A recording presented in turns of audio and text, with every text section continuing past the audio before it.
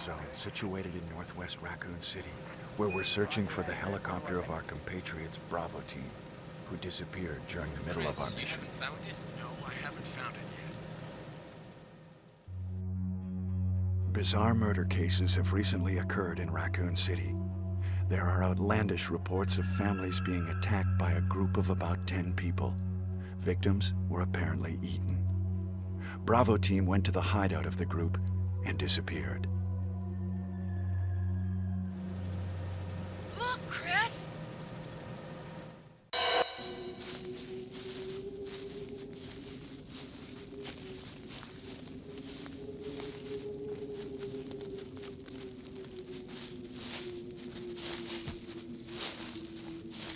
It was Bravo team's helicopter. Nobody was in it. But strangely, most of the equipment was still there. However, we soon discovered why.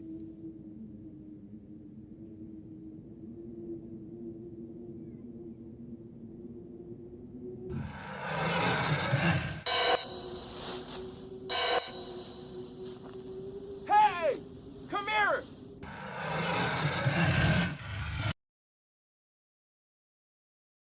Oh my god. No scene change. Do you really want to see that? No, you don't. No, you don't, Nasher. I was just like, let's just play the audio. Let's save you from the pain, and let's just show you the audio from the PlayStation 1 Resident Evil intro. So... Oh, it's so bad. Oh, it's so bad. Oh, yeah. Or, yeah. Good morning, people. I hope you had a lovely weekend. Oh, man. Oh, man. I am tired. Why? You know damn well why. It's totally not because Baldur's Gate 3 is out. No way, no way. Can't be that. Could. I would never do that. I would never do that. No. The fact that it's bad makes it good. I mean, we can have a look. We can have a look. Baldur's Gate. Oh! Oh, shit, sick bird! What?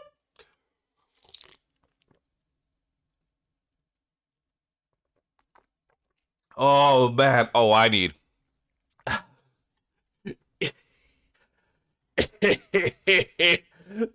That's the way I see that, Valen. That emote that you just used.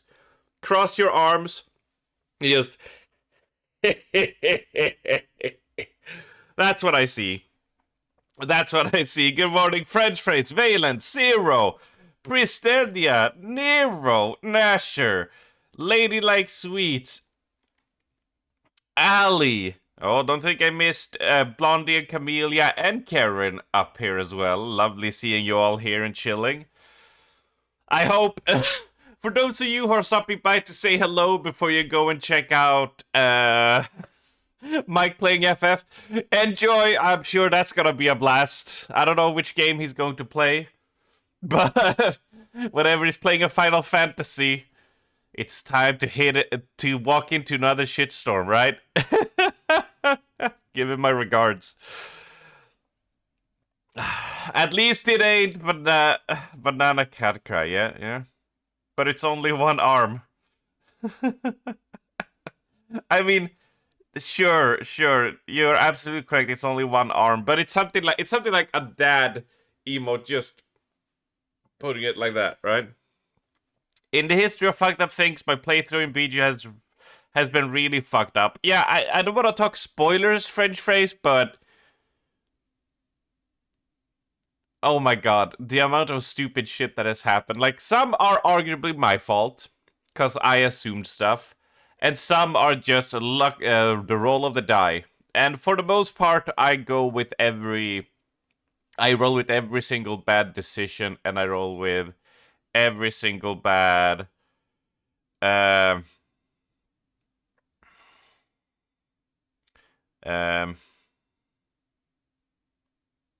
I lost my train of thought because yeah, I saw ELX got him, and I was just like, That's not an emote, right? And I was looking for the emote because I was scared, but it wasn't. Whew, don't scare me like that, Zero. Mikey said we take no problems. Yep. Yeah. So I roll with all the bad rolls in general, and even if I'm losing a fight, I still play it out till the end, just in case that insane 1 in a million chance the dice rolls my favor. And I have made some cool fights happen, but yeah, some stuff that has happened to me was plain old bullshit. Does the stupid shit include war crimes? If it is against slavers, does anyone care?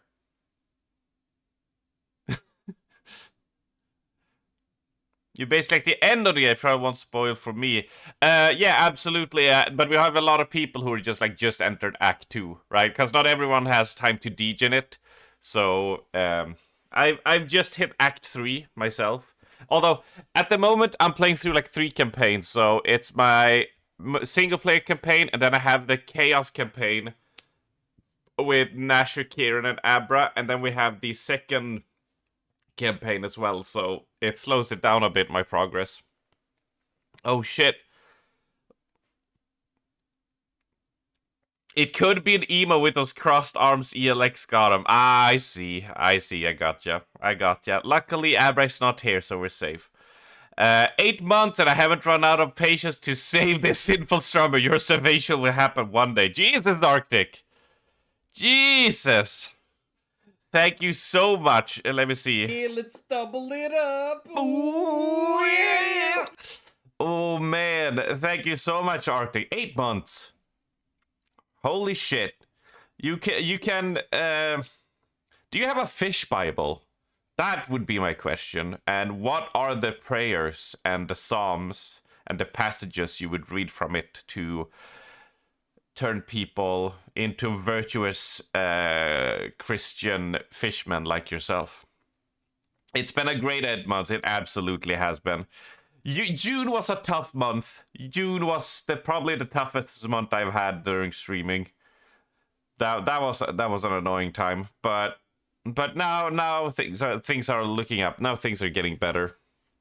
Absolutely. Let me see. Yeah, I did totally not like. I mean, I went to bed. Yeah. Oh yeah, I went to bed a bit after 12 because we had Destiny 2 raid yesterday, and then we did the Chaos campaign in Baldur's Gate for a few hours. And then I went to bed, slept for half an hour, and had like one of those woke up, and like I realized that like I hadn't eaten dinner or anything. I had only eaten like a small lunch on Sunday. So I got myself something to eat, and then it took me like 1.5 hours to fall asleep again at like 3. So, you know. So I'm just, my brain is like, oh, fuck, gotta get up, gotta do stuff. Yep. So, hey, Arctic, I also like to copy that exact first line whenever you search Cthulhu speech. Oh, I know that exact sentence. I heard about someone raging during Halo. I guess I was lurking.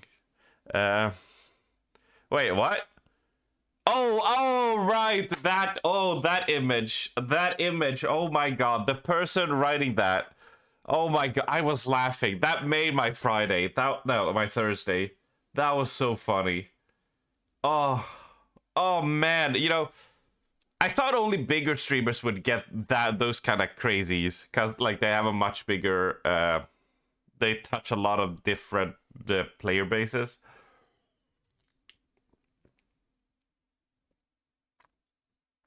Oh baby. Our streamer first hater. He grows up so quickly. Yep. They be a salty spittoon in Halo. Yep. So for those of you who didn't see, after Thursday stream, I'm not gonna put this on stream because Well, yeah, cause I can do this. Let me do this. Let me do this. Let me do this. Let me do this. Cameron chat. I'm just gonna cross out his name. I don't know why I'm giving him the. This probably a waste of an account, whatever. But just in case, cause meh. I'm a paranoid person. Hold on, I'll do this. But yeah, so we did. We played Halo. We played Halo 3 and Halo ODST on Thursday with Nasher and Kieran, and it was a great time, right? We had a good time. It was the best of times. And for anyone who watched the whole playthroughs of me playing Halo Reach alone, playing Halo 1 and 2 with Kieran, and 3 and ODST with Nasher, my general opinion is that I really like the OG Halo that Bungie made. I think they're really great games.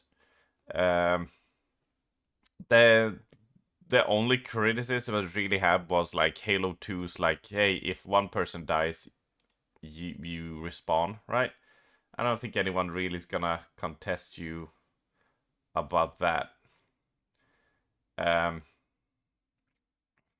Otherwise, I do love those games for just how good they are.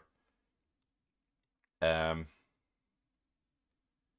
me see, just remove that. Just gonna do that. And then the only real criticism I said was like after Halo 4.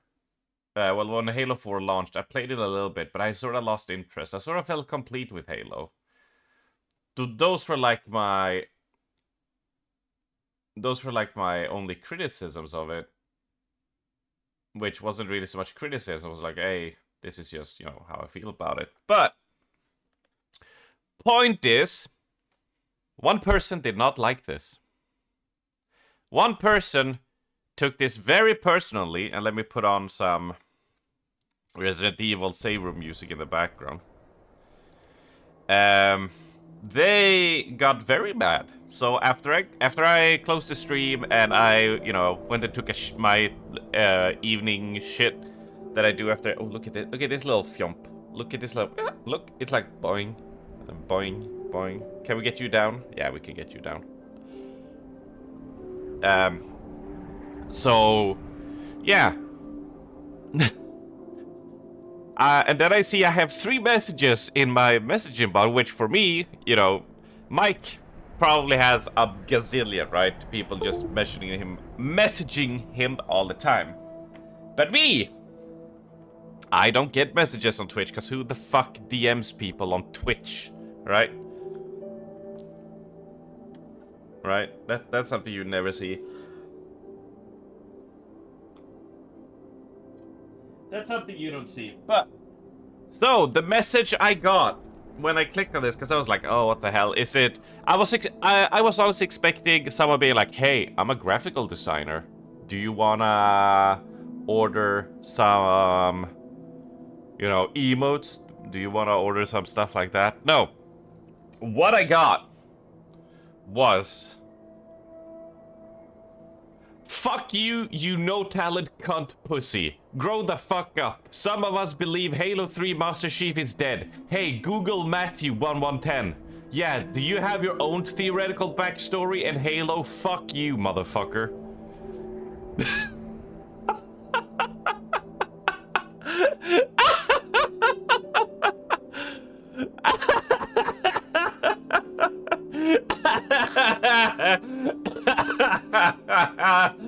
Oh, it's beautiful. Oh, it's amazing. I fucking love it. Oh, man, that is so funny. Oh, my lordy poo. Oh, that is so... Oh, my God. Oh, I was laughing. I was laughing like solid 3 hours. Oh, man, that's so good. You're gonna be staying here for a while? Strummer is playing the FF you're playing. Oh shit, it's one of those times, Sarah. Well, hopefully you're not planning to play Resident Evil 1, because that's what we're gonna play. Yes, we are. Yes, we are. If my dear message appears, it was only for the joke. Oh, really, French phrase? Oh, really? So... Oh shit, no! Fuck! Oops, well, that's fucked. Oopsie.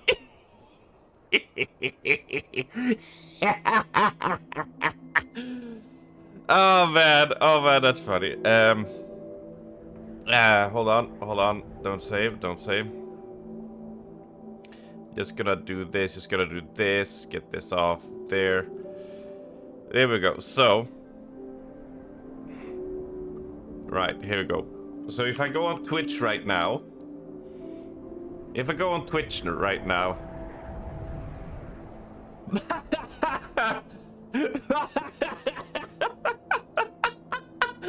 okay, first of all, I get...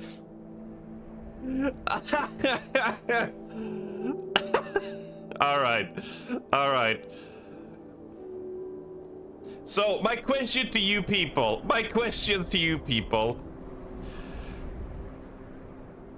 Who the fuck DMs on Twitch, dude? Hey, cutie. This fucking summer, zoom nude. Oh my fucking god, drinks milk. Now, these are funny. But what do you think really made me laugh right now? What do you think really made me laugh? Is it Strumberman playing Final Fantasy 12? Nah. Is it this Pokemon man? Nah. Is it big fat milk jugs dangling out of this bikini? Moo! Speed dating viewers #1 stream on Twitch.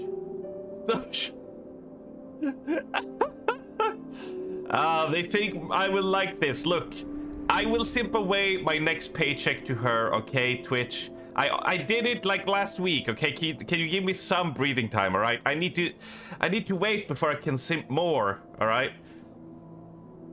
That's all.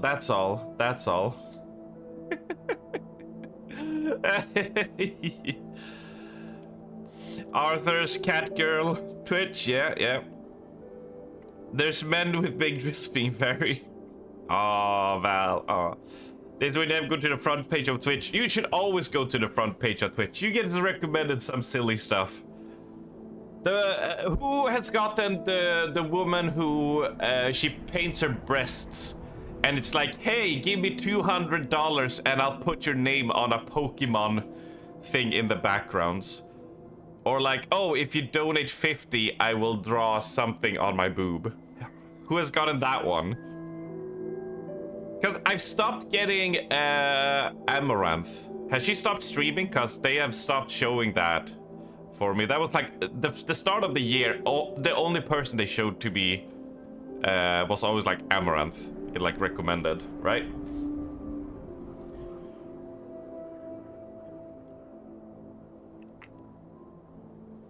Yeah, did she stop or something? I don't know. Grow the fuck up, some of us believe in Halo 3 Master Chief instead. Hey Google Matthew 11. Can we make this... Okay, I'm gonna post this because Arctic did. Can we make this a copy pasta? Can we make this a copy? Whenever. But just replace... You can just replace like Halo 3 with like... with whichever game I'm playing. So Resident... Like, some of us believe Resident Evil 1 is dead. Hey Google Matthew 110. It's so good. It's so good. Alright, before we get going, let me first say a big thank you to Ali, Ladylike Sweets, and Arctic for all three of you 8 months subscription. God damn. We're halfway through August and soon we'll be hitting that 9 months. What the fuck is going on? And also, thank you Ladylike Sweets and Ali for the Prime. Thank you very much, you legends. Who... Today you still know what Matthew 1110 is.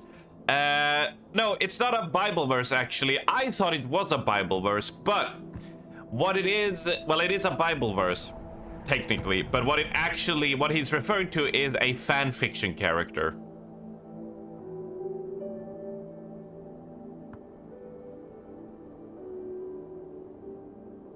Yeah.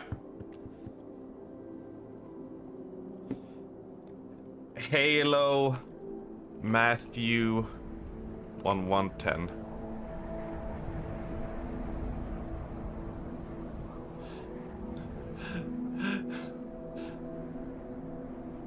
Here it is. Here it is. Lieutenant Commander LCD Matthew 110 Spartan, Commander of the UNSC Naval Special Warfare Command.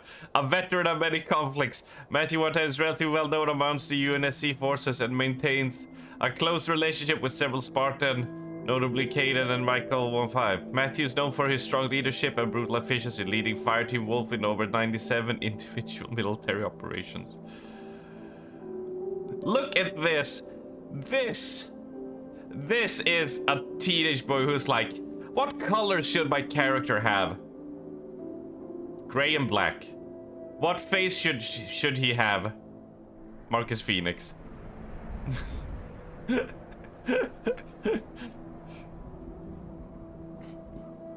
The edge is real. So yeah, he got mad over, I guess it was because I think it was because I made fun of Master Chief's butt cheeks in the Halo TV show. Because obviously we needed to see Halo Master Chief's butt cheeks, right? It was vital to the plot that we saw his butt cheeks, right? Therefore, he decided, yeah, let me show you the most Giga Chad character arms, and you will now respect Halo.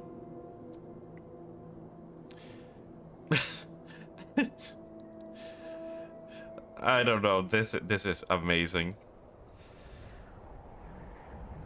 Oh wait. So, Bible versus Matthew 1:10.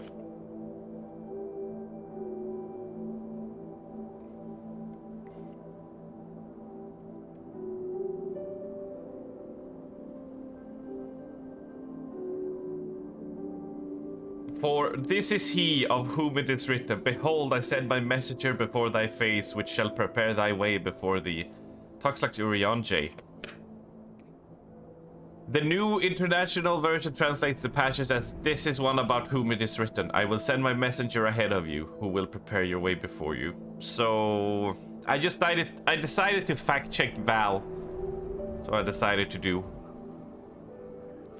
The most Giga Chad Halo 3 character is B3112.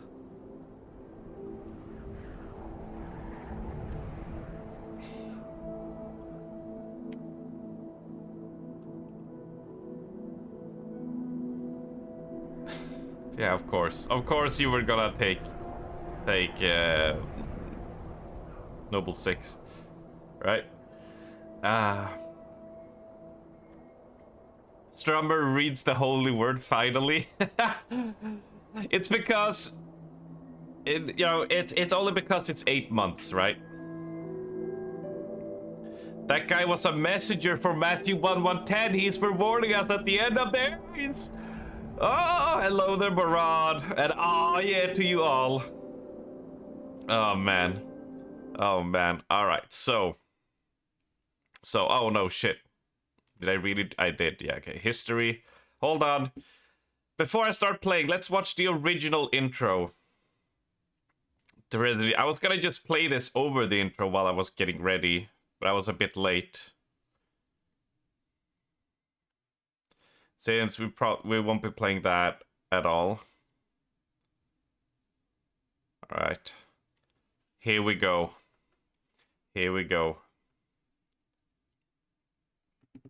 Classic. 1996. Wow. That is a long time ago. Oh, play.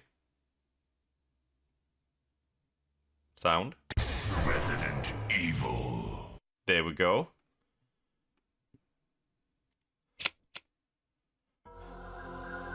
Oh, they looked... This is so... Oh my god.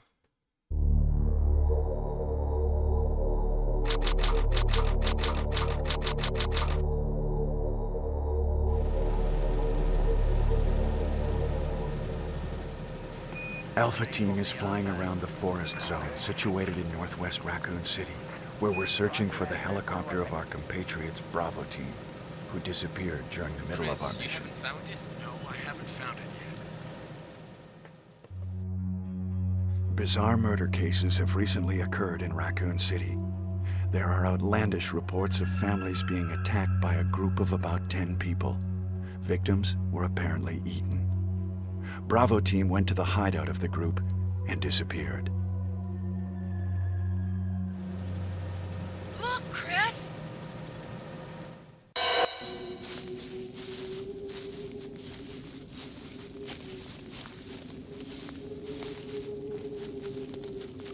Are you spooked? Are you scared? Are you scared? It was Bravo Team's helicopter. Nobody was in it. But strangely, most of the equipment was still there. However, we soon discovered why.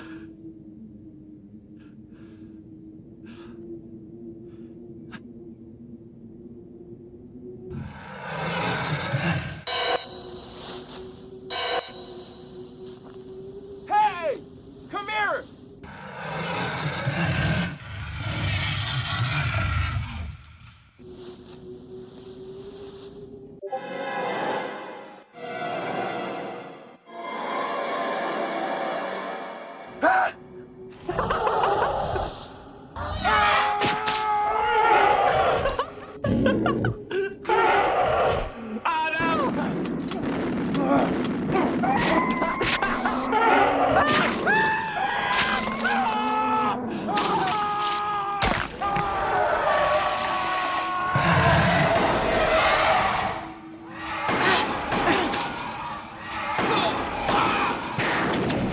Joseph!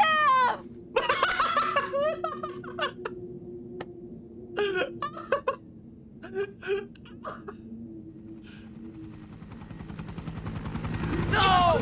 Don't go!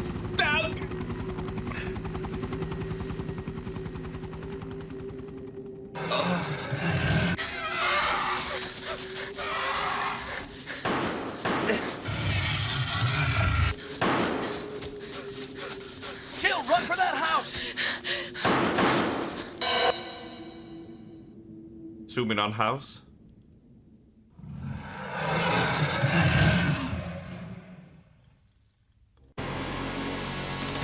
Oh, here we go.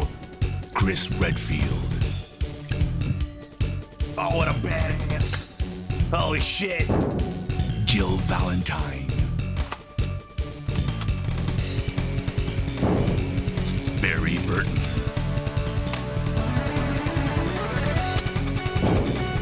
Rebecca Chambers. Oh, she's gonna do kung fu.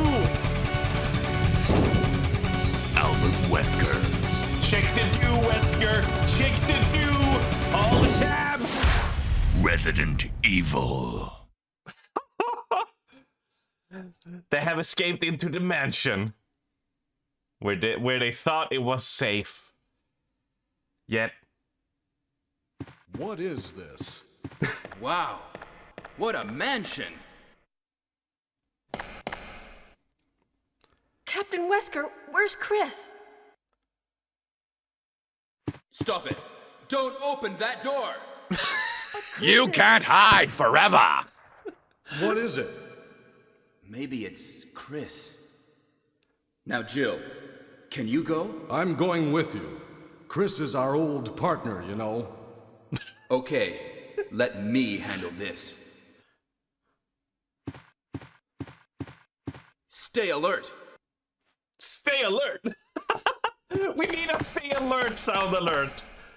We need that. Stay alert. Oh, there you go. There you go. That's the intro to the classic 1996. Look at what boomers had to endure so you zoomers could have your Baldur's Gate 3. Oh, man. Oh, man. Like, how can you not love it? It is so just like... What a shit show. And that's like the fun, like small trivia is that like not only did they not have they didn't have a script. Like, they actively didn't really have, like, the plot of the story, like, popped out right at the end. And basically, some of the higher-ups at Capcom were pushing to have, like, this intro sequence and blah, blah, blah. And voice acting. Which... You forgot which sound alert. Ali, for the love of God. It's the stay alert. But what made it so so bad, like so bad it's good now, but like so like amateur is that when they were auditioning for the voice acting or voice actors and the actors and the voice actors, right? They didn't do it overseas, they did it in Japan. So they were like, hey, we're looking for Westerners.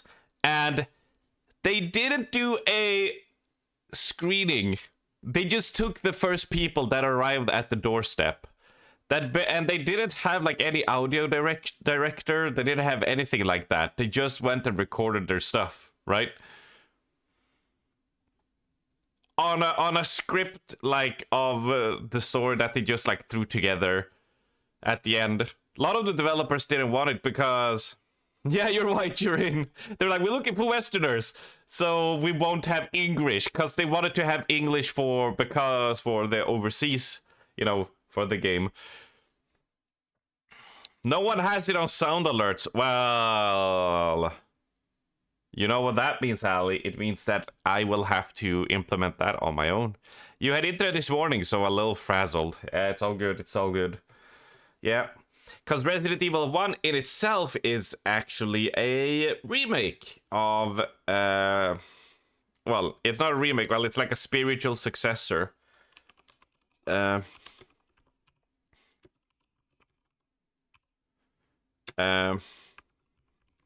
was called Sweet Home. So there was a movie called Sweet Home that Resident Evil was based upon. Yeah, you see a Sweet Home original. Alabama. There it was. It was a movie about... That sounds probably very similar to what you guys said. To what you know is a gang of people ends up in a mansion and gotta solve puzzles and survive horrible monsters to get out of there. And it was a movie, and it also released as an NES RPG game like this. So yeah, you would attack, you could tool, you could pray, you could run, etc. And you would be playing as these characters. And it would be different ending depending on who made it out alive. And so originally Resident Evil was supposed to be a remake, a 3D remake of Sweet Home. But it changed over the course of the project and became what we know Resident Evil would be, right? But yeah, so there's a little video game trivia for you, which many people might probably not know. And of course, the classical Resident Evil isn't actually Resident Evil. It's actually called Biohazard. Biohazard. But they couldn't keep that name in America, etc. because there was a band called Biohazard. So there would have been a trademark dispute. So they had to change the name for the global release, which the English people just went, what sounds cool? What sounds cool, right? For the first game. Resident Evil. Oh, that sounds cool. Does it make any sense? No. So when you think Resident Evil, people usually go, oh, what the fuck? Oh my god. Why is it even called Resident Evil? Only the first game takes place in a house. And it's like, yeah, because it's actually Biohazard. And if you keep that in mind, you're like, oh, the game is just about biohazards, right? And people surviving. You're like, okay, now it makes sense when you see it through that lens. Biohazard is so it's the thing is, like, I like Resident Evil because it's such a it just sounds cool. It's audibly cool. It sounds cool to say, even though it doesn't fit the game series after the first game at all. I do like Resident Evil just as a thing to say. I do like, but yeah, otherwise it would have been called Biohazard. Village. Why is Final Fantasy called Final Fantasy when there's like 20 of them? They are called that because the first Final Fantasy was Square Enix like, here's our final fucking game, because our company is going to fail and we're going to have to close down. So here's our final game. Enjoy their swan song. actually, okay. Yeah, okay, alright, hold on. Oh, you're gonna love this. I have big balls.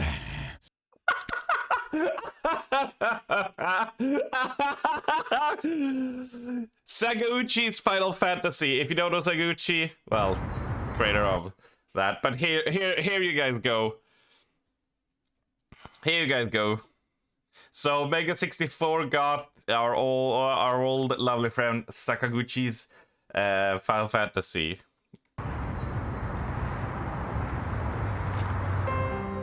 I finally finished my greatest game ever.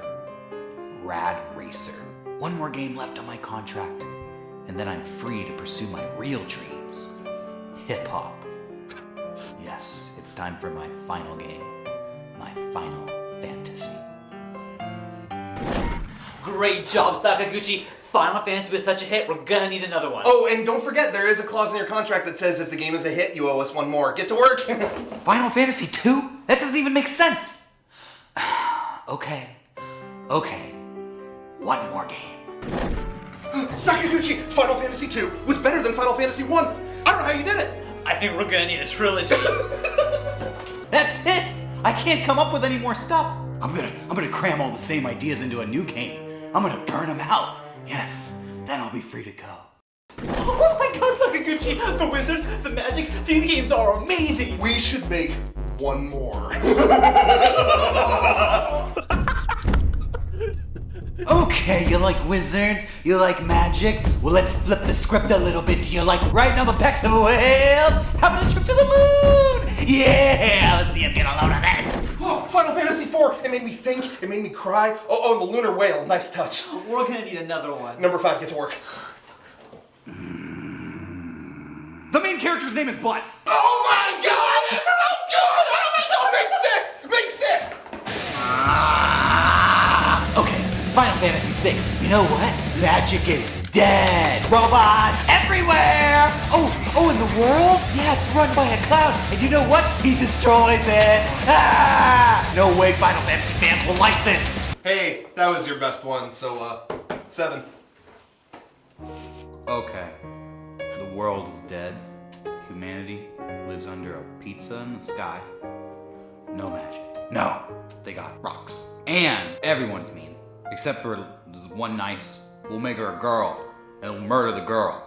We'll just murder the girl. Not worthy. We're not worthy. We're not worthy. We're so good. We don't even want another Final Fantasy game. We should make a movie. F*** it.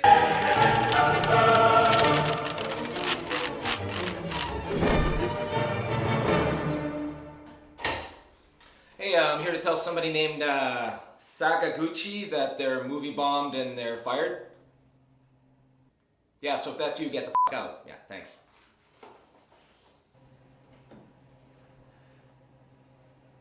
Yes! Yes! Yes!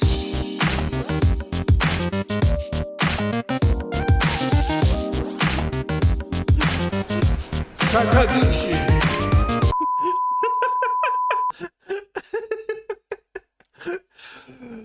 There you go. Sakaguchi. Oh, it's so good. Oh, it's so good. Yeah, that was Cliff Bleszinski. Yeah, that was him. He made Gears of War. He used to work in Epic with for Unreal Tournament as well. He was the guy who, he was the guy who was like, Lawbreakers is the Dark Souls of competitive arena shooters. He was that guy. Right. So, there you go. There's a little sketch. There's a huge amount of stall. You know nothing of Final Fantasy, but this is funny, yeah. They just... He was like, Final Fantasy is my final game. We're gonna need you to make 6 more. Yeah, you knew him from our Lord and Savior, Croby Cat. Yep. That's, that was unfortunate. And then FA came out. Hope he got a decent pay for it at least. Have you seen Japanese video game development?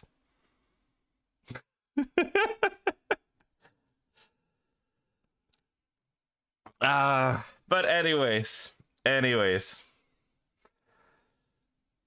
So, now you've seen a little bit of video game history. You've seen how Resident Evil was a remake of a video game movie and turned into Resident Evil because of licensing issues and things done at the final time. Now you're seeing why Final Fantasy is called Final Fantasy and all this stuff. Now,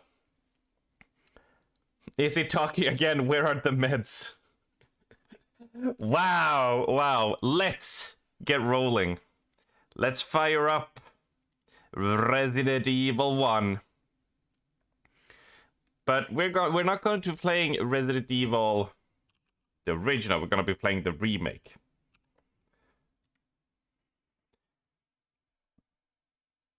Now, I haven't really played...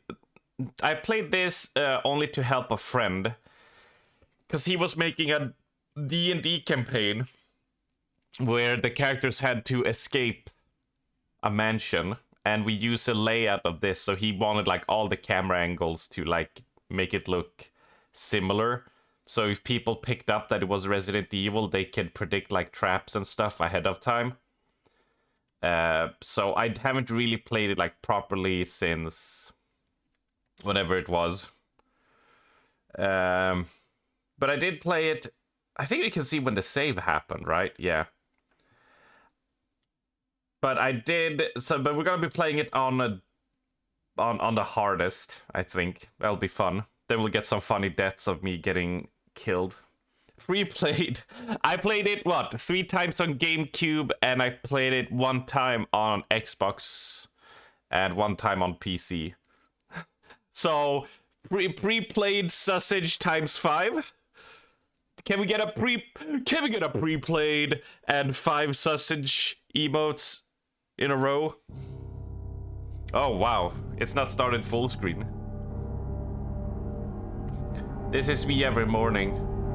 Oh, waking up. Can I get some toast for breakfast? No! Go back to bed. Strummer's not a genuine reactor. Loading content. Please not turn off your PC. Load successful. Thank you. Yes, thank you for telling me. Options. Display.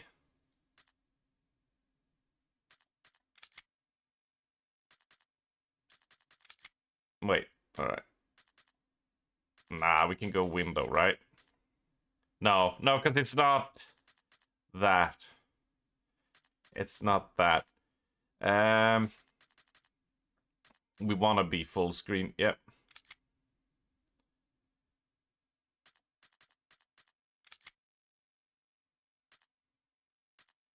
Yeah, no, we're gonna have wide.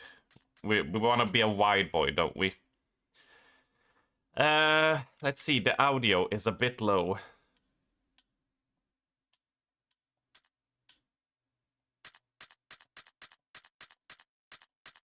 That seems to be good. Which means we can put this at that as well. That should even up pretty good. There we go. Saving content or turn off your PC. Let's get rid of the mouse. So if we load a game, I'm just curious. Yeah, so here we can see. No, we can't see the date. No, that's for later. All right, let's go back. So let's make a new game. Resident Evil. Resident Evil. Yeah, original controls, original. I do like the alternate. The original is tank control, which means that when it's not camera angles, no matter how much it flips the camera on you, right? Holding up on the stick will always make you go forwards, right? And going left and going right, like if you push left on the stick, your character will turn left. If you press right, they will turn right. That is how it works. But the alternate is pretty nice as well, because it's just like, your character will turn and walk the direction you're holding the stick, right? But for authenticity's sake, let's play with original. Now, how do you like your games? Like climbing a mountain, fulfilling but takes a lot of work. Like going on a bike, good exercise but not too strenuous. Like taking a walk, so you can relax and enjoy yourself. So yeah, I like climbing a mountain. Fulfilling but takes a lot of work. Now, you might think to yourself, does it matter if I choose Jill or Chris? And yes, it does. Jill has it a lot easier. She has more inventory slots. She can lockpick doors, and at certain intervals, Barry will intervene, and she will get help from him. Chris has a bigger chance of critting zombies in the head, but he gets in general way less help, and you gotta just deal with the smaller inventory, so it means you gotta do more trips to your save room, etc. Also, if we want to, we could use the BSAA, Chris, if we wanted to. That was a thing they added, which was very interesting. Same with Jill. But since we're playing on the hardest, I know people vote Jill because they want the Jill sandwich, but Chris Redfield would be right. You know what? I actually haven't played a Jill playthrough since the GameCube era, because I always played Chris on hardest because like it was always like the most. If I would have actually been a good streamer, I would have set up a vote in chat, and we could have had a short little vote. Look at this, Chris. Look at how young and innocent. He's not a jaded asshole. He's not lost 100 people. Yeah, I mean, okay, throw up a vote and see how many people wants to vote on this. Absolutely, go right ahead, Ali. But yeah, look, he's so young. He's an ace pilot, by the way. They use this in Code Veronica and Resident Evil 6 a bit. Is what they do. But yeah, until he becomes this guy who's just like, yeah, I drink my booze. All my people are dead. I'm gonna be shady as hell. What good is a pilot in a house, though? The thing is, the STARS unit have people with different specialties. So they work as a unit. So you have the medic, you have the sharpshooter, which also is Chris. You have all these people, the recon people. You have Brad Chickenheart Wickers, who is the helicopter pilot, and etc. So we play as Jill and Chris because they are one of the few who survive it. And as we know, Jill is the master of unlocking. So there you go. So yeah, that's the thing. He's really good with a gun as well. He used to be a delinquent who turned his life around for his sister, and yeah. So he has a bigger chance of, if you shoot zombies in the when you shoot them in the chest, you have a bigger chance of a headshot occurring and blowing their head off, which saves time for me. Alright, which character to play? Yeah, you have... Hey everybody, just a bit less than 1 minute 30 for you to vote on which character we play. Jill cosplay? Oh my god. I would love to do the OG Jill. Like, well, I think this is probably my favorite Jill. Because of the shoulder pads and the beret. But man, where would I get those shoulder pads, right? Where would you get those? I don't know. Just like get some American football armor and like customize it. Is it Jill blonde in future game? Yes, she is blonde in future game. So she used to be brown hair, and then she got red hair, and then in Resident Evil 5 they turned her blonde. For some reason, I believe it's because Wesker captured her in Resident Evil 5, and he was just like, I want you to have blonde hair if you're gonna work in this team. That's what I believe happened. I don't know why, because I sort of liked her haircut in Resident Evil 3. So yeah, it is a little bit flaky on that, you know. So you're not confusing her at all. Not to Jill, I remember. Kieran, you were 2 years away from getting goofed into your mama's gooch when this game arrived. So don't even try to shake your goddamn stick at me. Oh, Jill won with 5 votes. All right, well, there we go. Let's go with Jill. Jill Valentine. Now let's see the intro for the remake that arrived on GameCube in 2000. Well, 2001, I think, or 2002. Alpha Team is flying around the forest zone, situated in northwest Raccoon City, where we are searching for the helicopter of our compatriots, Bravo Team, who disappeared during the middle of their mission. Haven't found it yet? No, not yet, Brad. Bizarre murder cases have recently occurred in Raccoon City. There are outlandish reports of families being attacked by a group of about 10 people. Victims were apparently eaten. The Bravo team was sent in to investigate, but we lost contact. Look, Chris. Bravo team's helicopter was a derelict.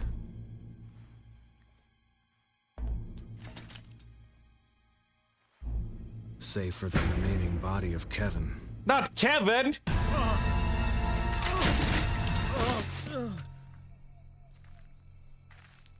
We continued our search for the other members. Rocking those shades, Wesker. And it turned into... That's why I love you. A nightmare.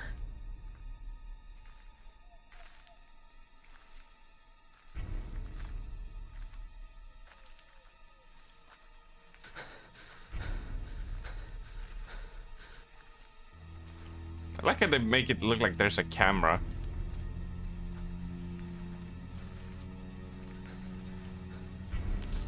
That the one he has on his shoulder. In 98.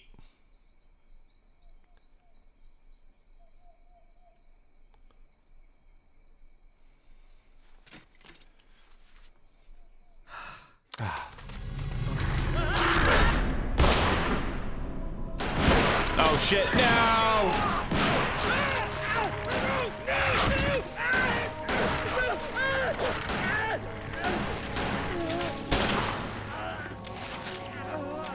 Jill, you shot all your bullets. Were you even aiming?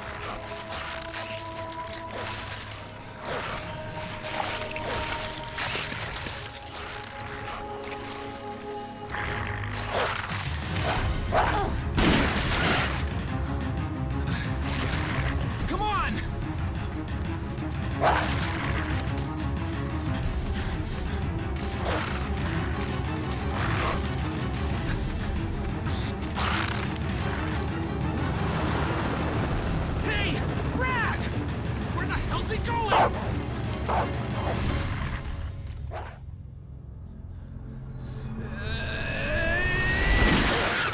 this way. Damn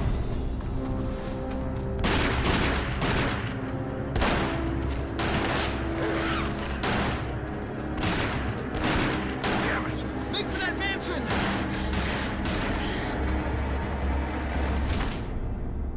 Doberman's more like Deaderman's. Enter the survival horror. Hell yeah. Maybe we should turn There are down the only 3 lights. STARS members left now. Captain Wesker, Barry, and myself. We don't know where Chris is. What is this place? Not quite your ordinary house, that's for sure. Hey, Wesker, where's Chris? Jill, no. You don't want to go back out there. But we've got to find... What was that? Chris? No. Jill, go and investigate. I'm going with her. Chris and I go back a long way. All right. You two go. I'll secure this area. Stay sharp.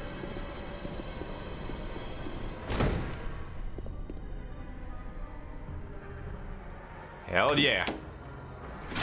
Hell yeah.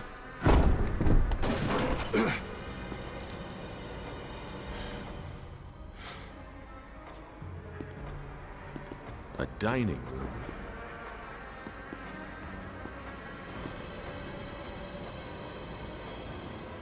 All right, there we go. So yeah, like, I mean, they could have made it like super serious, but they also kept like the line going. Like the feeling of it. Oh, let's do this. Wait, where's my sprint? B. Is it B? No, X? Oh.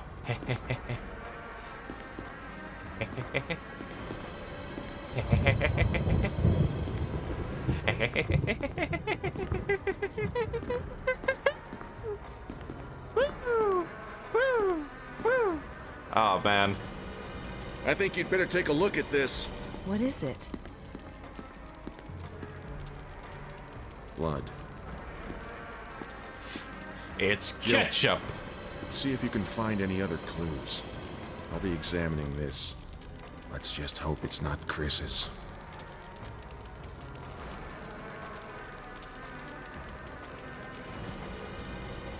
Yep. Let's just hope it's not Chris's. That was some... Barry. You can answer?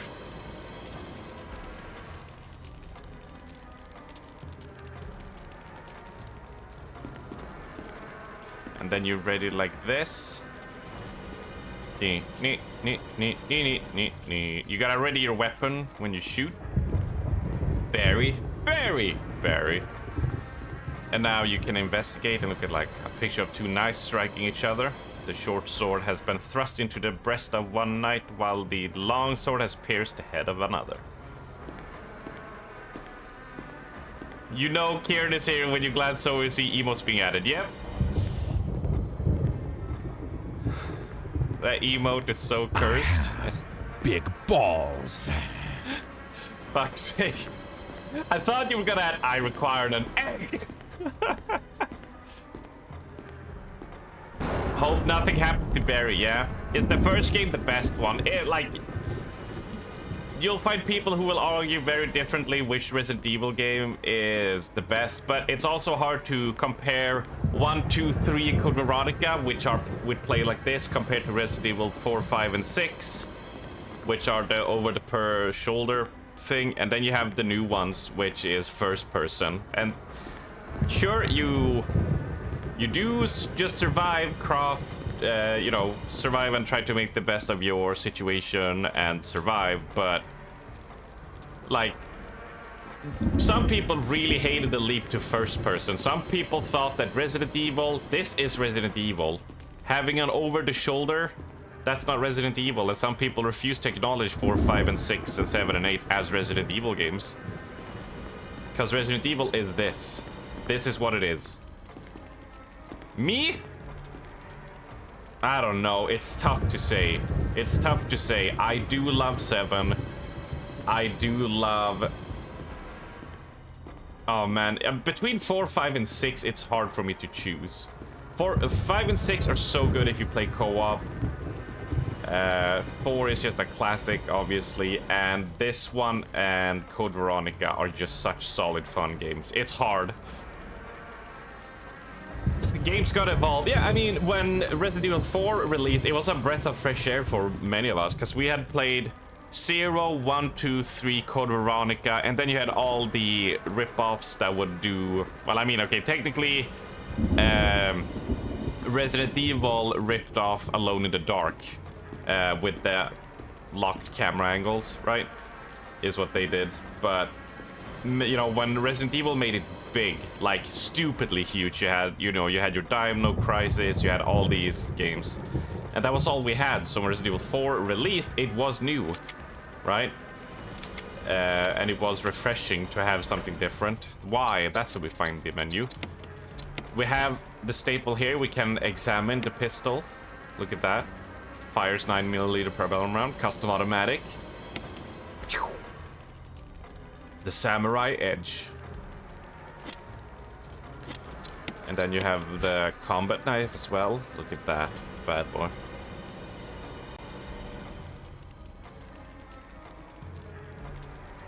Uh, 37, Kieran. 37.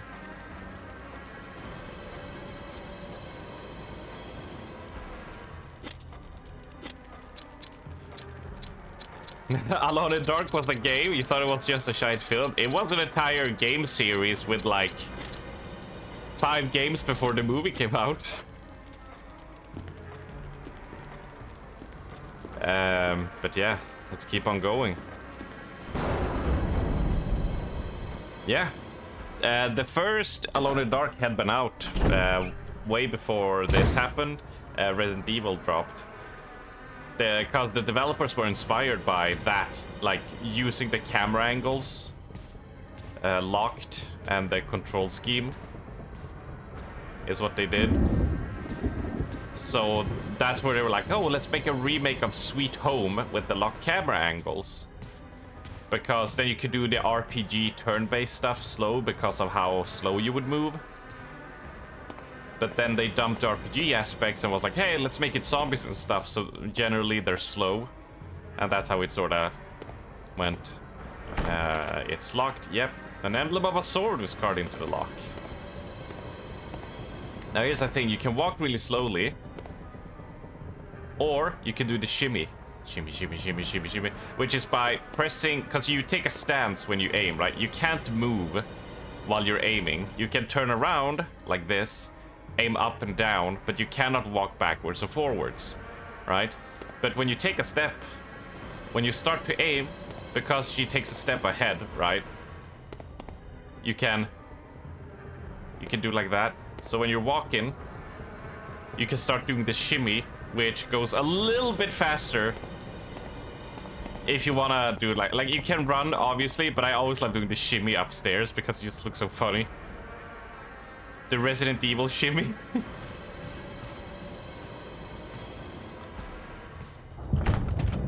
It's locked. An emblem of armor is currently locked. Yes, I have seen the regular media's reaction to it. It is quite hilarious how they break down seeing the insanity that is those movies. Oh yeah, let's trigger a cutscene that was like so a little bit known, but many people did not know about. If we go back here, and they put this in, if you try to leave and go back out, Barry will scold you. I think.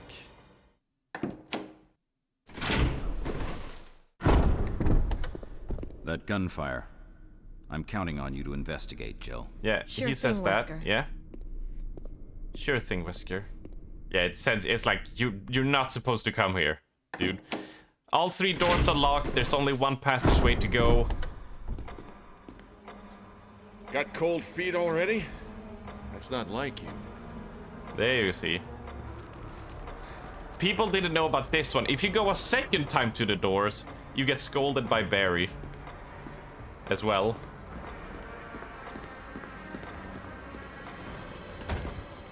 But if you do that, see, normally you would discover the zombie But since we didn't discover him, he walked away into this room. Which means we get a free kill and we don't have to waste our bullets on Le Zombie. What the hell? What the We hell? better report this to Wesker. So normally you would fight him in the corridor there. But since we went and back and did this, Barry took care of it for us.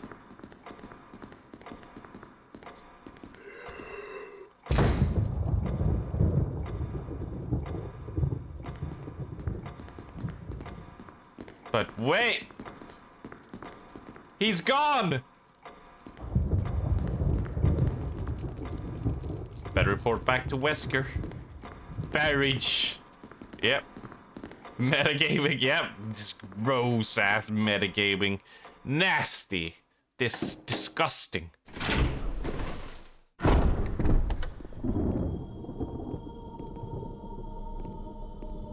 Wesker! Jill, help me look for him.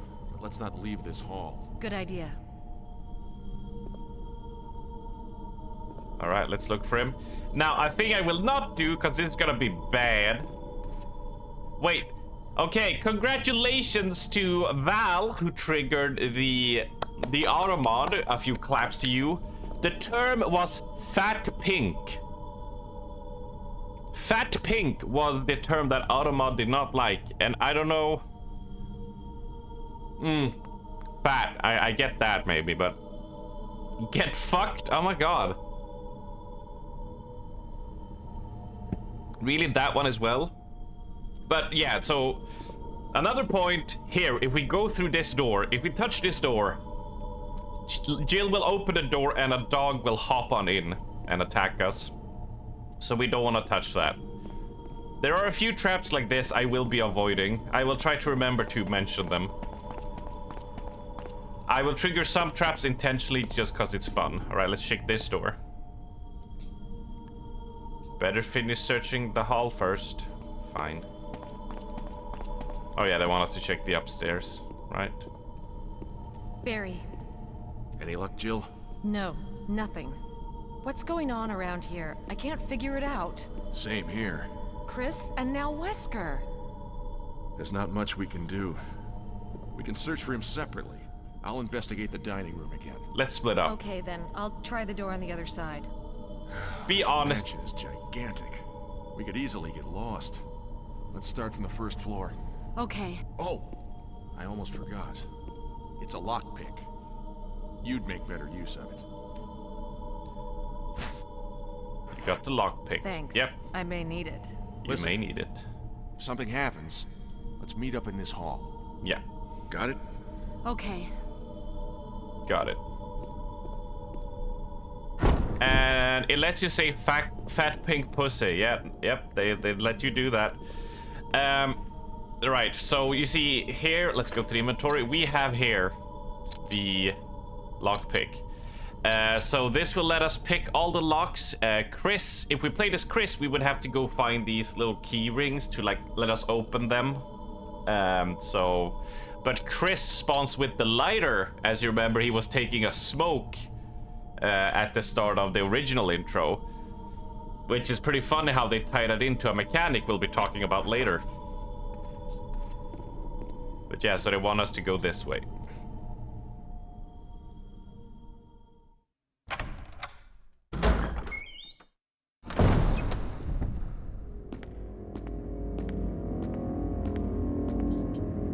A portrait hangs on the wall.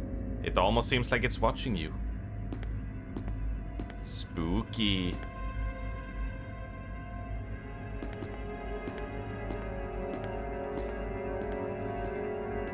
Yep. I believe we have like 3 different auto mods. Portraits and photographs decorate the wall. It looks like they could come to life at any moment. So, here's a pro gamer move. Oh, now it's doing it again.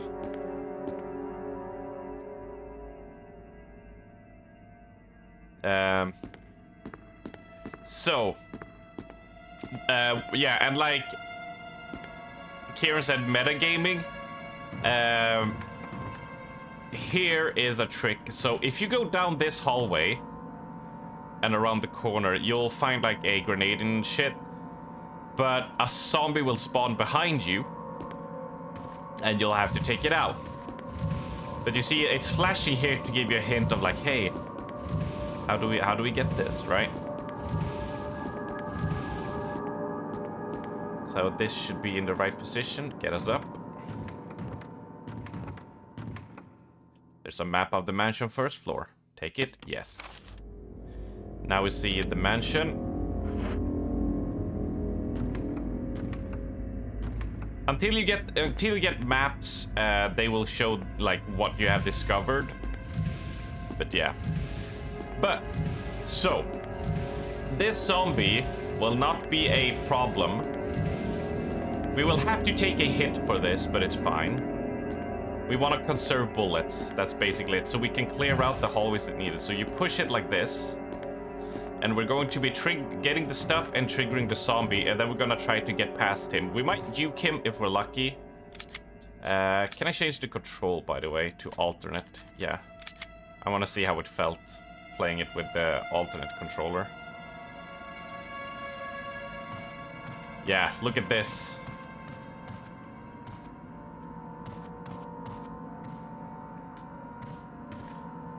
Yep, for the convenience is we can take a hit or two. We can take a hit or two, which is fine, but not having to waste almost our whole first clip to take down a zombie is really nice. Playing a PS1 game on Xbox, well, this game was actually on GameCube. This remake was on GameCube when it released, so we're playing a GameCube game on PC. Oh yeah, I love Rip Bread. Fuck you, Kieran. Fuck you. Right, so yeah, so the thing is, we'll take this, we'll take a hit. Using defensive items such as that will allow you to escape momentarily when grabbed by an enemy. However, you will not be able to escape when an enemy grabs you from behind. To equip a defensive item, go to standard screen and select an item from the defensive item menu, then select equip command. If your defensive item mode is set to manual, the control settings, you must press LB to use the defensive item. Right. So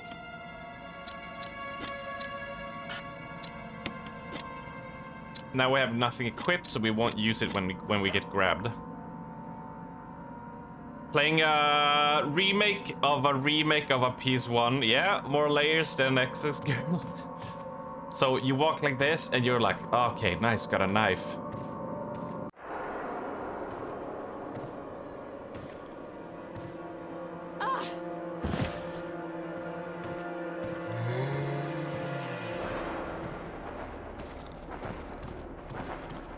Yeah, and you get grabbed, and let's knock him back.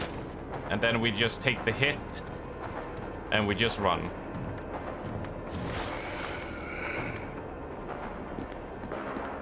There we go. So now we don't have to deal with him.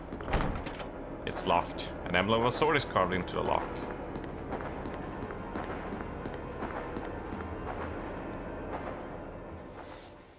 Because this game really set that of like, you want to plan your routes where you go, and you sort of want to make sure certain areas you'll be walking through a lot where you can actually clear those.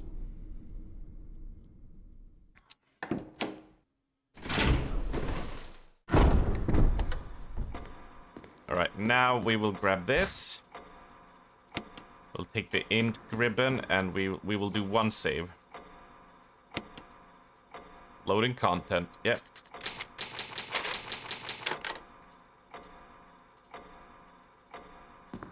There we go. And we cannot, like, drop stuff, and we cannot remove stuff. The only way we can waste them by doing a lot of saves, but we need to find a storage box. Now, we have one zombie boy here we gotta deal with. And if you aim, if you can't see where the monster is, or you think there's a monster around a camera angle, you can just aim.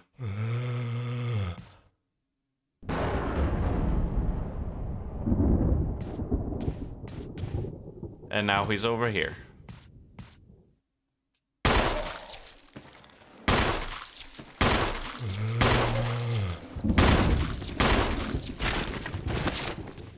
Is he down though? No, he's not. So we need you down because we're gonna be walking through here a lot.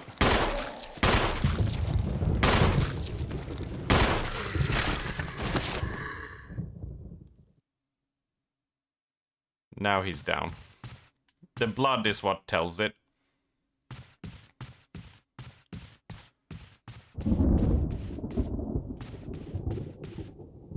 The corpse of your comrade, Kenneth. It looks like he's holding something. It's the film that belonged to Kenneth. I need a video player to see what's recorded on it.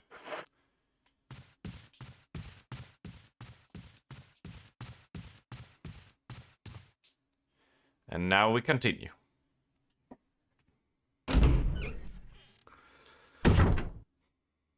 Not Kenneth!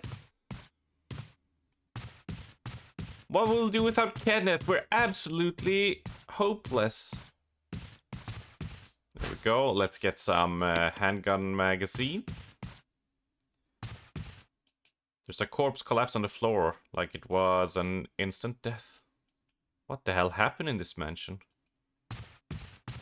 This is one of the weird design choices. Like, who has handcuffs like this on the wall? I mean, sure, not gonna kink shame. But, yeah.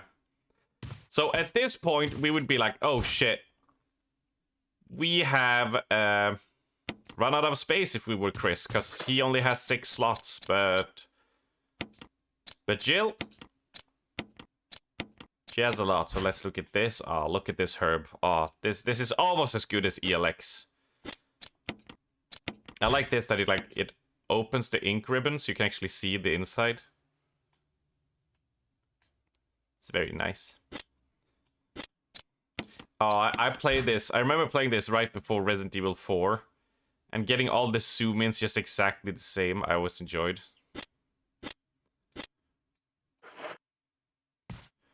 Good morning, Norway Troll! And an oh yeah to you as well! Oh god, now we have this.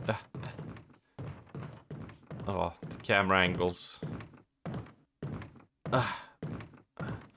Arctic has been selected for Arctic Research Cruise. Yes! Holy shit, Arctic! Rats!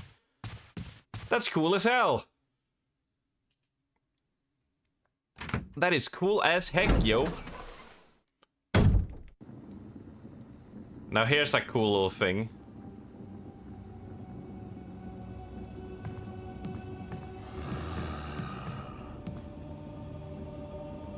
Let's see.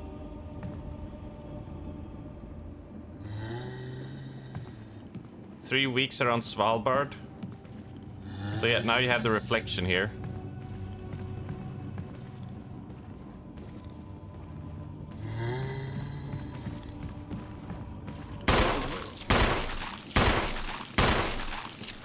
This is gonna hurt.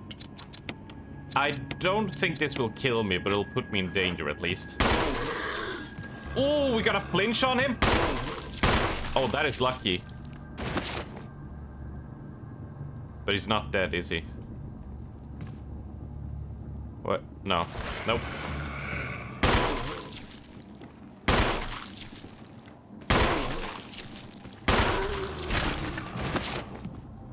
I'm taking some damn risks. Can we have some blood? Yes, okay. So, we will take the green herb. And let's heal with that. Get us out from the red caution. We will reload our pistol.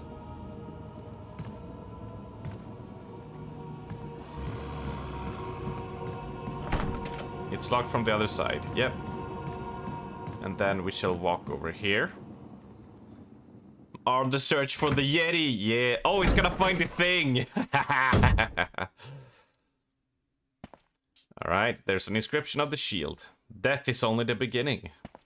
Deep. High suspicious spike trap. Oh, but look, a key! May whoever take this emblem find peace in death. Ah, let's take it. Oh no, wait.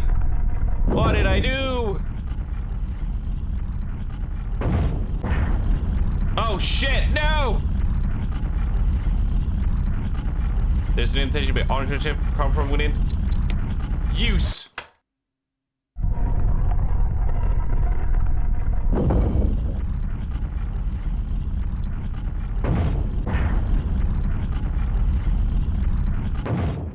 So we cannot get this key just yet.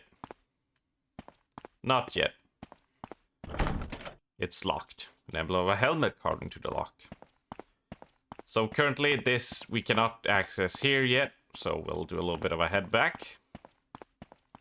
I'm doing a little bit of like a sort of how you would play it type of thing. So you can see like, oh, this is how you would discover it versus me just running straight for every...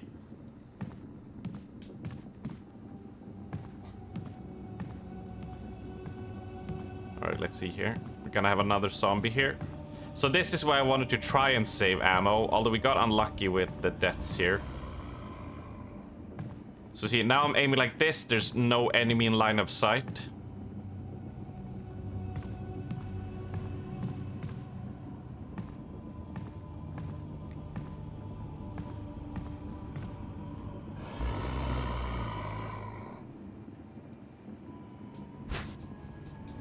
Yeah, we'll take the goal there. So, from the status screen, select item and then select examine command.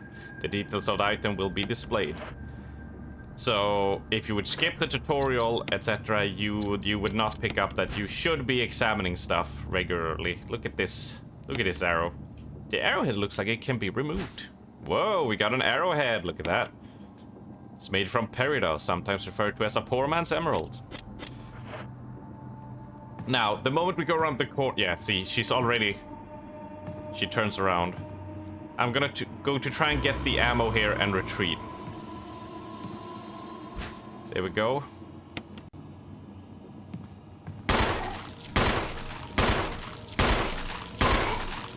And then we'll retreat a bit back.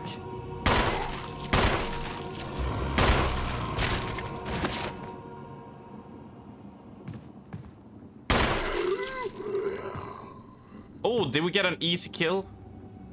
Yeah, nice, okay. Perfect, on our final bullet on that clip. So yeah, since we're playing on the hardest, zombies can take like 10 bullets. Sometimes more, depending on your RNG. It's locked from the other side. Yep, indeed.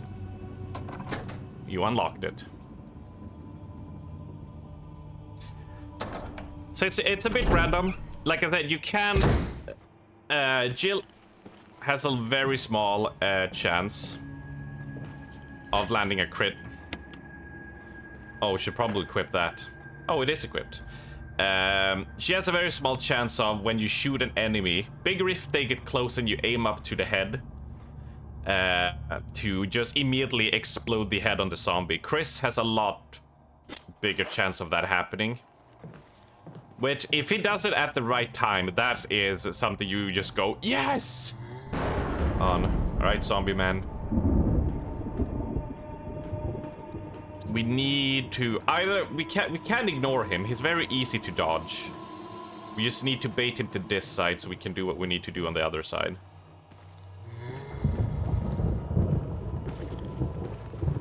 There we go. Alright.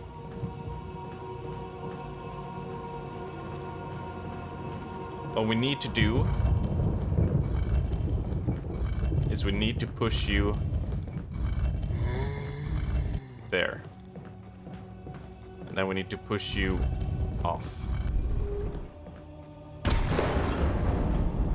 So now we can get a hold of that as well. Now we just need to bait you over here. We'll see, we might take him out depending on how other stuff go, but... Some questionable decisions are going to be made by me, because it's a little bit of RNG. The way I play it. Ooh, don't you like it when you walk past a light like that? And you see their shadow? Yeah. Wait, was this where I popped? Yeah, it was. Oh my god, I'm dumb. Oh, this is bad. Oh, that was a mistake. That was a huge blunder. He's gonna be right by the door now, I think.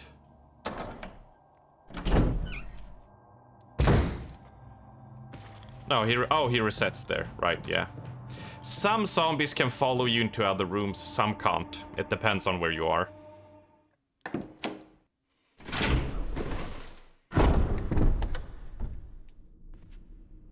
Luckily, nothing can follow you into the main hall. I will just go on a little early break this time, because I gotta go pee. For some reason, even though I haven't drank a lot, I need to go pee.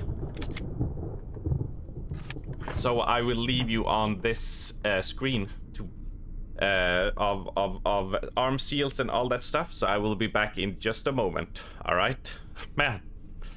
Very early pee. What is going on with me?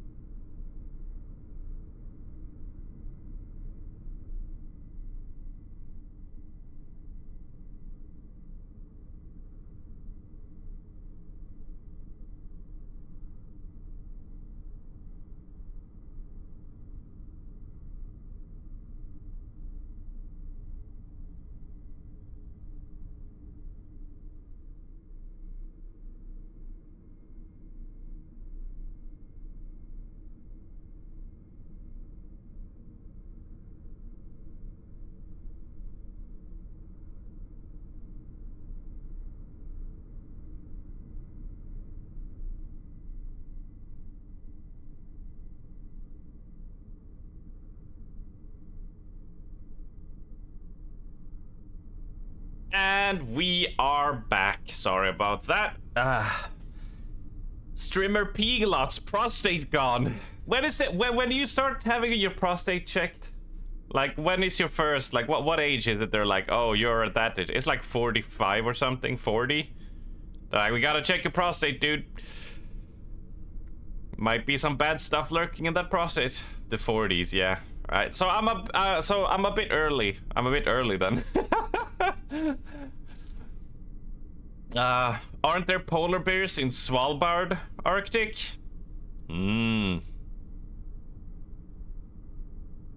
How about... But he's there to make friends with them, right? Right. Can we go here? Lock from the other side, yeah. So all we have is the arrowhead. Now, where would we use the arrowhead? Normally, you'd be sort of walking around. This is the first place people, usually emblem of an armor, get stuck. So you would basically be checking door by door by door, right? Sword, shield, helmet, etc. Right? Let's check under the stairs.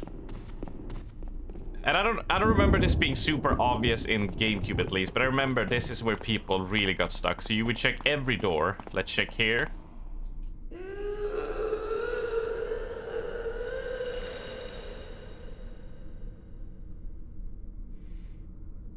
Wonder what's on the other side of this door. Oh, God. Still gives me the creeps. We ain't looking forward to going down there. It's locked. Emblem of a helmet is carved into the lock.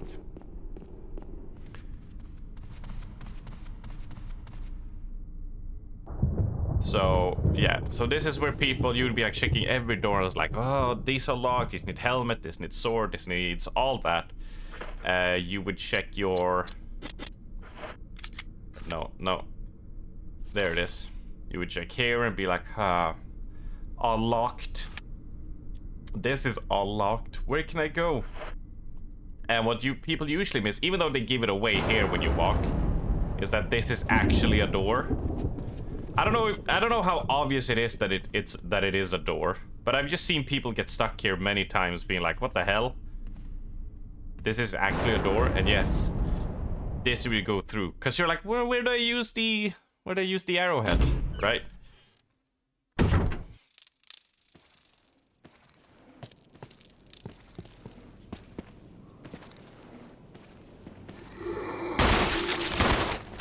Oh my God, we got a headshot! We got a headshot! Zombie insta-dead! Oh, that is nice. That's what we like to see. It's locked from the other side. Oh, that is beautiful. Which means we only have to deal with one more zombie over here.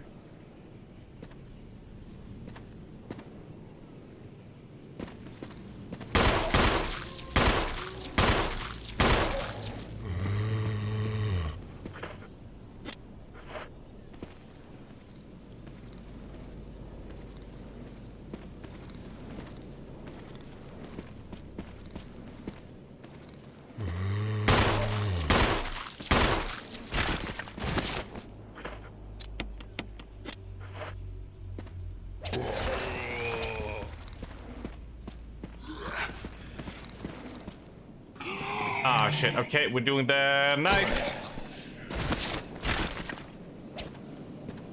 All right, he's dead. We need a clear here because we're gonna go through here like 3 times.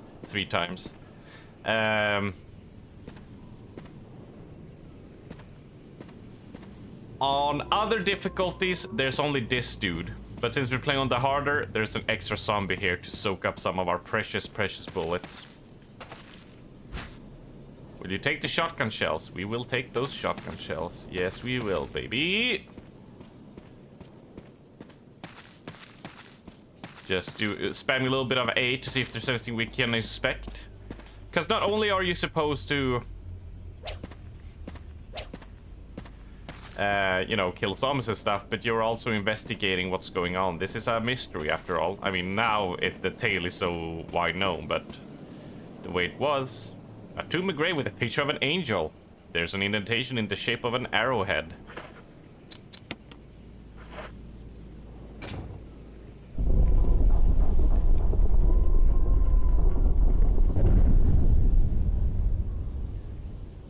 I never actually heard that before. Interesting.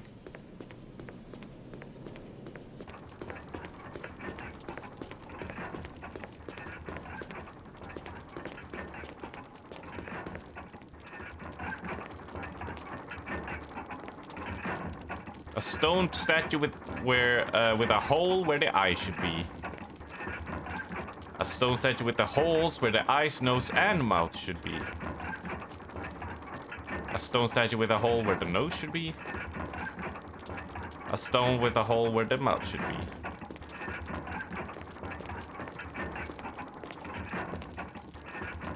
Ominous coffin right above an item. A book, it's fitted perfectly in the indentation. I will take the Book of Curses, thank you.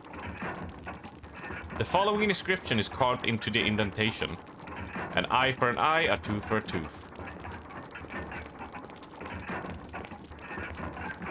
So yeah, so what becomes a problem here? If you don't take out a zombie, the zombies, they will clog up this hallway and you'll just get boxed in anyway. We got lucky with one shot there, but we could use a bit more luck. We are a bit low on ammo. Now, let's take and examine the book. Next world, the Book of Curses. Oh, and what's behind here? There's a key on the back cover. Will you remove it? Yes.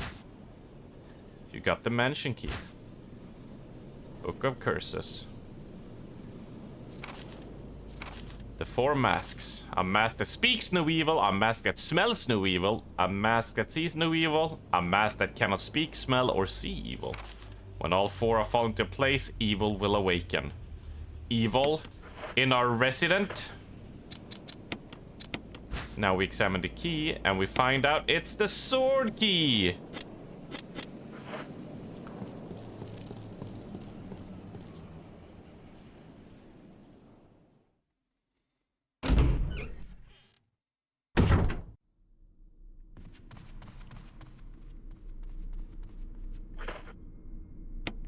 Let's equip the pistol.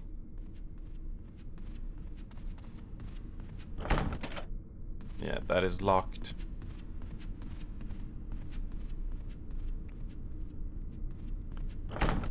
It's locked. Yeah, that's armor, etc.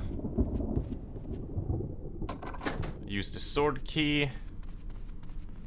I'm pretty sure the sword key is also down for this door. I don't remember exactly, because it's been a while. Like, I remember all the beats and all the tips and tricks and stuff, but where the keys go, use the sword key. Alright, so we've unlocked that. So, thinking of... yeah, we can go down first. We can go down first. Now everyone remembers, everyone who's ever heard of Resident Evil knows of the famous dog through the window, various sculptures and bits of pottery. You're just like, oh. So if I recall... ah, there it is. So you see the window cracked, and when you walk past here, the window will crack. In the original Resident Evil, immediately just a dog jumps you. But here they're like, oh, let's play with expectations. And now it just does a little crack. It goes crackety crack. Crackety, crackety, crackety crack. Pushing this, pushity push. Now we need to push it from the other side. So you use the camera angle to see the bottom. So you can see something is in the bottom here, but you can't see it from this angle. So you gotta push it. It's pretty funny, Val, because one of the things that people have loved about the Resident Evil playthroughs is that because I was such a fan, I can tell all these details and do all these like things. People really enjoy that, which is fun because it's fun. I love nerding about stuff and people enjoying the nerdage. This angle always is like, what the fuck? Use the lockpick. Yeah, so here with Chris, we would have to find one of those lockpicks, single-use lockpicks to get here. So we can go out there early, but there are doggos there, so let's not piss them off.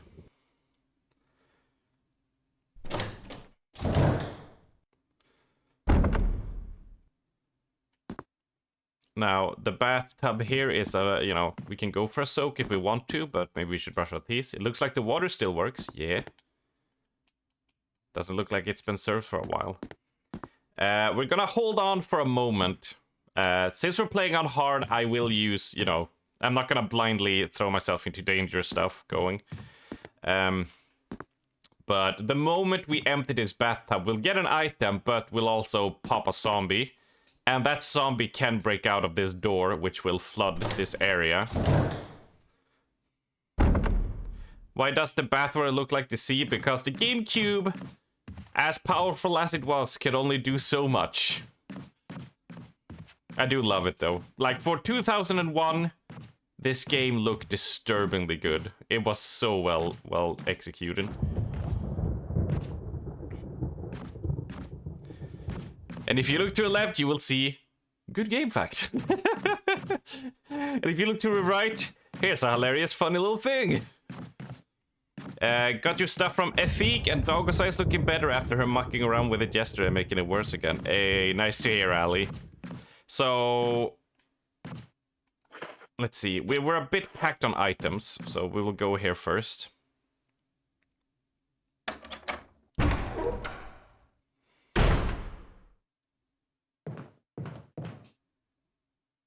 Oh, yeah, so we could go in here. I thought you needed the helm key here.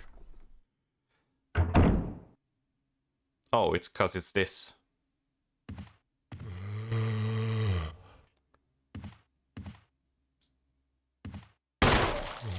This is a dicey one. Yeah, this is a dicey one.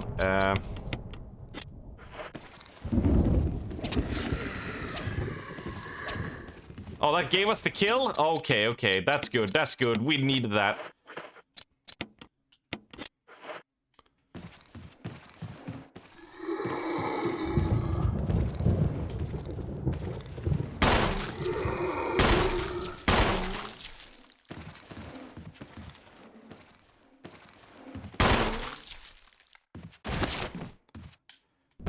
Let's try to save some bullets with knife chan.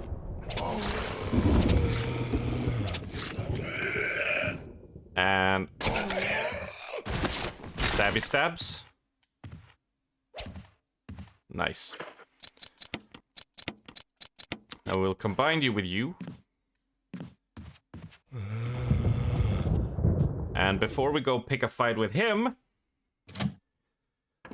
we're gonna go in here, pick up some supplies, and do a save. And there you have some of the music we played at the start. So, here comes the mechanic. Special instructions for the disposal of dead bodies.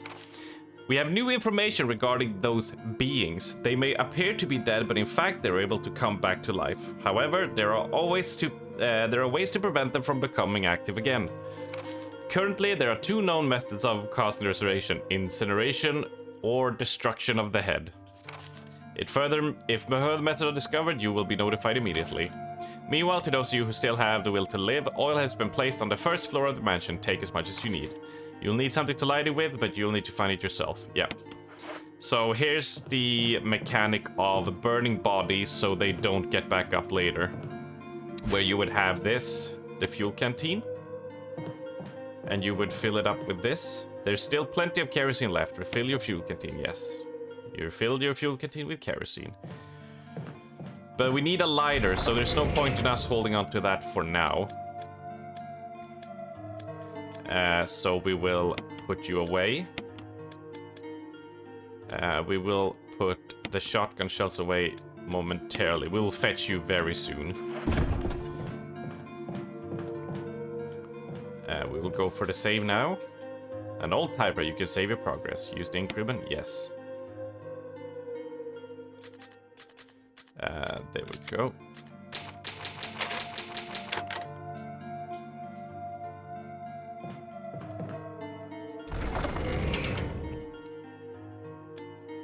And now,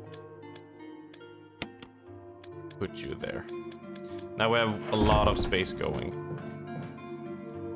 Because, so here's the thing. In the original, this wasn't a mechanic in the original Resident Evil. You shot and killed zombies, they were dead. Good job.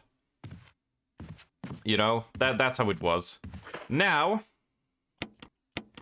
so this is a thing that gets revealed to you now, but like you don't realize how bad it is until they get to like evolve, right? They will turn into a much worse zombies. They are quick as hell, their claws hurt like hell, and it's just a bad time. So now we gotta be tactical of where do we burn the bodies and clear them. Chris starts with the lighter, so already I would be with Chris I would be going on a burning spree now and clearing out these two. I would be clearing out in the upper area where I need to make a move where they can break out on. But we don't got the lighter right now, so we're gonna head back here. The doorknob looks like it's all ready to fall apart. Go through anyway. Okay, no, we'll wait with that. We'll do ours. We'll circle around. We'll circle around. Let's not be stupid. The wall is lined with portraits. All of the faces have been painted out. We will take a few steps and... No, camera angle. There we go. Now we will see if we can bait him into this pile.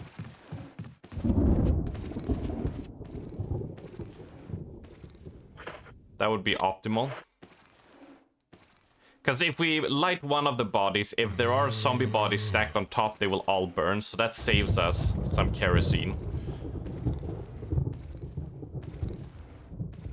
Yeah, make it down the stairs, you slow ass. We have 9 shots left. More than enough to kill a zombie, right?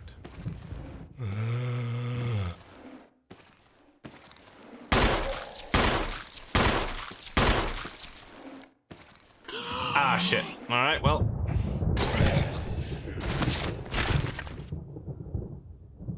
Here I go stabbing again. Oh, he's dead. Perfect. That's what we needed. Now we can put some kerosene on these and burn them. We just need to find the lighter. I just need to remember where the lighter is. And I'm pretty sure it's supposed to be... It's locked, yeah. Emblem on armor. This game looks damn good for its age. Yeah. Like, it's one of those, like, it's kind of hard to explain now because graphics hasn't evolved in not many years, if you know what I mean. Like, sure, it looks like great, but like those jumps in quality from like Mario 64 to this... you know, well, I mean, like, take like, what was it? 99, you had Final Fantasy 9, right? To this in 2001. Like, in a 2-year gap, we went from that to this. From the PlayStation 1 to the GameCube. Like, the jump was so brutal. So, yeah, back then, it was, like, mind-blowing. And, yeah, it scaled up in HD. Still looks good. Still holds up. Which is why I really feel like we don't need a remake of this. Alright, we're back to fine now. We can an unlit fireplace. Yep. It's locked. Emblem of a helmet. Yeah, this is not where... Here we could immediately get a map of the second floor. If we had a lighter, which Chris would have. These graphics are from 2001. Yep. Just scaled up to HD. So it's not like compressed on a CRTV, right?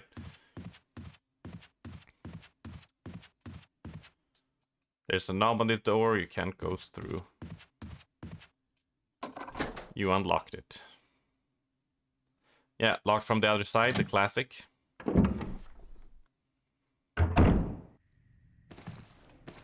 Oh, this is bad. I forgot. Oh!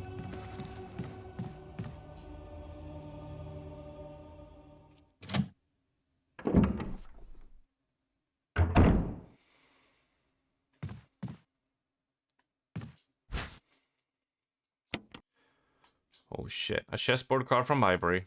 The game appears to have ended in checkmate. You got a couple of shampoo bar holders so they don't get soaked when I'm in the shower, and they have holes underneath so water can drain away once you use them. Yeah, you got it old, Ali. You've got it old, cause I know exactly the same. It's like when I see like a good deal on like cheese. It's just like, oh my god, it's only like €7 for per kilo for cheese. It's like, oh my god, we'll be feasting tonight, boys.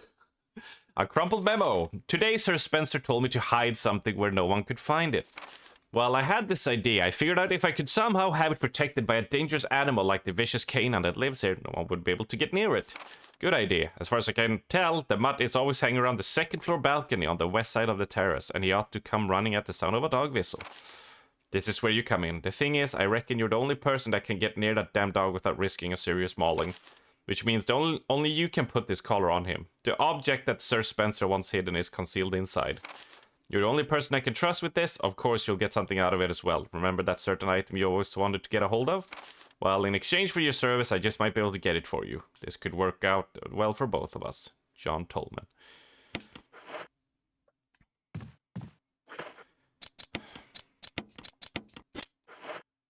Man, that was a lucky kill. That was just when we needed it as well. Here we have the lighter. There we go.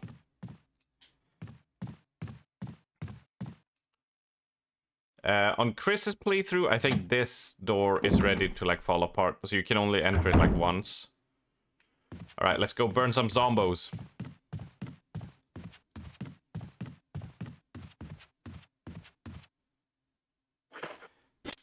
Right, hold on. So yeah, now we're gonna stop a little bit of the progress just to burn the bodies, because we do not want the new zombies to be spawning on us, right? And the zombies do have a name, which I should be using, which is Crimson Heads, is what they're called.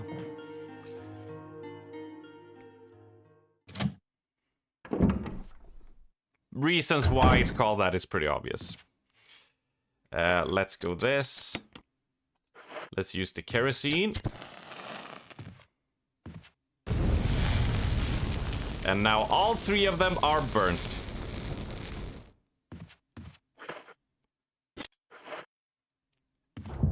Beautiful, isn't it? Now, that's some uses of kerosene we don't have to bother with. So let's go kill the zombie in here and burn him, refuel some kerosene, head over to the other side, and clear the upper wing. Well, darlings, it seems that we have been raided. Oh, a raid from Gohan 2000 Go. Thank you very much, Gohan. Alright, let's see if we can bait you out. He's shuffling about. He's shuffling. Oh, he's hungry.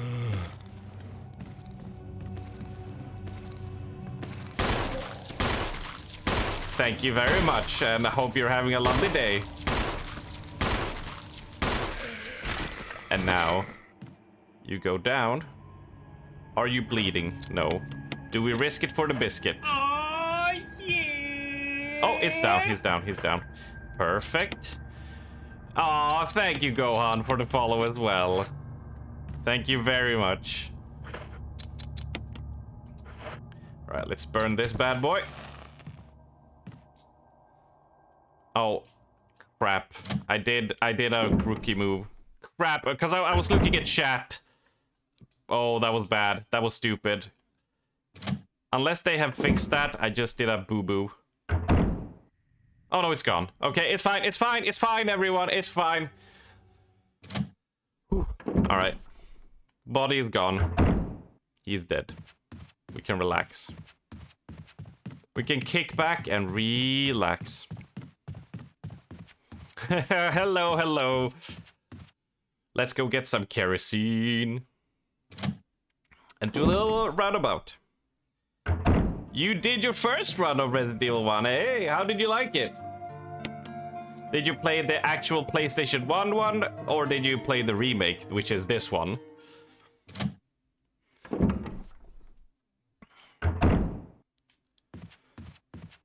Right, now we have 2 fuel juices.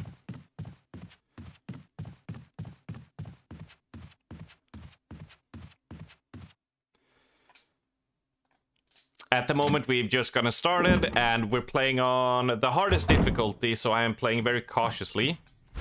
Collecting some important stuff on the way.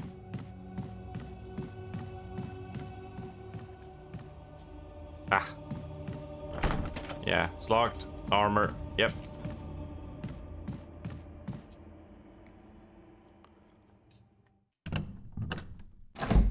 Your first playthrough, you have played a real... Yeah, that's understandable. It's not easy to get a hold of. So, it's all good. Yeah, how did you like it?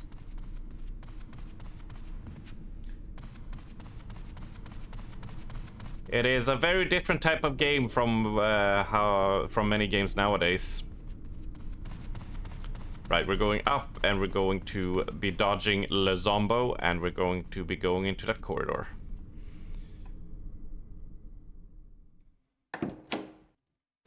Open sesame.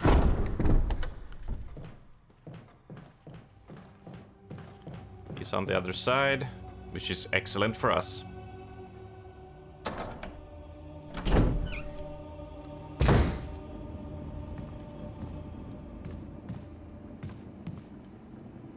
Now, all we need to remember now is to not cross this area. We can go around it. No, oh god, I did a 180. My bad. Now we will burn you.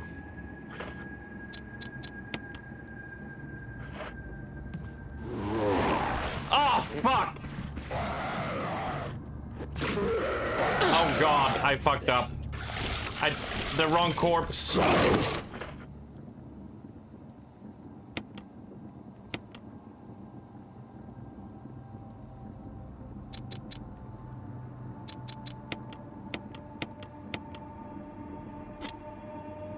Oh, fuck. I wasn't trying to burn him, I was trying to burn the other one. Shit. We're getting out of here. We cannot do that.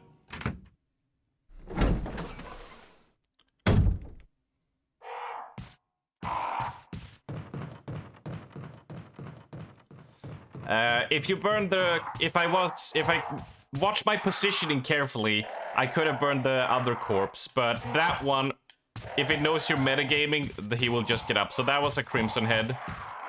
He almost killed us. You know, good times. You first played the remake. Yeah, you haven't played the original one. Your first time playing Resident Evil 1 was really hard and confused since 2 years ago, and then I stopped playing it. I see. Yeah.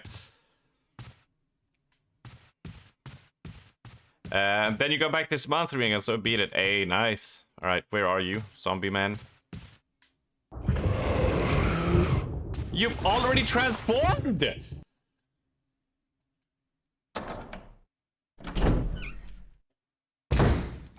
God, you have way less time to do this.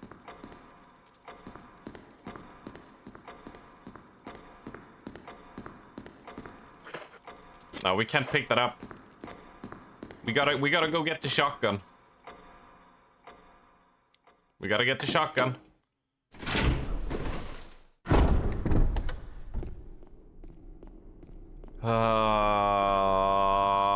Shit sticks.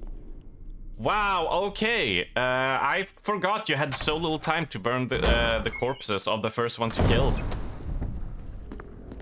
This is why we trapped that fucker there.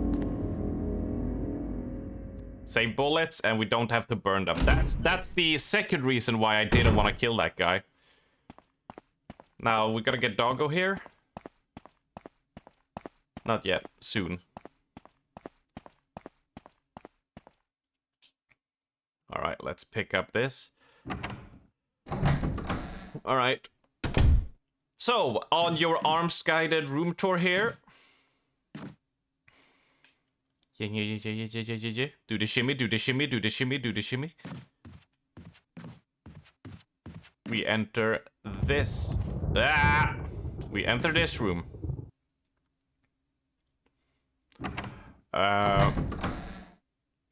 Which is a non-conspicuous room, nothing dangerous here, of course, you know. It's all safe, it's all good. If you were Chris, you would have to go and find a old shotgun. An old shoddy waddy. That doesn't work, so we could pick up this. We'll pick up the item here. Picture stands brown, there's nothing of interest. Yeah. There are traces of something burnt here. An acrid smell permeates the air. Yep. I don't think you can light it. No. You can't do it here. So, because of what's happening, we have 2 crimson heads. I wasn't planning on fetching the shotgun. You see the handlebar here gives you a little hint that, oh, something just happened. Something clicked. What is this? Now, if you are playing as Chris, you will get crushed. But, since we're Jill... These are loading screens, by the way. This is how they solve the loading screen problem.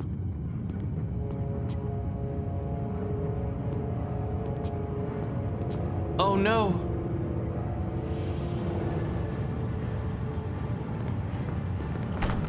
The door won't open. The door won't open. Ah. Ah. Wait, do I die? Oh, it's hard. Let's see if I die.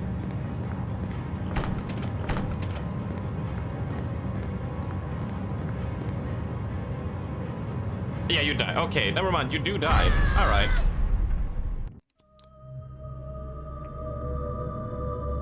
Then they take that away if you play on hardest.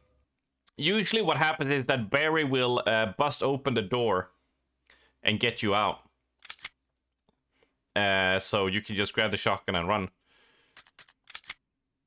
But we will, this is why we did the save, so we could do this. In the darkness lies your fears. Ooh.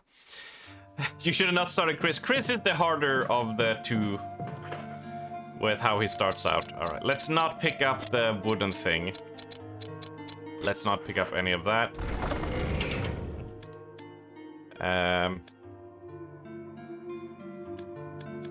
We're gonna risk it. Risk it for the biscuit. We're gonna drop you. We're gonna drop you. How do I like Resident Evil Remake so far? I love it, of course. I played it on the GameCube back in the day. I played it on the Xbox and I played it on the PC. So this would technically be my 5th playthrough, I think, of it. But it's the first time I'm playing it on stream. Wait, Barry doesn't appear to help you? Yeah, on the hardest difficulty, they're just like, nah.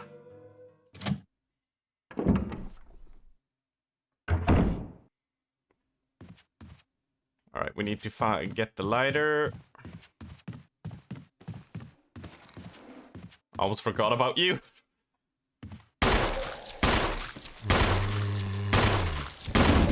No Barry Burton, that's for sure, Val. That's for damn sure.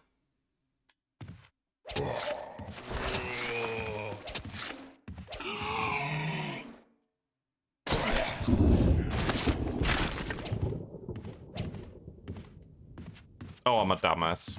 Oh well. Live with the mistakes. I should have baited him down like I did. I forgot. I was too antsy to get back to where we were.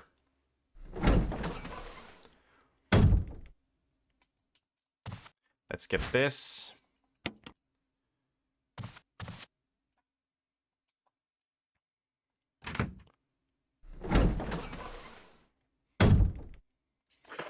Bada bing, bada boom. Let's use that. That was a big fail by me.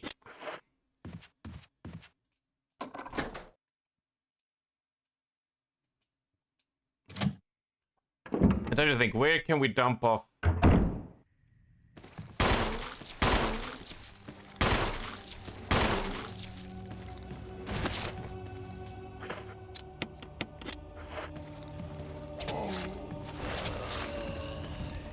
Two stabs.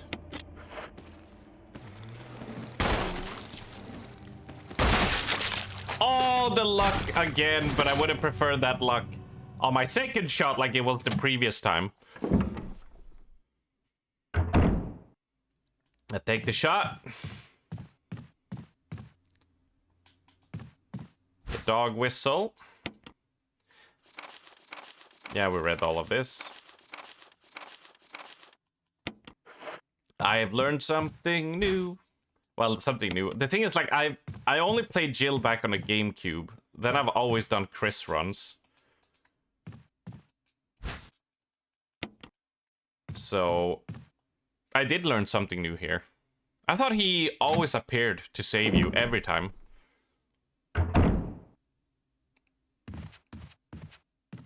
Oh well, it is what it is. We should be fine.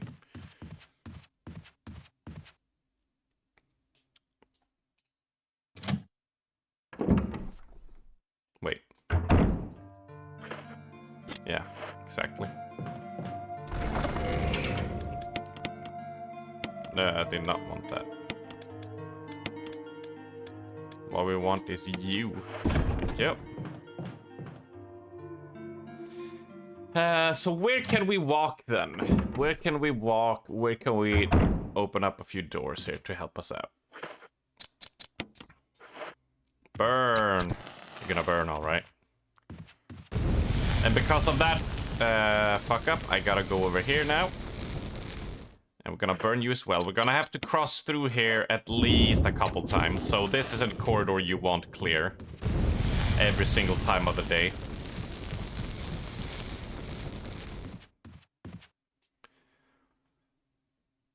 Many intersections and many places that has, like, if it has a save room close to it, you might as well clear it out. About half of the kerosene still remains. Refill your fuel canteen, yep. Not a single drop of kerosene left yet. You get 4 here, and I think there is a half-filled one on the other side of the mansion, and then a full one at another area. We should be fine. Also, I'm looking forward to getting stuck in the plant room again. That's gonna be a good time as well.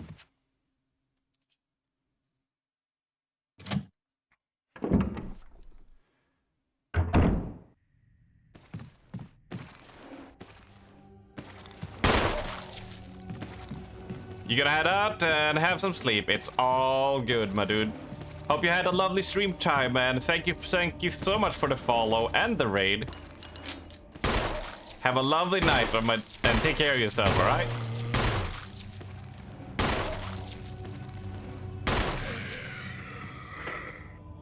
And thank you for stopping by. Let's see. Let's see. Yeah, he's dead. Not necessary. Do we need to wait a bit?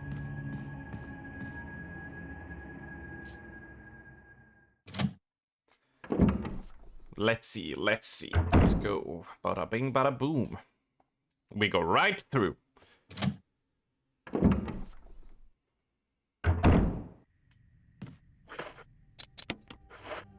Yep. You're gonna burn, all right.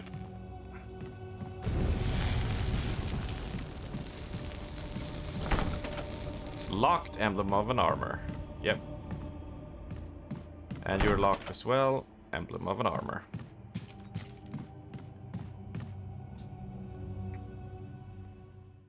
Right, that's where we're gonna go. Duh. So, oh man, we don't have the bullets for it though. I want that shotgun. Oh, this is gonna get dicey. This is gonna get dicey, people. This is gonna get very dicey.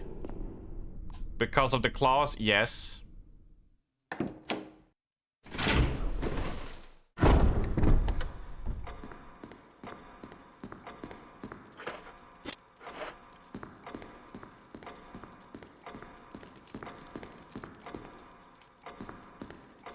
And we can pick you up. Because we'll have 2 slots left.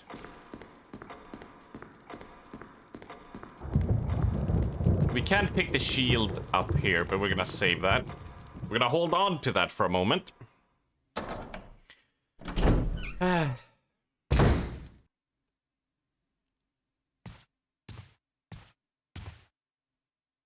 Oh, you have not turned. Well, Looks like some things are turning in our favor. Locked from the other side. Yep. But this shouldn't. Oh, it's locked. Emblem on armor. We have the sword key, so... Let's see, it's not down to the kitchen, right? This is something completely different. Oh, use the sword key. Crap. How much can we dodge in the kitchen, do you think?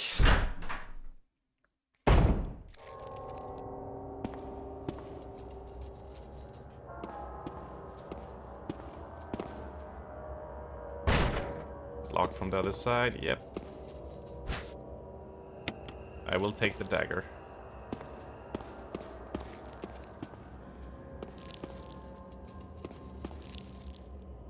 A piece of meat from an identified source.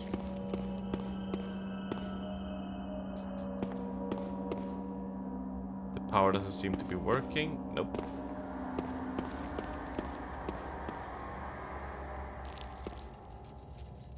The dishes are crawling with maggots. This is really... Oh yeah, this is a bunch of spices you've never seen before. Yelex! Hello? Now we get a little special cutscene. Look at that. Look at that. Ah, oh, spooky.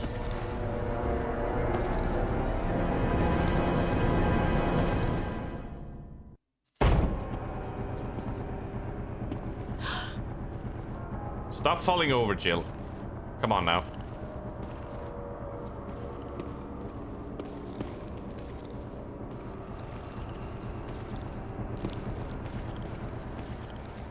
Now we're just doing a little bait.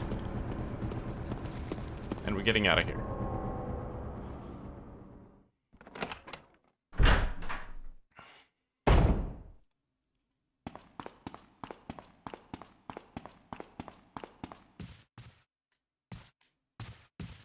There we go. So that is one use. I'm also getting some doors unlocked so we can access things easier, and we also want to just get the key out of our inventory, right? You discard keys when you don't have any more use for them.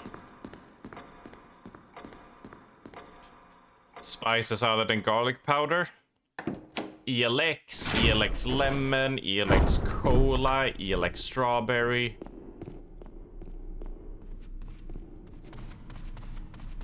Just a bunch of different ELX spices. That's all we need, right?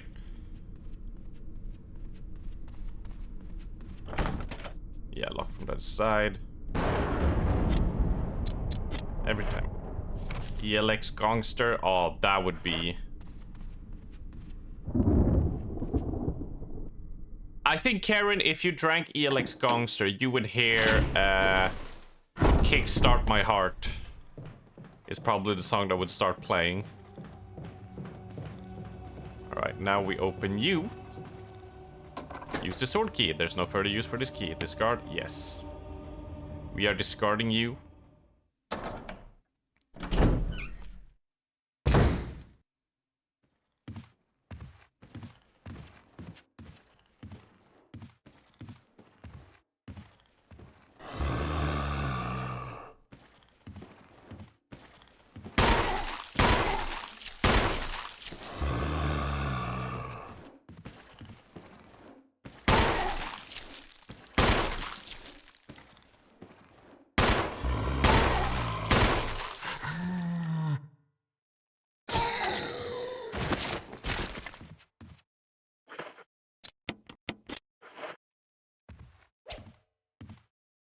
Oh, he's actually down.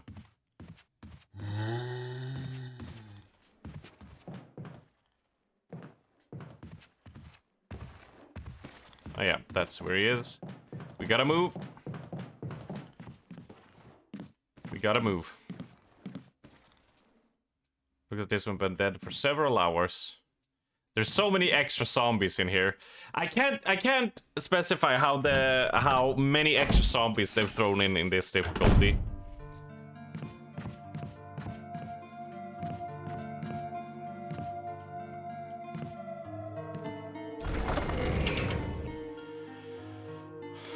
Yeah, we can... No, we can keep you, actually. Let's go for a save. Let's go for a save.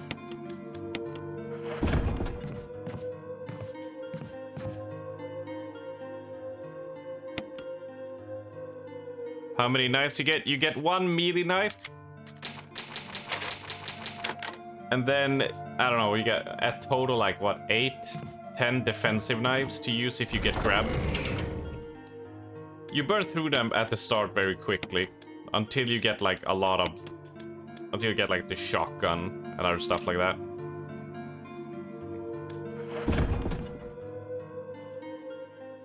So... Oh my neck.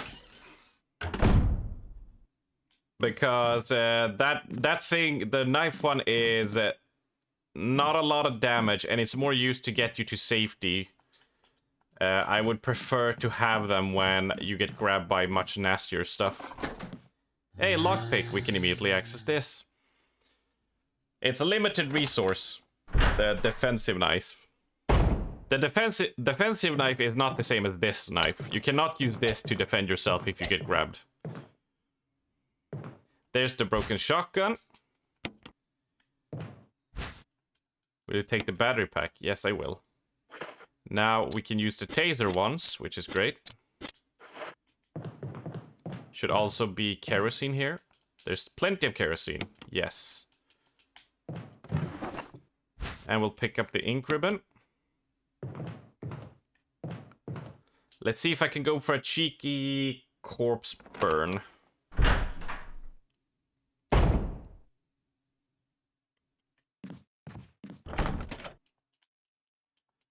Emblem of armor carved into a lock. No, we're not doing that.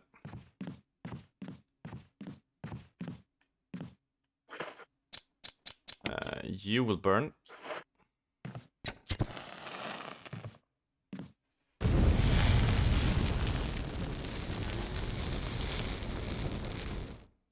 Yeah, exactly. It's the Last of Us ship, yeah. One-time use, then it's gone. But you have this knife, which is like, this is your last resort.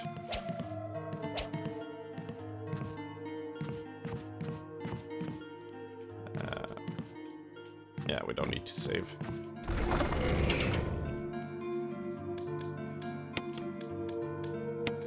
Put you away, can put you away. Let's go get ourselves a shotgun, folks, and let's go killing some zombos. We're gonna try to dodge the zombie as we run past here and try to bait him into a double burn later. Here's hope we can make it.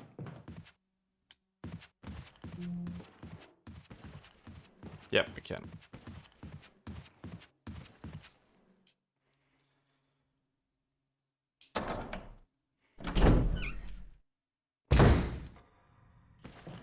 Yeah, now he spawns there.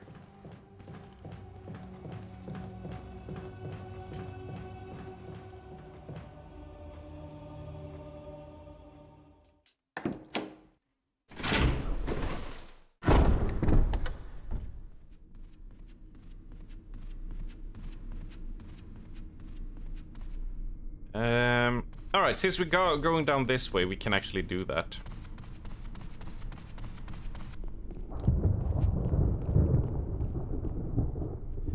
Now we're gonna empty the bathtub, because we can get a hold of the shotgun to deal with him. I think, yeah, Jill gets that. And Chris, he gets stun grenades that he shoves in their mouth, which you can shoot, I think, which pops their heads. So you can be a bit more tactical with Chris's grenades, defensive items. But Jill just gets a lot more. So it's very different how you play these characters. Which was a bit of the intended thing, because it stemmed from being that RPG style. In a way.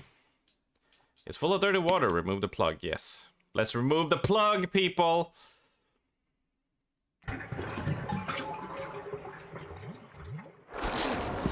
Oh no! Zambo!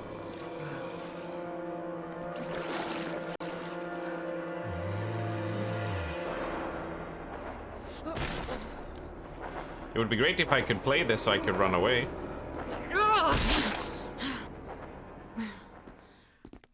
You see, he dies, but Uncle Larry... Oh, you're gonna go...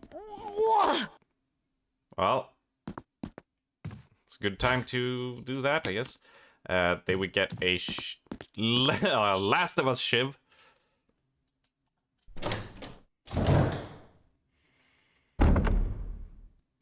And we run.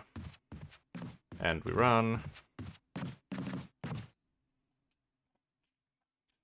But yeah, so no early grab of the shotgun. Had to do it the old-fashioned way. But it's fine. It's fine. Here's a way you can screw yourself over, though. If I would have one more... if I would pick up items here, I would be able to pick up the shotgun, right? Because you can't swap them. You have to have a space in your inventory. Like so. And for those that recognize, yeah, this... They did an homage to this in Resident Evil 7, where you have to go find the broken shotgun and you put it on the statue. Question is, should I play Resident Evil 7 again on the ARM's birthday anniversary stream? That's what I'm curious about. Because that was the first game I streamed. Or do we play something new and fresh?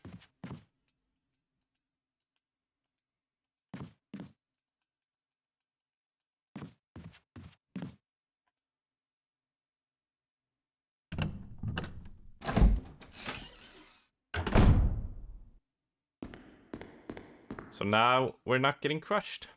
Huzzah! Huzzah, hooray, yay.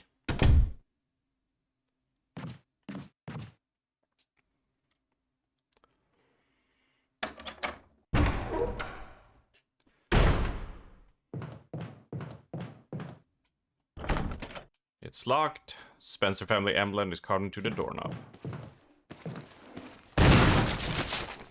And this is why we love the shotgun. That's one less zombie to have to worry about.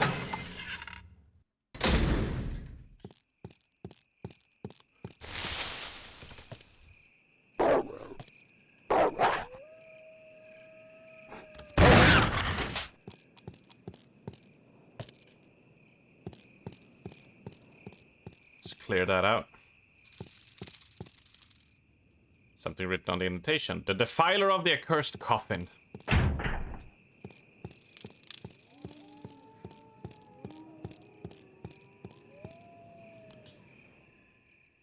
5 games for anniversary stream. Resident Evil 7, Resident Evil 8, maybe.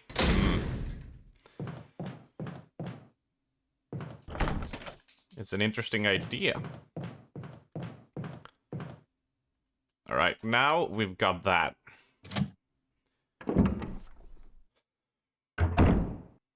Which means,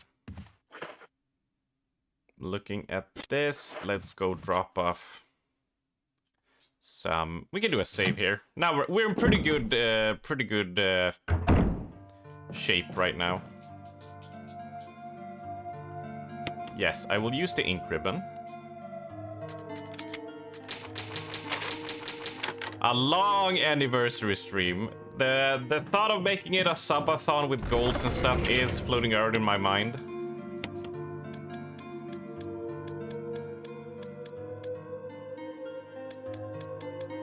It's definitely... We're gonna take some mixed herbs. We're gonna drop the pistol for a moment. Same with the knife. We have 10 shotgun bullets, alright? It's gonna be good.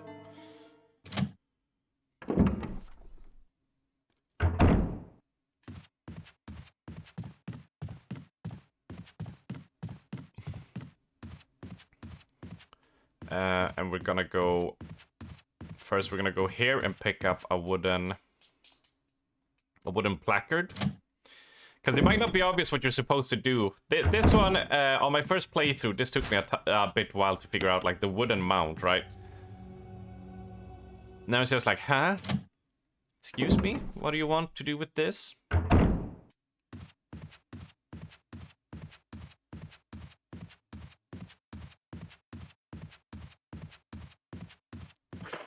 Because it's like, hey, let's examine the shotgun. It's pretty cool. Chink.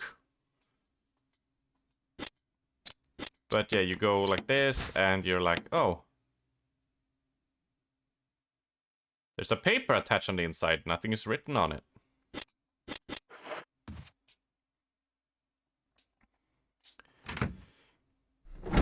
Open the door. And then we go in here, and we use the lighter. Which, whoever designed this, I don't know who made this house, but they were insane. You see up there, it's glowing red, so it's like oh, it's heated up, right?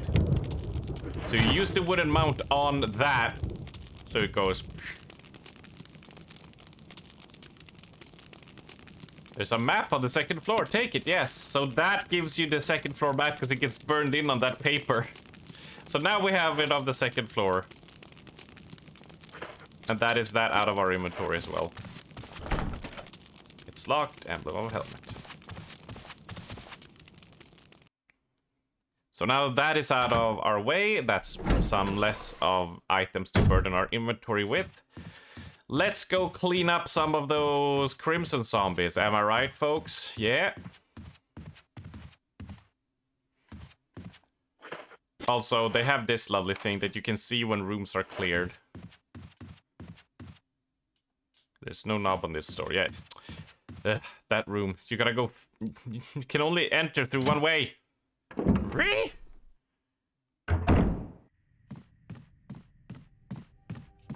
Let's go fetch whatever it was we missed. Let's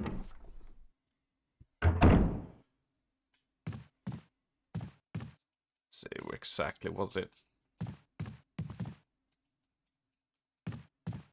Is it in the drawer here? Yeah, that's the drawer, right? No? Books on various people.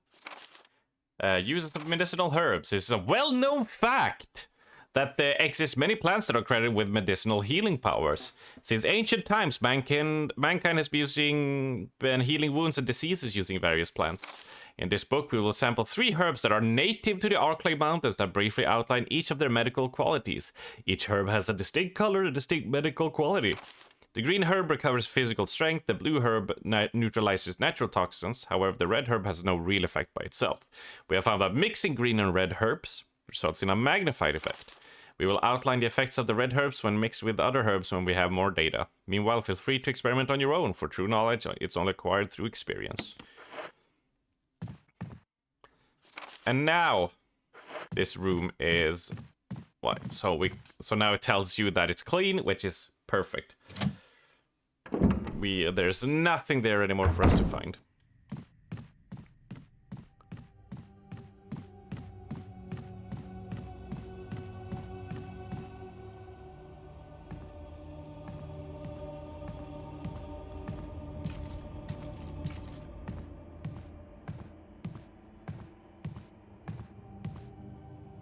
I just want to listen to that song. It's so spooky.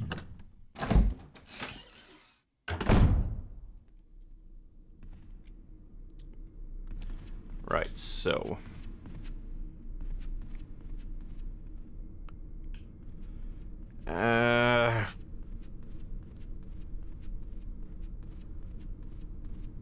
Right, so, okay, yeah, we'll do that. Okay, now I remember the game plan.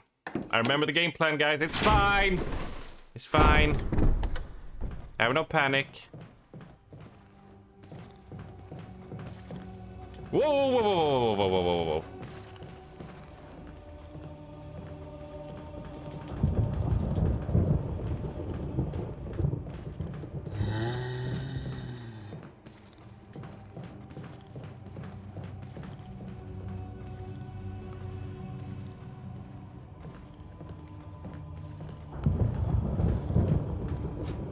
When it's an anniversary stream, it is the 27th of October, so exactly 1 week after Fan Festival will be the 1-year anniversary when I started streaming. And it will be most likely a subathon, it will be some nostalgia, Abram will be working on a special project, Didn't I shoot you in the head? I don't think I did. No, no, we're gonna bait you.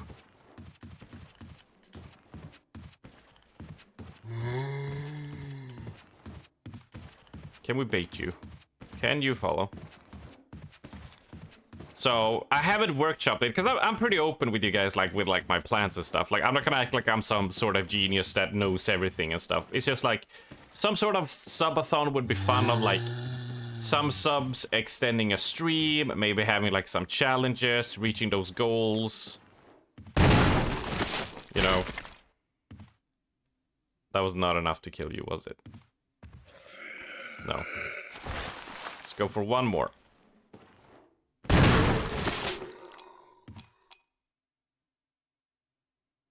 Really?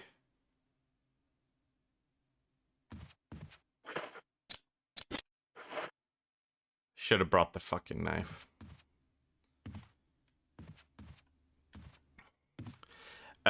So yeah, I don't know, like, it would be some fun challenges, like, you know, oh, if we reach, you know, oh, if people extend the stream by some amount of subs, right? And reaching like 200, like, oh, put on Lady D cosplay. I don't, like, I'm throwing out ideas now, right? But like some sort of fun challenges like that happening, and possibly challenges that happens at a later time. Let's see if we can burn these. Yep. Oh, that burned you, but not you. Because you're not dead. Shit. Locked.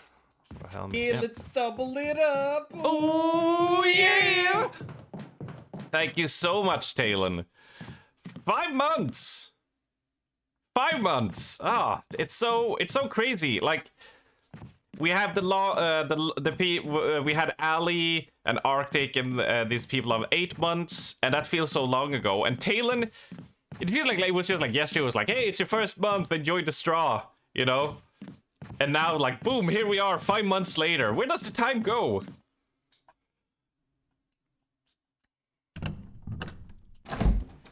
I mean, I'm not saying like that's Val, I'm not saying like that's what's gonna happen. I'm just like spitballing some fun ideas. Like,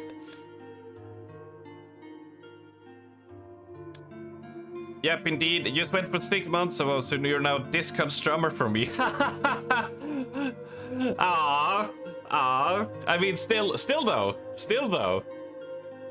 Thank you so much.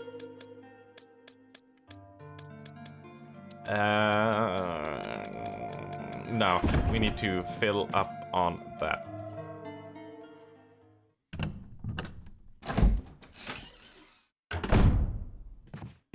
But yeah, so I don't know, like, it would be fun to do, like, just do, like, goals, and, like, half of them being goals I do during stream, and half of them being things I do, like, over the next week or so. You know, something like, oh, coloring hair, like proper coloring, like actually dyeing the hair. Maybe doing something like, I don't know, cooking stream. I don't know. That clears out that room.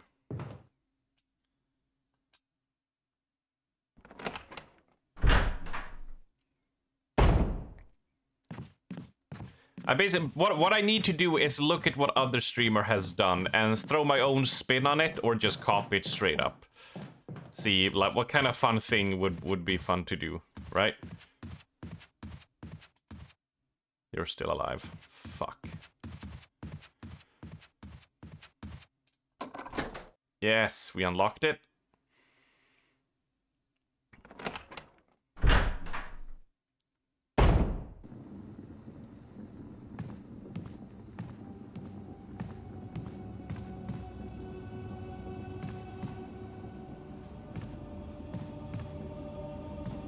Yeah, we can't burn this.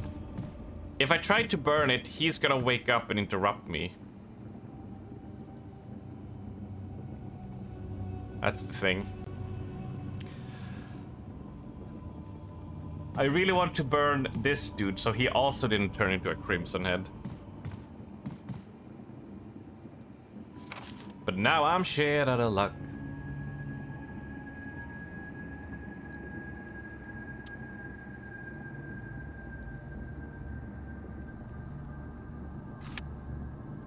So there's not much more for us to do than to go fetch the dog whistle. Bleach your hair white. It would be what the chat would like choose. It would be like, oh, I guess you would solve it in like, oh, you reached like, I don't know, 100 subs, whatever, and voila, you get like a vote, right, during the birthday stream of which color, I think. This game was your first ever horror game. A friend and we played it on N64 when we were like 15. When my friend met the first zombie, he threw the controller away, shouted, "The graphics are too realistic," and left the room. I think he played on the PlayStation. Talon, if it's this game. Resident Evil 1 was never on the N64.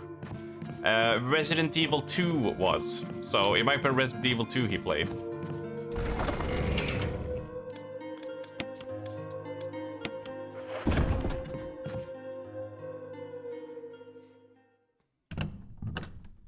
Oh man, I remember playing this for the first time. I think I was like 12, 13. And I was so scared. And I was just walking so slowly in every new area. When you don't know what's waiting for you around the corner, you're just like, hey, please. Use the lockpick. This is where you gotta try every door. Because, yeah, you can use lockpick.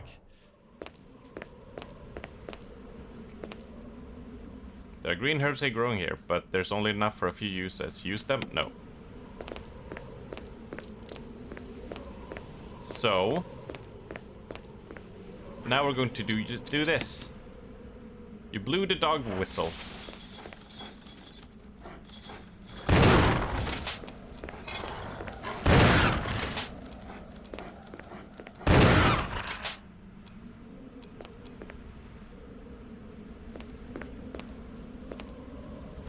It was the GameCube. I was Nintendo kidding because did everything PlayStation anyway back then. Yeah, then, oh yeah, if it was on the GameCube, then they played it, yeah.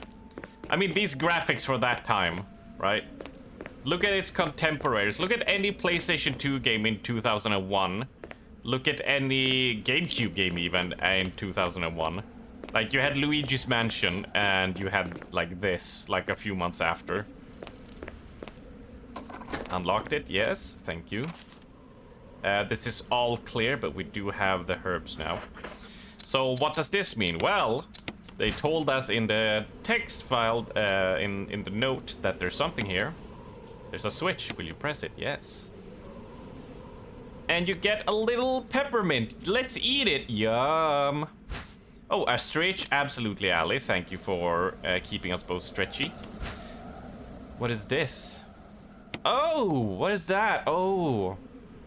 Change it to the shape of a key. Now, normally you would run to your first armor door and be like, oh, look what I got. But here's the thing. Stop swapping the camera angles like that. What would happen is you'd be like, oh, but you can't open it. You probably don't need this dog whistle anymore. Discard. Yep. So what would happen is you would be like, oh, we have the indentation for that trap room. Right. Is what would happen.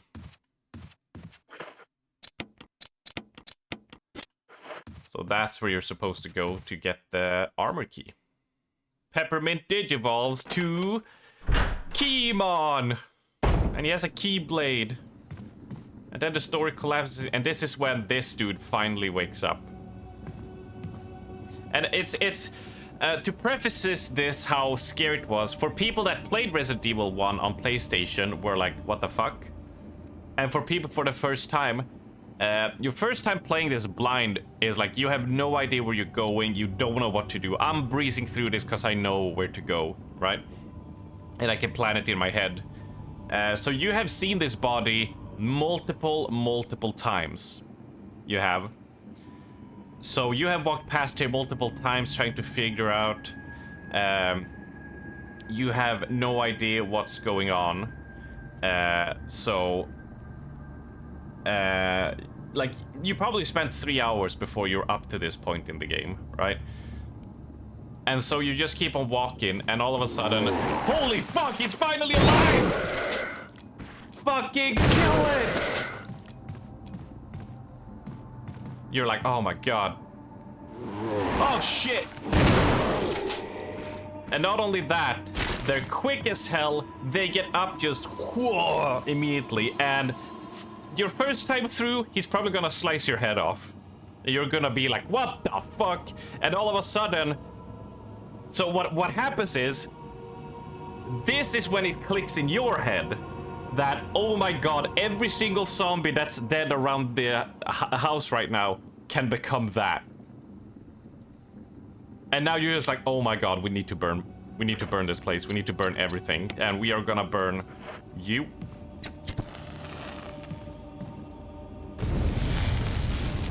And get you out of here. Dude was just taking a nap and you have been stepping on all the time, and he's like, step on me, mommy, kind of guy. Oh, oh. No internet to look shit up. Yeah, back in the day, you would be walking around lost, and like you would get maps soon enough, but like it wouldn't be obvious how to get them. But you would also just start to learn it in your mind and just know where things are, know where zombies are and that stuff. So now we're gonna take the key, gotta trigger the trap.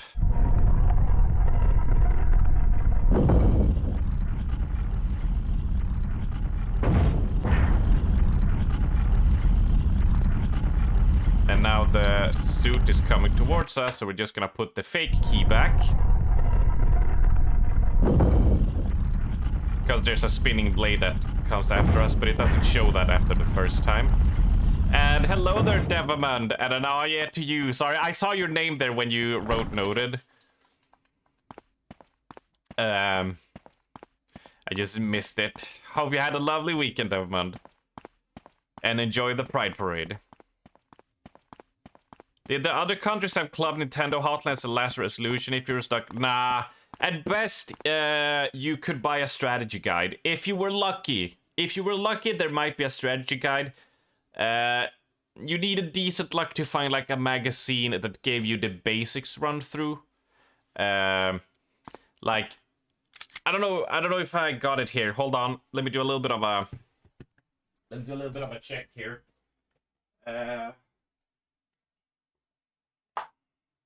Let me check my video game magazines for a hot second. Is it this one? No. Most of these are just reviews. Review magazines. That doesn't like offer you a lot of help. Here's some scripts for some plays I used to do. Is this not at the top? It should be at the top. I hope I haven't smooshed it. That would be bad.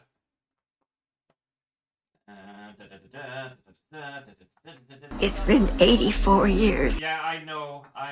Imagine you ADHD adult kids having to look at a person sifting through stuff for 2 minutes. I know.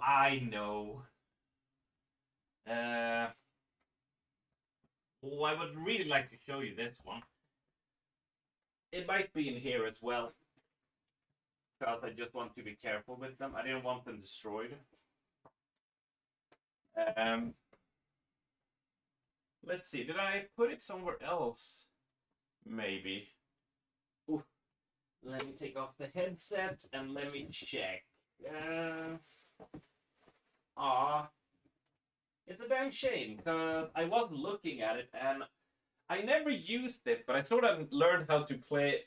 I know how to beat Castlevania on the N64 without ever playing it because I read that issue so many times. Oh, come on, baby. I really wish I knew where it was put. Because most of these are just game raptors, aren't they? Yeah, they are. Here it is, maybe. Nope. No. Oh, this is... this is the first... This is the first magazine I ever got.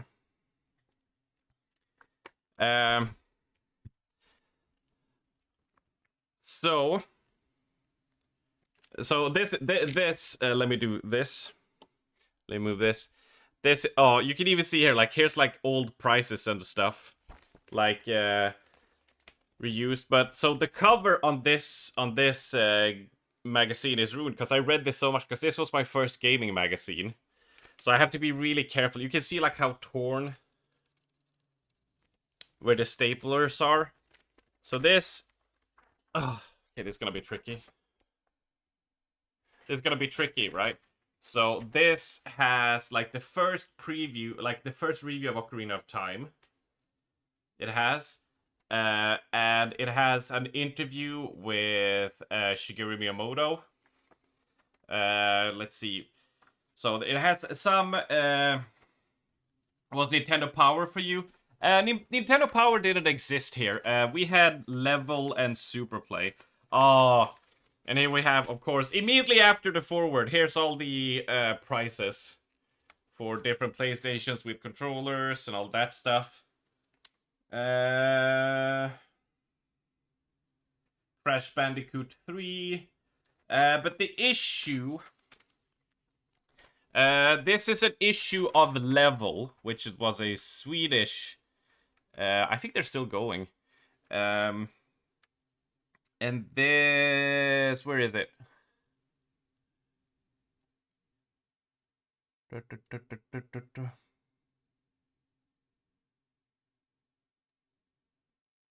Really? I know it should be saying which issue it is here. Is the thing. That's how I...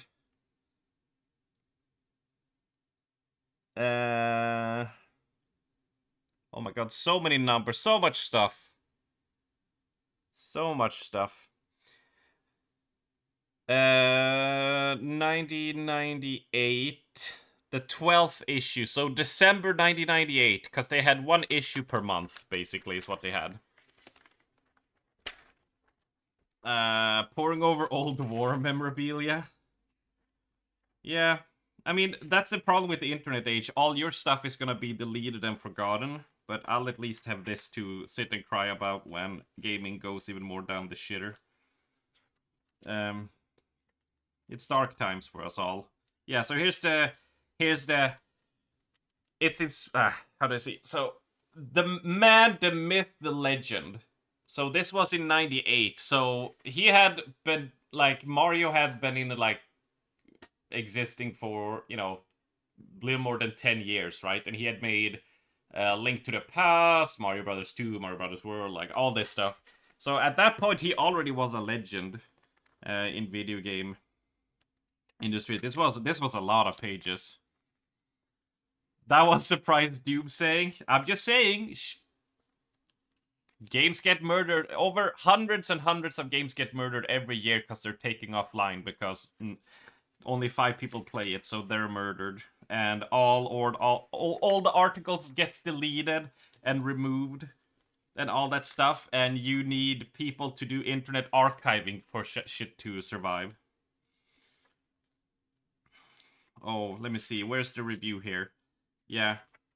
So this is where... Oh, this is so 90s. Like, they haven't figured out proper layouting. So this is the review of Ocarina of Time. Yeah. And they gave it 100 out of 100 on Ocarina of Time. And then it's followed by FIFA. Oh, this page is loose. Dude, I would love to get, like, not again what would have it, but I would love to get a fresh copy of this. NBA Live 99, Medieval, Buck Bumble, Apocalypse, Majora's Mask better. I just think that Majora's Mask, Wind Waker, I just think they hold up better. I'm trying to find a Resident Evil, like, because this was the heyday of Resident Evil 1, 2, and 3, so I'm just trying to find, like, anything on it here. But this was a more Nintendo-slated issue. Oh, there we go! Resident Evil 2 soundtrack! Look at that! How do I do this? Yeah. And then we angle it like that. The Resident Evil 2 soundtrack, yeah! I would also think that picture looked creepy when I saw it.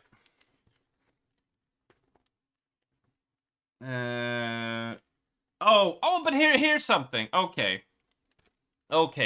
So you see this Play N64 guide. Now I have one that has a guide for Ocarina of Time, Star Fox, and Castlevania, for example, and Diddy Kong Racing. So they would release these guides, and they would have like not like 100%ing the game, everything in it, but it would have like go here, do this, go here, do that, right? And they would look exactly like this. Just imagine Link on the front, right? That's the issue I was looking for here. The one that I couldn't find. So that's the type of guides you would get over here. Because we didn't have Nintendo Power in the same way, right? So let me pull that back there. Whew. Yep. Man, I would have really liked to show you, but it is what it is. It is what it is. There we go. So, anyways. So, yeah, in terms of guides, that's what you would get, but I was unfortunate to not have guides available at all where I lived, so I just had to trial and error. And being a kid, and games not translated to English, to Swedish, when, so I would have to sort of just like not understand what they were saying, right? Is what I would have to do. And, yeah. Took a long while for me to beat some games. But anyways, we have the armor key, and we can push on. As kids, we had Patient of Gods, we brute force it all if necessary. Yeah. I'm sort of...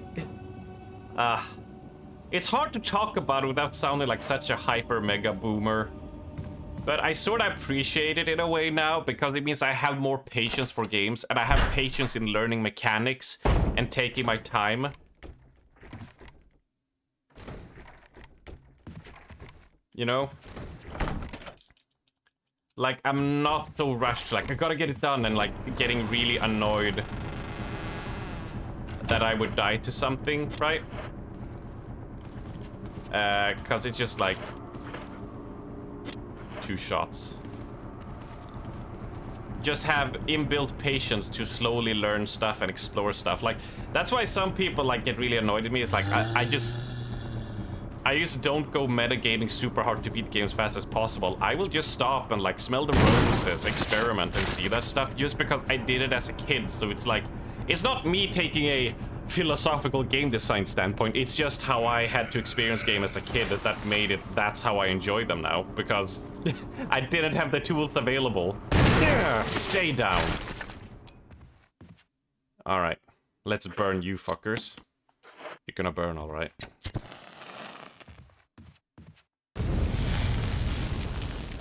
Why aren't it spreading? It should be spreading to you as well. Fuck!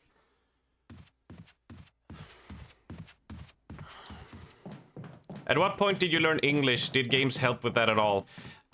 Luckily, I learned English a lot quicker than other kids, Devilman, because at the age of 10 is when we moved to Canada, and I had to learn English, like, I had to go an intensive course over like 6 months before ahead of time to really like pick it up. And then just living in Canada and speaking English, I picked it up and things became a lot easier.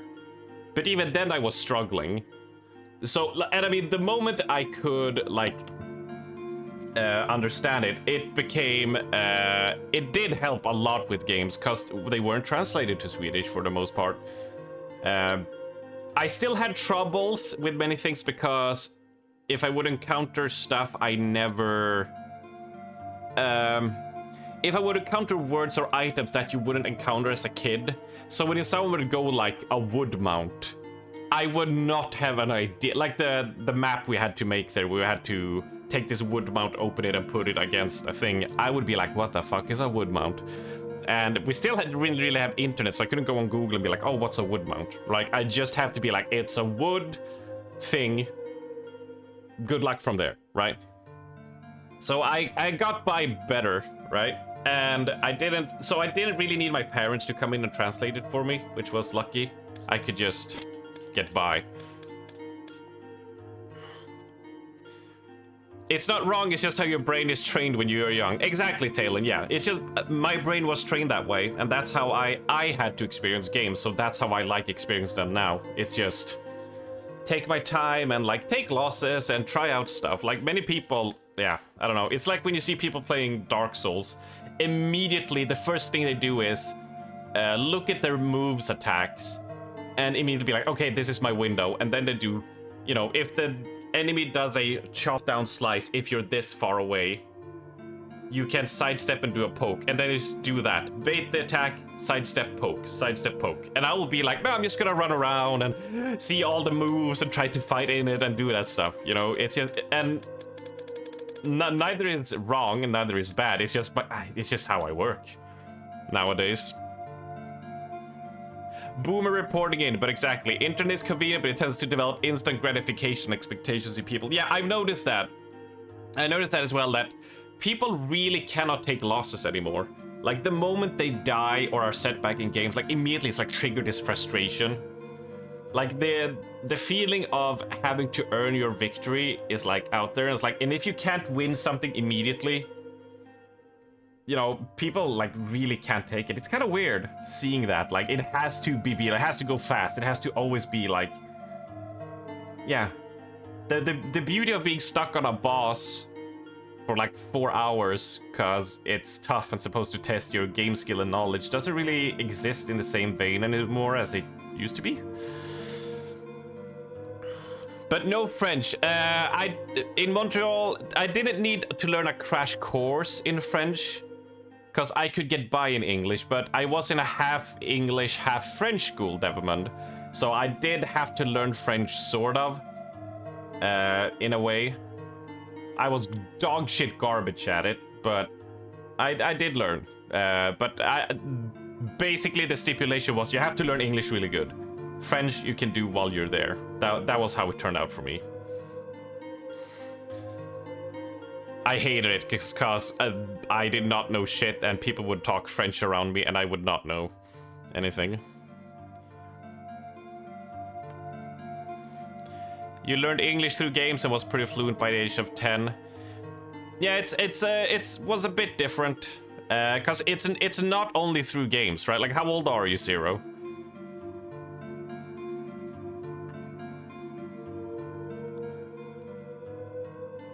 '26, yeah. So that makes you born at what, like 97, 90, something like that.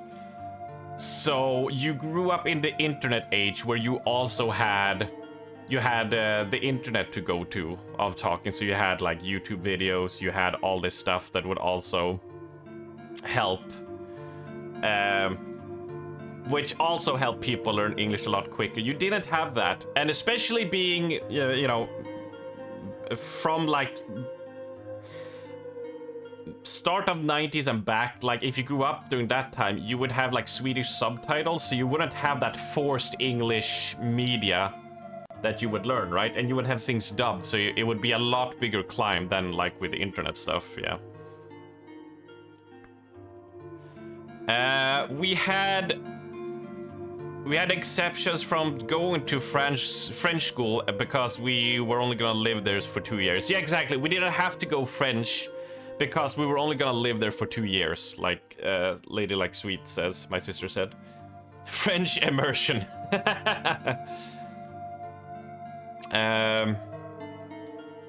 You have always rated boss. At some point I started insulting the screen, having engaged gamer posedly informed keep going. I mean, yeah, I mean, there's a difference between like, hey, you're getting mad at a boss because you know you can beat this and you're failing, versus oh my god, I cannot beat this boss on the first time. It's bad game design, and now I'm mad. Now I'm just gonna watch a playthrough of someone beating it, or now I'm gonna download a mod, or now I'm gonna look up a guide to have to beat him instead of just sciencing it out yourself, right? Versus, hey, you're stuck at this boss and you're trying and you're trying and you're discovering it yourself, you know? Never, the hatred must flow free. Yeah. So yeah, fuck, what do? We're completely out of ammo. This is the problem. We're completely out of ammo.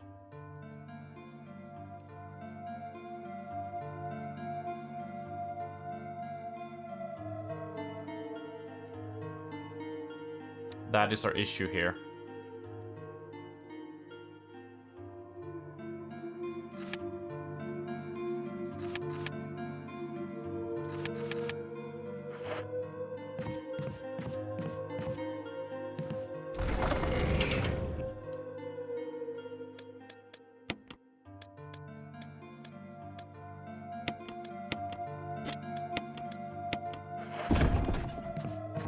You produce a lot of Halo streamers, and a lot of the Gen Z ones play difficulty they find easy, then say the game is so easy, then when I ask them to up the difficulty and they start dying, they won't quit back to difficulty, they brag was too easy for them.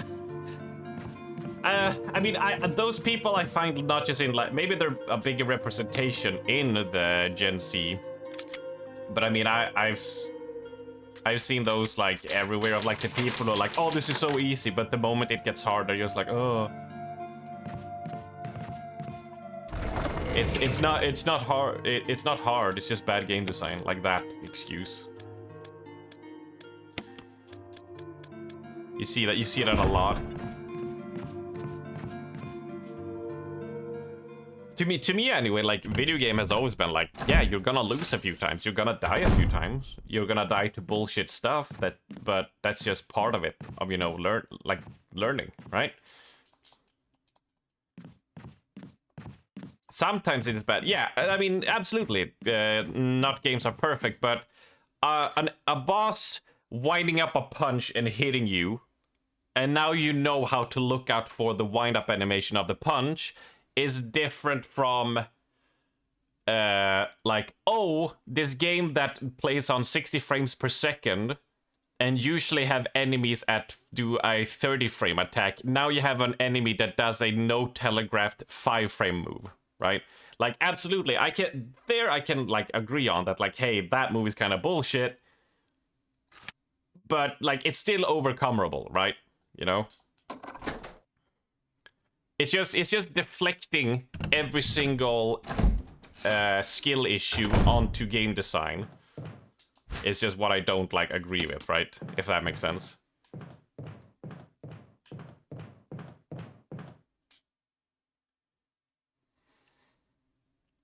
Always play games on max difficult because I actually want a challenge, not an interactive movie. I will argue with you there that it depends so much on the game and what it's designed for. I will not play games that crank up enemy health numbers from your guns do 5 damage, they have 50 health, then they crank it up to 50,000 and call it difficult. It's like, am I doing anything differently? Am I doing anything that involves skill? No, you're just spending 20 minutes shooting at something instead of 5 minutes. So it depends on the game and how they handle difficulty, right? So I think it's a case-by-case basis. I think, like, Resident Evil 4, 5, and 6 all should be played on the hardest. I don't think the proper way to play Resident Evil 7 and 8 is to crank it up to Madhouse or Village of Shadows difficulties and just keep it at hardcore. Because they're tuned for that. Because it, like, the game needs to test you in skill when you increase the difficulty, not just add numbers, make them bullet sponges and call it a day. That's not, you know, there's a point of, like, good game design, right? You were tricked at the late, oh, you're talking about the Tim Hortons. I see. Over the years, I've gone from high difficulty to story modes, but that's mostly because I can only play in the evening. I'll do too much adrenaline to sleep. Oh yeah, you know, like, it's fine if you play on story mode and enjoy that, you know. because you don't have time, etc. It's just the... like I said, it's more just the act of shifting the blame and that stuff that annoys me. You know? It is... But I do hate people who play Resident Evil on easy and then goes tell them how easy the game is and how non-scary the game is because they could one-shot everything with their pistol and then call it a non-scary game. It's like, yeah, but like you gotta admit, like you gimped that yourself, right? You know, there's a line to be drawn there as well. So, but once again, now you're taking the action of criticizing the game versus just like, hey, playing it and knowing like, hey, I played it on easier difficulty, so maybe I shouldn't be talking shit on how easy this game is, right? Alright, let's do this whole thing, because I was getting distracted.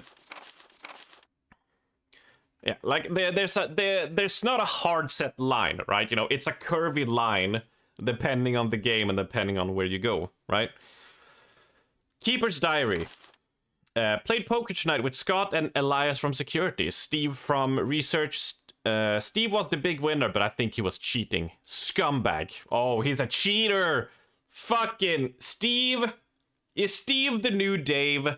Fucking Steve. One of the higher ups assigned me to take care of the new creature. It looks like a skinned gorilla. Feeding instruction were to give it live animals. When I threw in a pig, the creature seemed to play with it, tearing off the pig's legs and pulling out the guts before it actually started eating. At around 5 AM, Scott woke me up, scared the shit out of me too. He was wearing a protective suit. He handed me another one and told me to put it on, said there was been an accident in the basement lab. I just knew something like this would happen. Those bastards in research never sleep, even on holiday. I've been wearing the damn spacesuit since yesterday. My skin's getting grimy and feels itchy all over. The goddamn dogs have looking at me so funny, so I decided to not feed them today. Screw them. Went to the infirmary because my back is all swollen and feels itchy. They put a big bandage on it and told me I didn't need to wear the suit anymore. All I want to do is sleep. Found another big blister on my foot this morning. I ended up dragging my foot all the way to the dog's pen. They were quiet all day, which is weird. Then I realized some of them had escaped. Maybe this was their way of getting back at me for not feeding them the last 3 days. If anybody finds out, I'll have my head handed to me. Rumors are going around that the researcher who tried to escape the estate last night was shot. My entire body feels hot and itchy, and I'm sweating all time now. I scratched the swelling on my arm, and a piece of rotten flesh just dropped off. What the hell's happening to me? Fever gone but itchy. Today hungry, and eat doggy food. Itchy, itchy. Scott came ugly face, so killed him. Tasty. Itchy, tasty.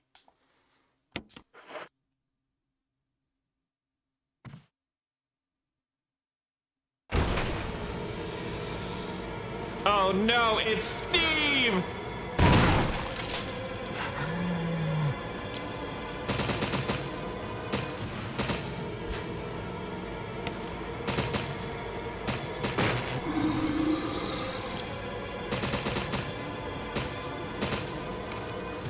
Yep, room is cleared. We're getting out of there. All the Steves I know are real assets. Oh, really? Damn it, Steve.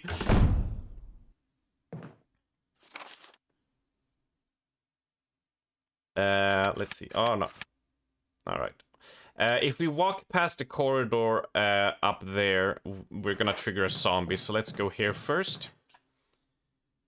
Did you just force Steve out of the closet? No, he came out of the closet by himself, on his own volition, and... good on him. Good job, Steve. It's a shame you were a zombie and tried to eat me, but...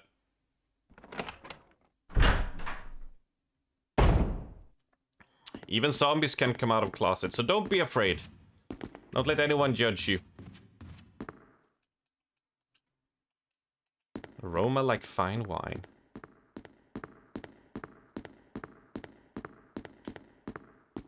No. I'll push this. Coming out of the closet causes you to be savagely murdered. Wasn't exactly what I was going for there.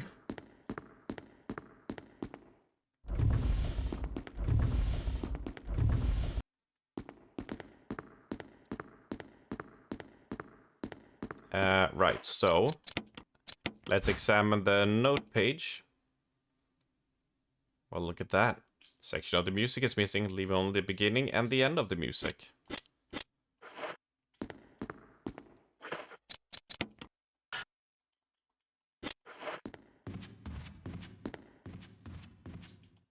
Wooden counter made of oak gives off a pleasant aroma like fine wine. Okay, so there's nothing more for us to do here.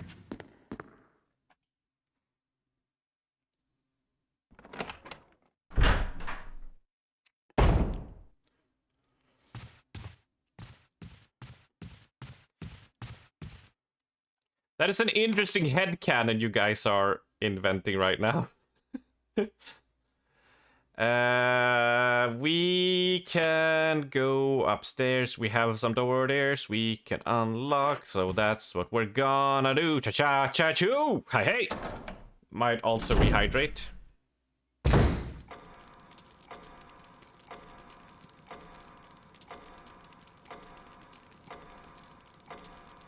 Oh, I forgot to do this stretch. I'm sorry, Ali. Let me get that stretch going. Hope you're with me, Ali, on the stretch. We should get a Netflix spin-off of this. Steven and his BF living there and all their adventures throughout the outbreak until arms arrived.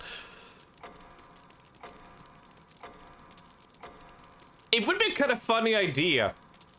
You have like these people, like you don't say the names of like what the mansion's name is. You don't say the name of like who owns it. And you just have these people in like a sitcom. You know, like a drama sitcom.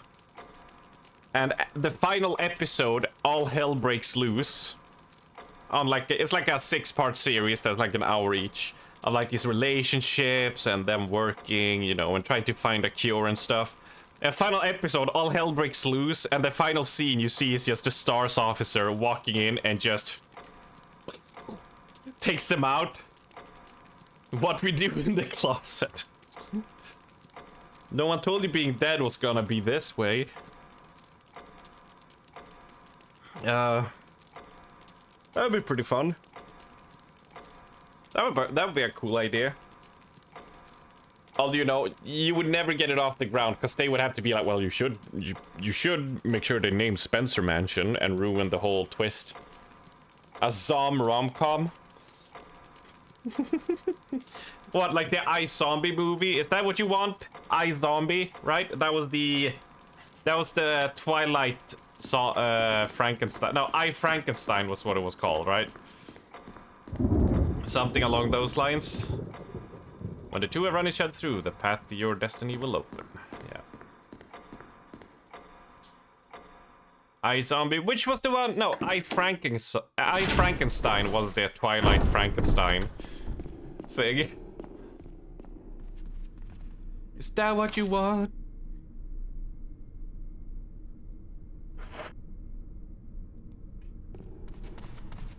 I don't remember. I just saw like the poster back in the day when it was the Twilight heydays, is what I remembered.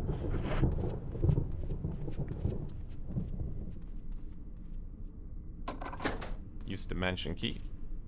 Warm I don't remember. There's been so many shows. I just remember Twilight was popular, so they decided to do a Frankenstein one. That's all I remembered. Anything else? I have no clue.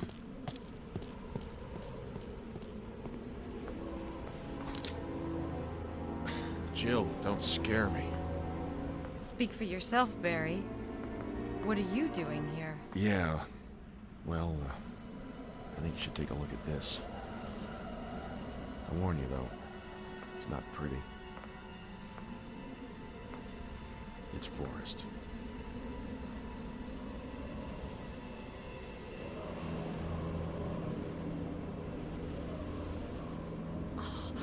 What could have done this to him? God only knows, but I'm gonna find out what did this to him. You might want to rewrite that line. Other areas? Yeah, sure. No, I Jill, want... Yeah. This is no longer useful to forest. Give me the grenade launcher. We don't please. know what's going to happen. Take it with you. I like that they loaded up for going and checking a mansion with a grenade launcher. I still can't believe it.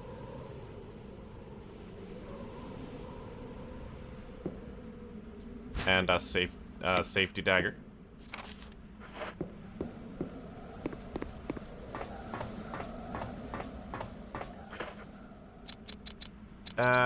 Crap. Well, it looks like we might have to ditch those herbs. Foliage plant. Someone's using the bench in a place of a stand.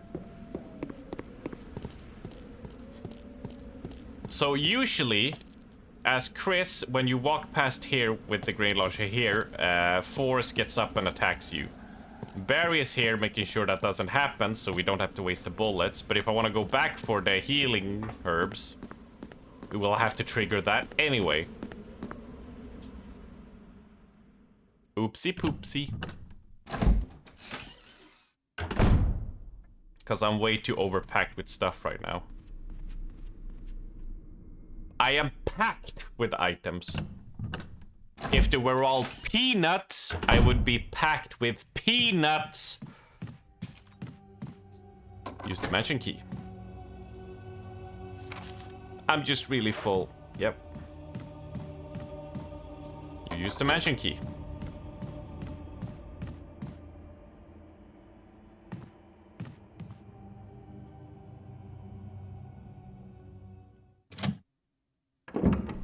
Just gonna check the doors. I want to get rid of the armor key. You use the mansion key.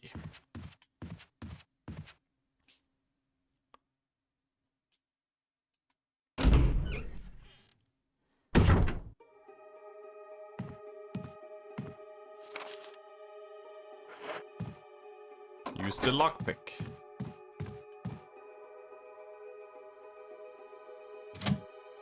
I always found this. This is probably one of the creepiest things because they never explain this, right?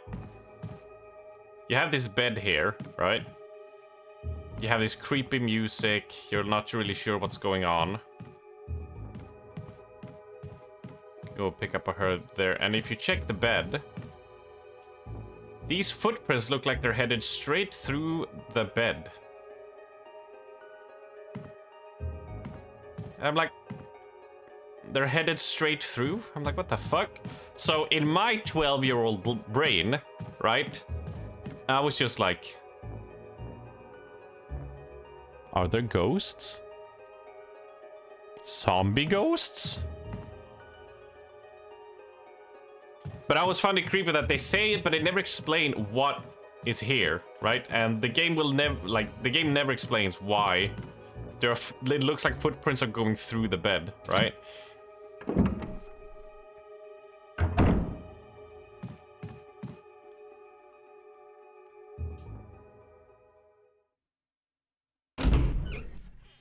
Zombie ghosts.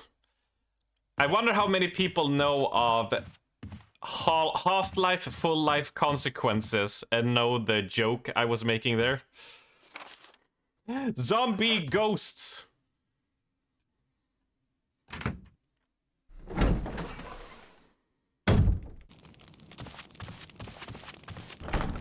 That's locked. That's the helmet, yes. Yeah, the armor key unlocks a lot. It's like finding the shovel in Sons of the Forest.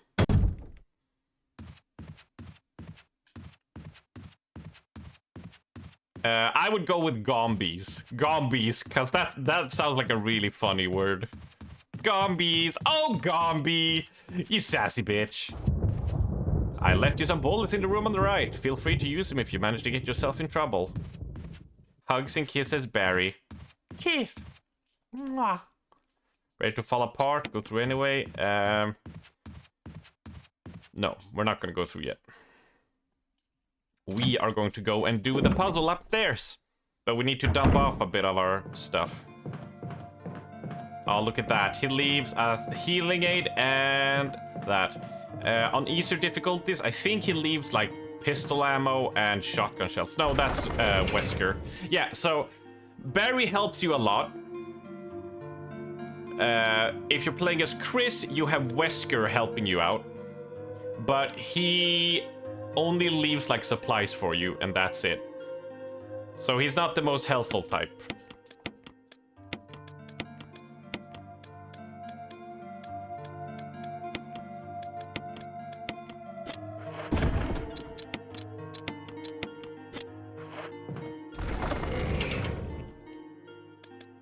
I mean, he tries, don't get me wrong, but, you know.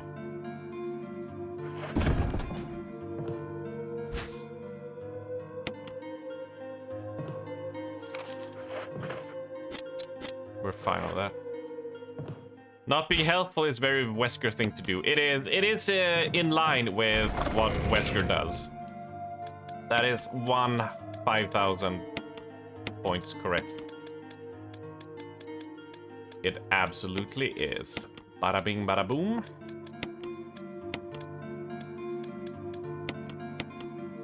Do we need a first aid spray? Yeah.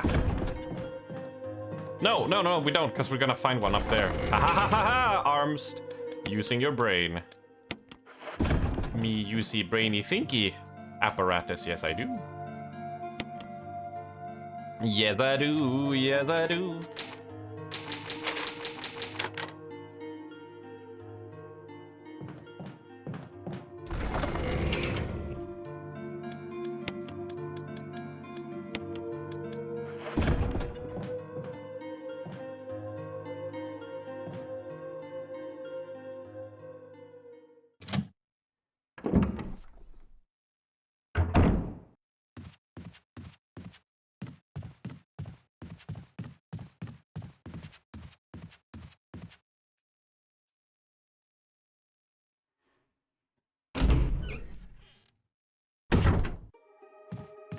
Give me red herb.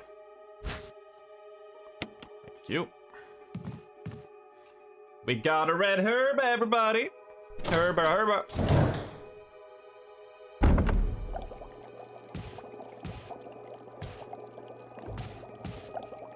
The water tank smells like something once lived in there. Perhaps someone was using it to raise some kind of creature. Let's get the hook. RBG, various type of fish hooks. Researcher's will, there's a letter. My dearest Alma, let me first apologize for not being able to call you. A man wearing sunglasses didn't permit me any phone calls. Sorry, Alma. I sit here trying to think of where to begin, of how to explain a few simple words of all that's happened in my life since we last spoke, and already I failed. I hope this letter finds you well and that you'll forgive the tangents of my pen. This isn't easy for me. Even as I write, I can feel the simplest of concepts slipping away. Lost to feelings of despair and confusion, but I have to tell you what's in my heart before I can rest. Alma, please believe that what I'm telling you, it is the truth. The entire story would take hours for me to tell you, and time is short, so accept these things as fact. Last month, there was an accident in the lab, and the virus we were studying leaked. All my colleagues who were infected are dead or dying, and the nature of the disease is such that those still living have lost their senses. This virus robs its victims of their humanity, forcing them into their sickness to seek out and destroy life. Even as I write these words, I can hear them pressing against my door like mindless, hungry animals. Alma, I have tried to survive only to see you again, but my efforts only delay the inevitable. I am infected and there's no cure for what will follow, except to the end of my life before I lose the only thing that separates me from them. My love for you. In an hour, I'll have entered my eternal sleep where there is peace. Please understand, please know that I'm sorry. Martin Crackhorn. Martin Crackhorn and I don't care. Martin Crackhorn and I don't care. Is there anything else before we leave? There is not, is it?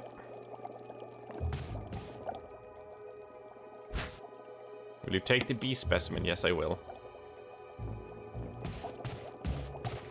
Hello there, Cherry.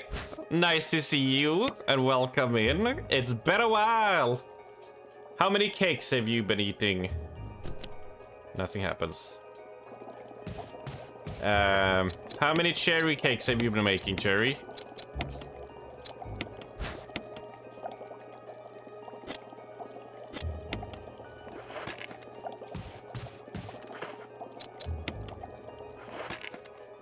Whoopsie doodle. You triggered the auto mod, Talon. I see. Yes, now we press it. this will give us one of these. No, bees! Ah, the bees! Not my eyes! The Dr. Bees! Alright, we're getting out of here. You can fight it, but you can also just ignore it. It's been too long. You've been abroad all summer and had only one cake. Oh, you've been gone for a while. That's true, Cherry. That is true. Where have you been?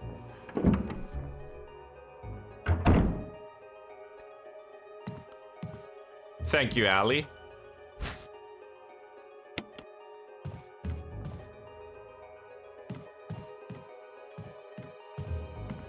Let's get the ink ribbon. Oh yeah, the herb.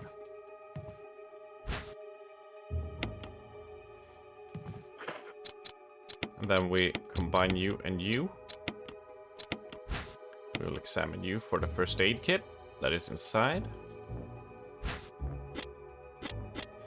So yeah, so that's why like it's so funny to me that people moan about the healing thing in Resident Evil 7 and 8. Where it's like, oh, you just pour the thing and it heals. It's like, yeah. Yeah, you do. That's the staple of the series. In the first game, in its canon, it establishes you can literally heal a zombie wound with a first aid spray. Right? And you have herbs that magically cures like any poisons. Like, it's not far-fetched that you could just make a liquid you pour over yourself that heals your wounds. Like, it's always been part of the lore. Now, if they introduced it after making Resident Evil a very down-to-earth, realistic thing, sure.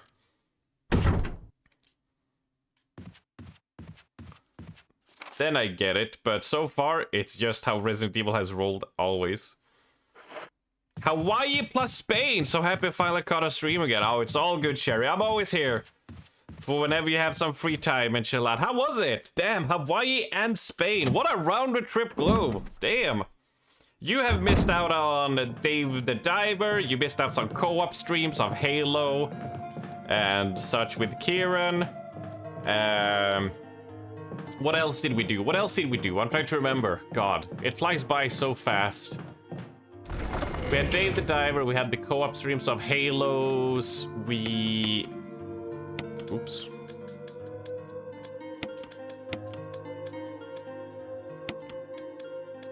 Oh, what else did we do?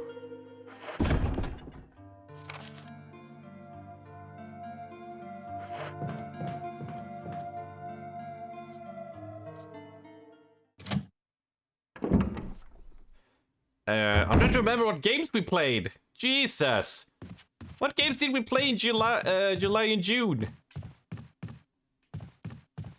Oh my god. This is gonna annoy me. This is gonna annoy the shit out of me. Fuck, I have to look now. How can I not remember this? How can I not remember this at all?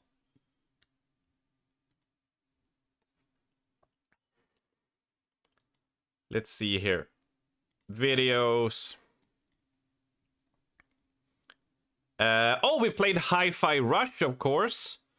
We played the System Shock remake. We played Obscure. Very true. We played Amnesia the Bunker as well. And Chaos Gate. Oh, we tried Dragon's Dogma as well.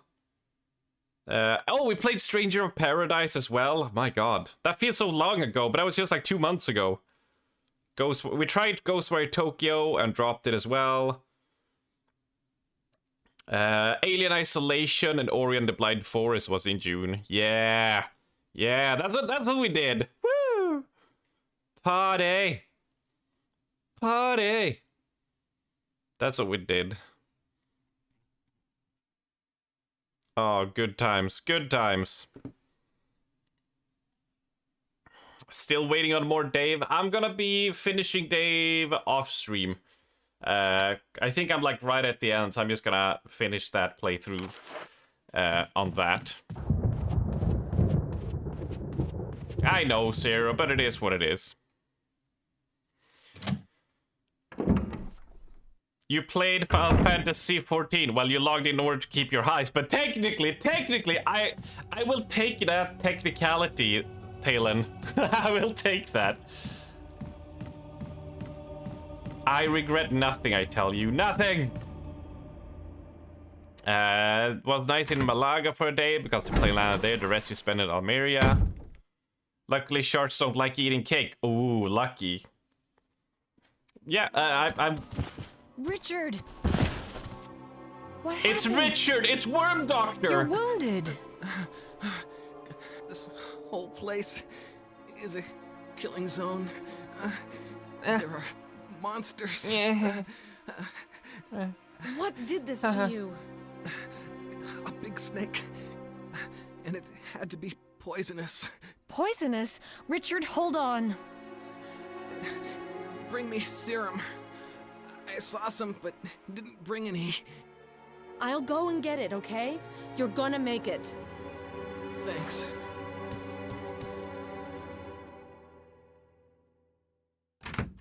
You know what that means, guys? We gotta fetch a serum before he dies. Is everyone ready?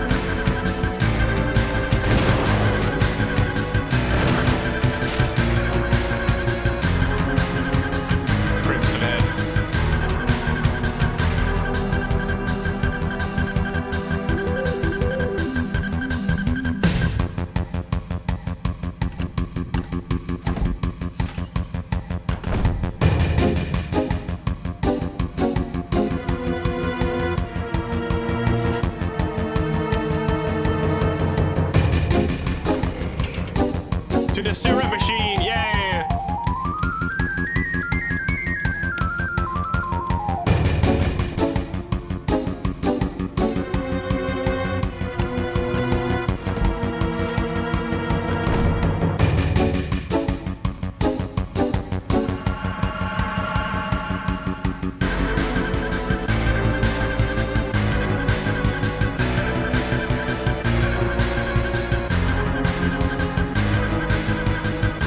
I could almost beat it if it wasn't for the loading times.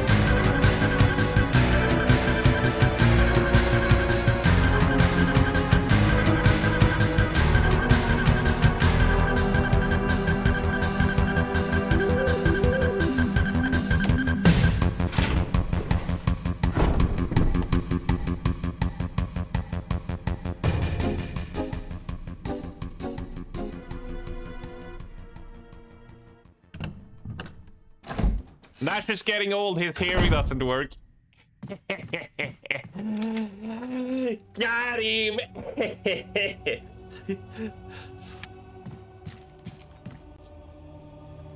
Ah, that was fun. I could beat it, like, before the song ends, but the loading screen's main. Here, Richard. I'm gonna give you a shot. Hang in there. Richard takes the shot. Jill, here's my radio. Take it. I'm...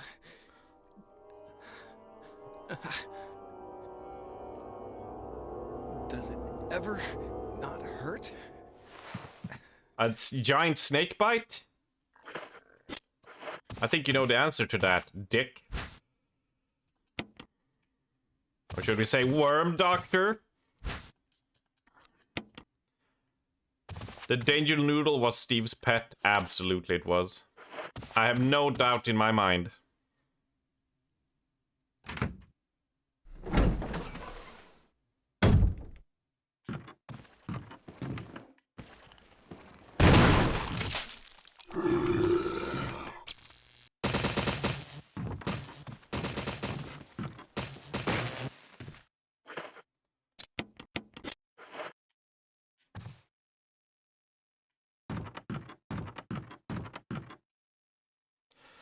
At least we can combine shotgun with that. Yes, unfortunately, like, I have set up my Stream Deck Nasher to literally just play the sound file, right? So it will play it at the 100% volume. So at best I would do is go into Audacity and reduce it by 50%, so when it plays it. Let's... An unlit candlestick. Fuck! Oh, well. Yeah, we gotta go... Yeah, there's no point. We gotta go fetch. We gotta go fetch! From the item box.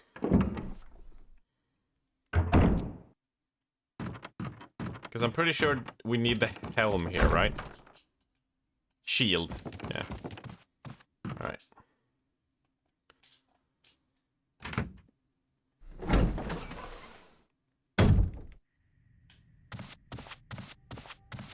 Take it easy, Richard.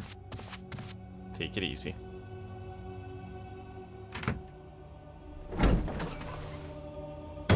We will save you. Oh, we can actually do this then. This little puzzle.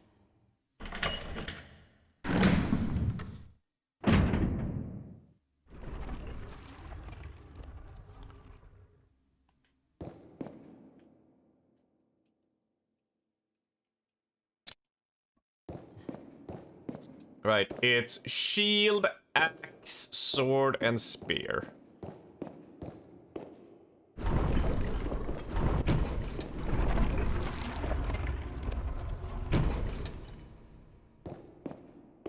Oh, right, it works like that.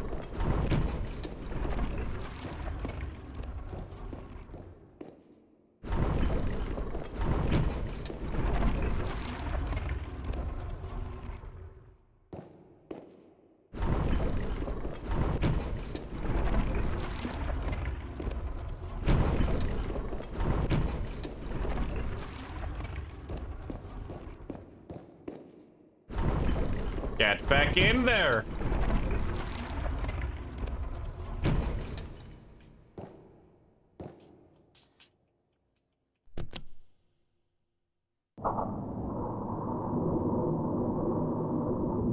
There we go. Well, Cherry, I'm looking forward to some more cake pictures. Always enjoy those on the Discord. Might they be tasting of cherry? Probably.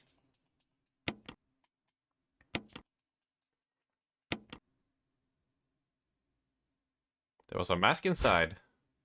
The death mask.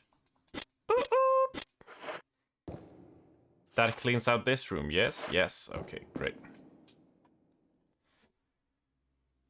Right, so, our move is gonna be... This is gonna seem a little bit weird, but it's because, unfortunately, there's only one... You can only use one door once, like, one way. Then the door handle breaks. So we're doing a runaround now, which is... Admittedly, not the smoothest plan, but it's to get down there once, because we're gonna have to go through it 2 times. So we'll trigger it now while we are safe and stocked with ammo for what's going to happen next. Imagine having to clean this mansion. Yeah. Yeah, that's a lot though. Sounds not a lot like my problem. We're gonna watch Airplane this weekend, yes? You planned it, didn't you, Val?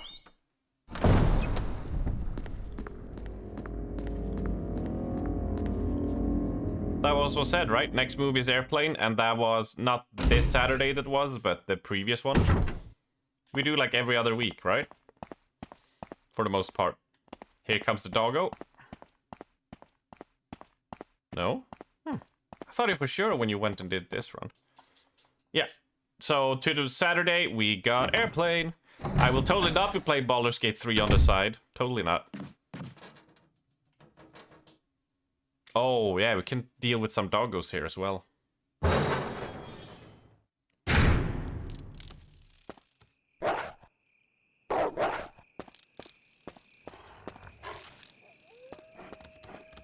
Oh, this is where the kerosene is. Right. Well, shit. Well, shit. Then I guess we'll, Oh,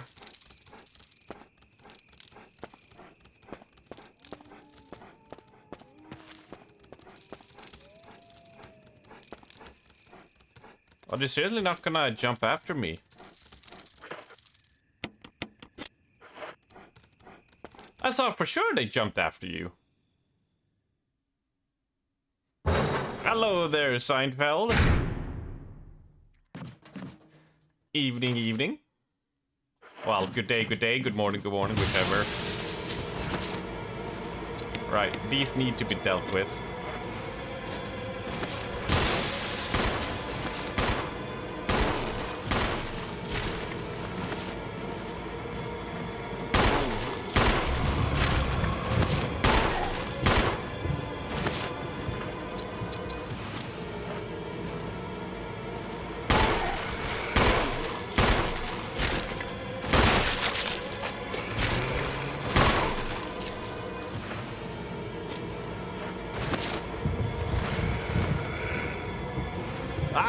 Why are you? There we go. Bright and early, 6:41 a.m. That's early. This is your first time playing. It is not my first time playing. I played it 2 times on GameCube, 1 time on Xbox, and 1 time on PC. But it was quite a many years ago I played it though, so a little bit rusty for sure, but it's all good. How about you get knife to face? Knife to see you, friend.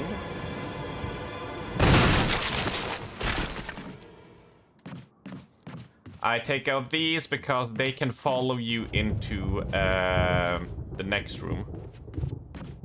And the last thing you want later down the line is Zambos haunting you in that room. Yeah, I'm a huge Resident Evil fan. I played them back in the day, the OGs, and just played all the Resident Evils. The only ones I haven't played is like I haven't played Gaiden, I'm pretty sure. Yeah, no, the Game Boy one Resident Evil I've not played. What is the other one?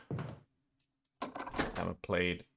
Well, I haven't played the multiplayer ones, the new ones that like, you know which ones I mean. I haven't played those.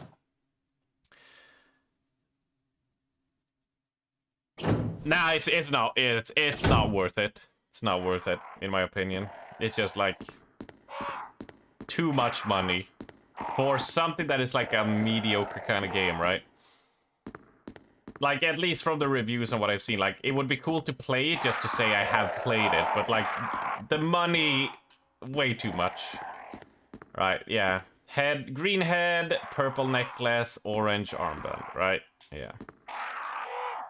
So there's the necklace. Was it this side you flipped? Yep, purple necklace done. This is the headband, right? Yes. And then... Right, that is the wrist. Yes, yes. Do I do it from this side? Probably the other side. No, no. We need to hit it from the other side. Damn it.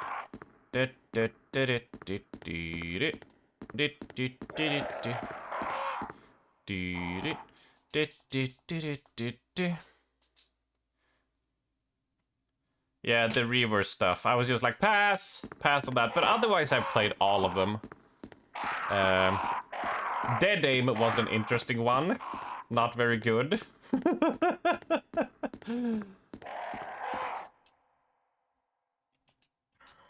Yeah, no, I saw the reverse stuff and I was just like, nope, not for me. If, for the people, if you make these windows the wrong colors and you hit it, it will electrify the poles, which will make the crows attack you.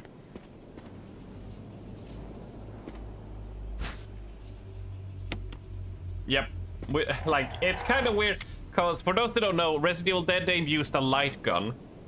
And so you will hold it like that, right? But you would also have a D-pad on the back of the gun, right? So you would have to kind of move with the aim and move. It was so weird. It was so weird. Use the lockpick. So let's see, we have 2 masks. We can't go and dump these, but let's whip out the shotgun, because he's probably gonna be a Crimson Head at this point. If I would have been smart, I would have brought the grenade launcher, but here we are. Where are you? I did not, I only critted one of the zombies here.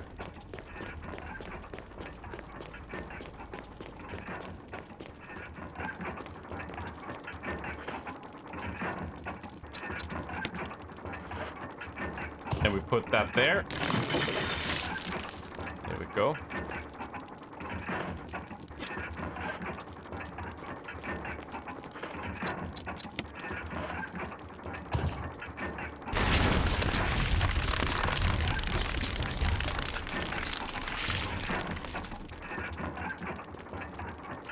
There we go.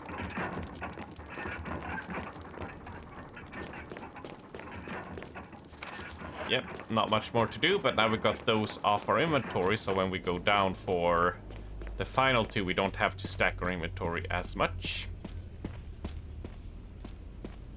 That said, let's have a look at our map. Yeah, so now we're gonna go past the typewriter box. No, we're not. We are gonna go over to the doggy place and pick up all that stuff.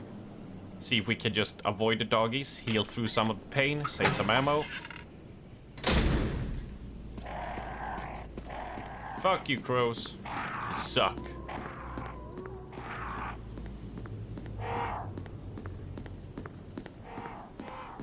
Man, they are so lucky that the virus didn't effectively spread to birds and then they flew and migrated into all the other countries and spread it worldwide. Angry crows. Angry crows. Cherry. Angry crows. Hell yeah. Yeah.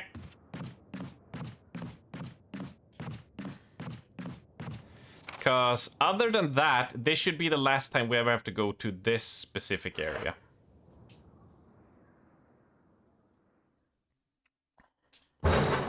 So if these dudes turn Crimson Head, I do not really care.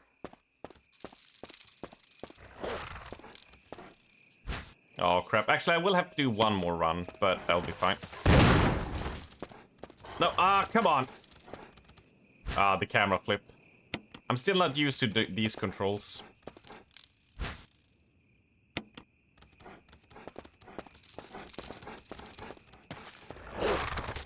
No, no. Don't touch me. Leave me alone. Right, we can combine you with you. And can we combine you with you? Yeah, massive pile. We are immortal now. We cannot die.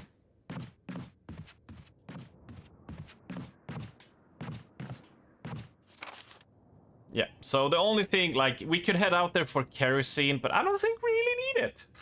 I don't think we really need it. We're off to a pretty good situation right now. We need to pick up the lighter. That's what we needed to do. Yes.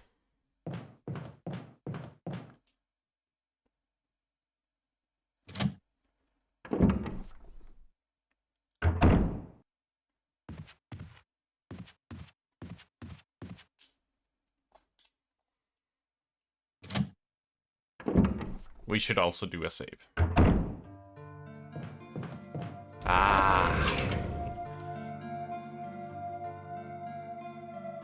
Oh, let's see. All right, so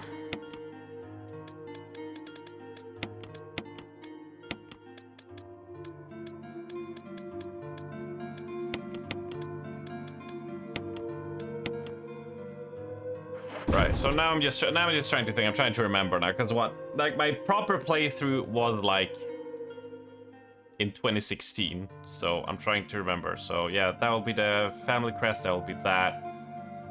That will be when you get the music sheet. That's the typewriter, but we need, yeah, the music sheet. So it would be up there. We have that room, and then we have... Oh yeah, we can probably unlock that room, right? Right.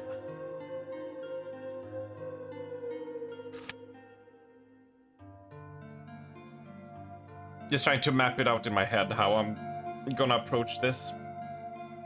Probably gonna fuck it up anyway, but you know. You know. You silly billies. Arms horrendously fucking up? Never. That could never happen, right?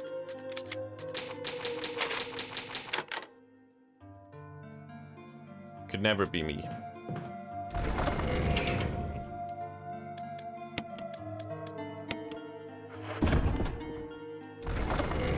Actually, are we gonna be fighting Sneaky Man? Fuck it, let's bring out the grenade launcher. Make quick work of any evildoers.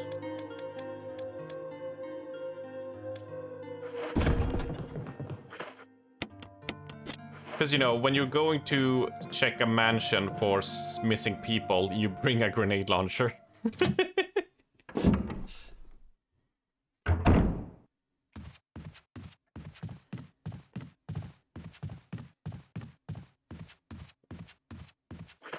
I'm just saying.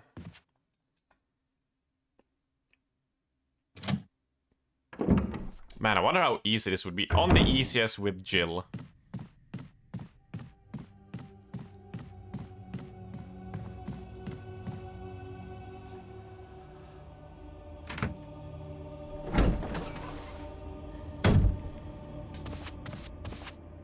You doing okay there, Richard? Yeah, he's doing fine. It's all good. Let's have a little sippy sip.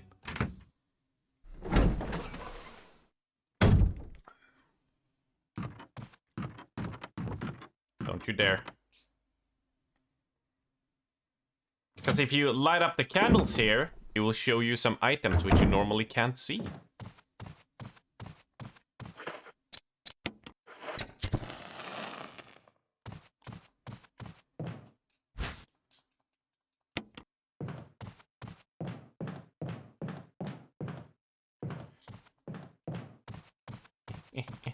Oh, it looks so pretty now.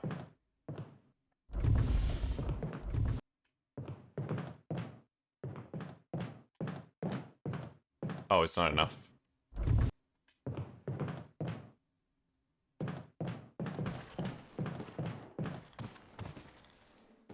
Now let's see if we can just ignore this guy.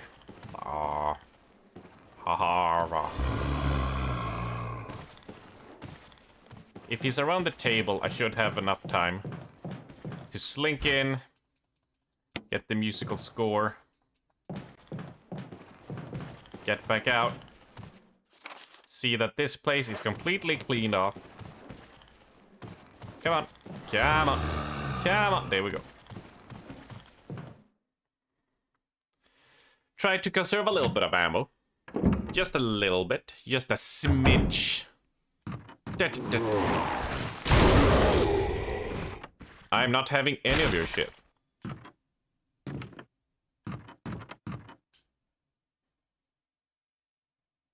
I'm not dealing with you. In any way, shape, or form.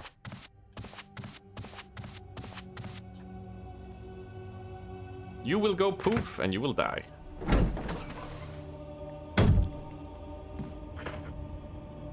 So now all we need, so we could technically go up there, down, pick it up. Yeah, that's the way. We'll do it. We'll go that way. That'll be fine.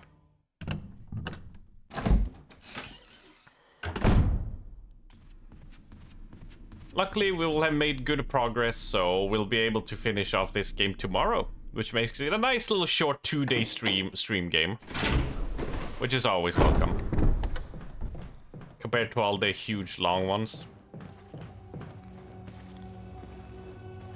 And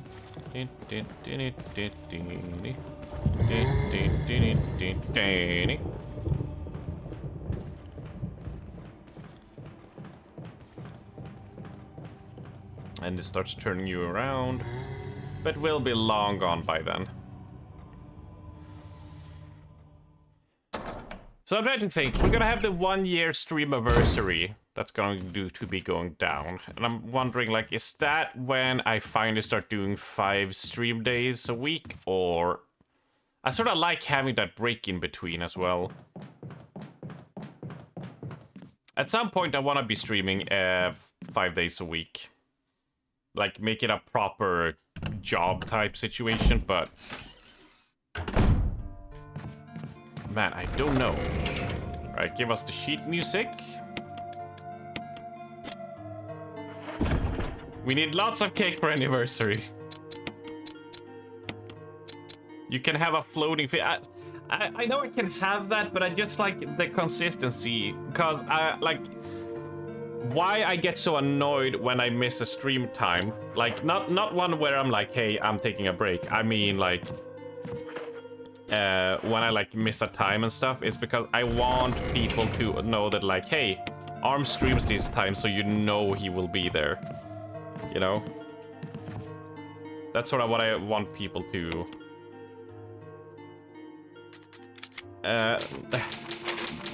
in a lack of a better word, like, I want that respect. I guess it would... it's not the correct word, but, like, you know, the trust, maybe that's better. That's like, hey, yeah, Arm said he's gonna be here, so he'll be here, right? That's what I... kind of the ideal I want to try to uphold. And having a floaty day, it makes it like, you never know. So you'll probably check out somebody else that you know will be there, right? As tempting as it is to have a floating day so I can do whatever I feel like. We're not gonna really burn more bodies. But we'll be picking up lots of stuff.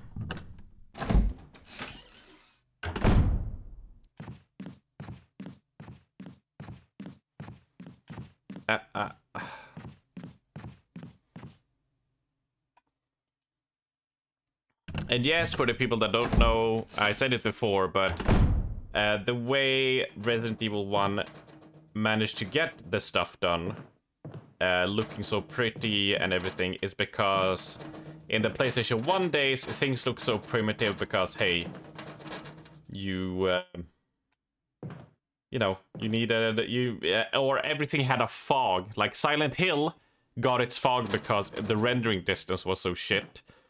So that's how you got around it. Resident Evil did it by having doors as loading screens. It's just a disguised loading screen, basically.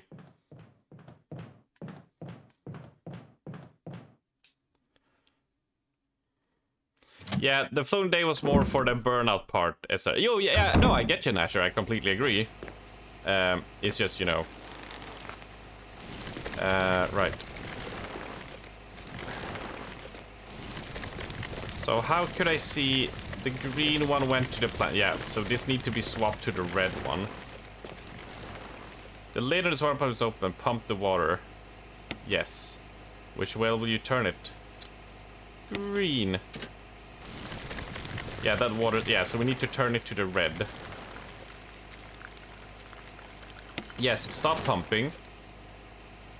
Pump the water. Pump it to the red. Now it's pumping the vines. If you do it wrong, you will destroy the herbs. The water's already being pumped. Stop it. No. I wanna... oh, you need to stop the pump. Yes. No. Oh, right. No. You just use it from your inventory. Arms, you absolute clown. Jesus Christ. Forgetting the most, like, basic part.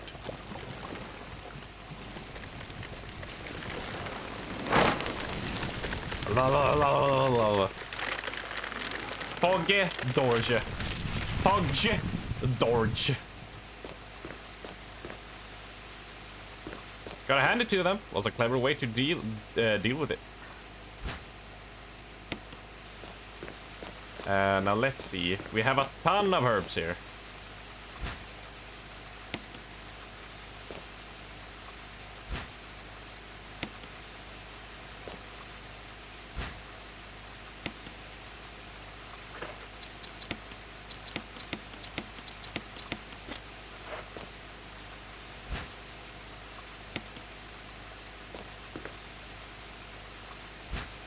Poor plant. How about this? It's a zombie plant, so you don't have to feel bad for it. Nowadays seems to be fixed camera, tight squeeze. Yeah, that's how they disguise it now, is having... Even though this character could easily jump over a log or run past it, they now have to stop, shimmy through a tight area, and push a log under it. Yep. Yeah, it's you know, it's the best workaround they can get to, which is all good in my book, of course. You gotta work with the limitations that exist. Right, that's where we need to go. Bye. This is totally not gonna bite me in the ass later. Promise.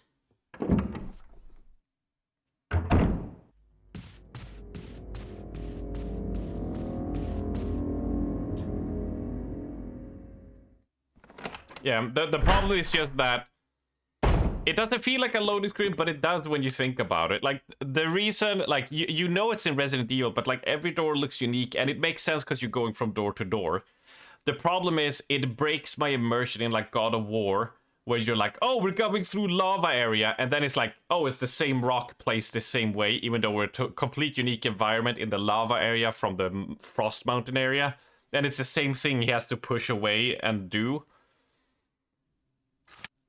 If I were to go the extra step, it would be like make each loading screen disguised differently. So in the mountain area, when you go there, it's a rock. When you go to the lava area, like there's something else you have to like custom to like make it feel more in the world. You know what I mean? Than just the same one everywhere. Let's use that here. But that's a nitpick of it more than anything.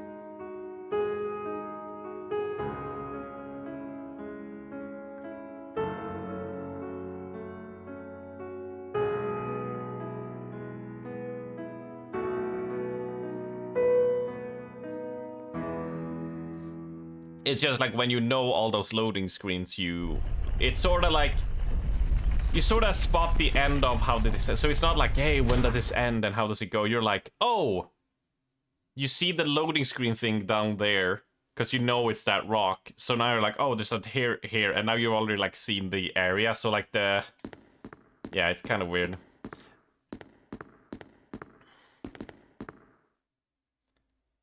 Before we do that, we gotta fetch. There's something written in the corner of the picture. Commemorating the completion of the mansion. Yeah, no, we gotta fetch a thing, because if we don't have this item, we will get stuck, and we won't be able to proceed. Da-da-da-da, da-da-da-da. Don't hit the door. Please don't hit. I said don't hit the door, you absolute clowns. We need the shield here.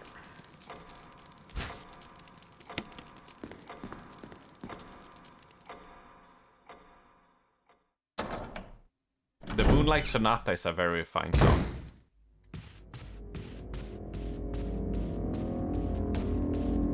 I'm trying to move as quick as possible so they don't get to slam the door. Walking Dead ride flashbacks. Yeah, they can, on many areas the zombies can, if they're alive, they can just break open the door and come after you. So, I'm trying to go quickly enough so that doesn't happen. I will ask Wesker or Barry to do bunny ears, Val.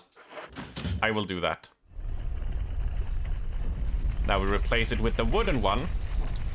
Bunny eats. Let's eat bunnies. Trevor's Diary. 11 days have passed since arriving on this estate. How did I end up like this? A guy in a lab coat brought me a meager plate of food and said, "Sorry to put you through this, but it's for security reasons." That's when it hit me. It all makes sense now. There are only 2 people that know the secret of this mansion. Sir Spencer and myself. If they kill me, Sir Spencer will be the only person that knows the secret. But for what purpose? It doesn't matter now. It's too dangerous here, my family. I hope they're alright. I've decided to escape. Jessica, Lisa, I pray you are safe. How can I be so careless? I lost my favorite lighter, the one Jessica gave to me for my birthday. Now it's going to be that much harder to escape this dark place. November 13th, the date when my fate was sealed. My aunt was hospitalized just 3 days before that. Jessica and Lisa said they were going to visit her. I wish I could be there with them. But wait, even as I'm writing, my memories coming back to me more vividly. Just before I passed out, I remember the men in the lab coat said something like, "Most likely your family is already." I pray for their safety. Somehow I managed to get out of that room, but getting out of this mansion won't be easy. I have to get past all the booby traps, tiger eyes, gold emblem. I have to try and remember for my own sake.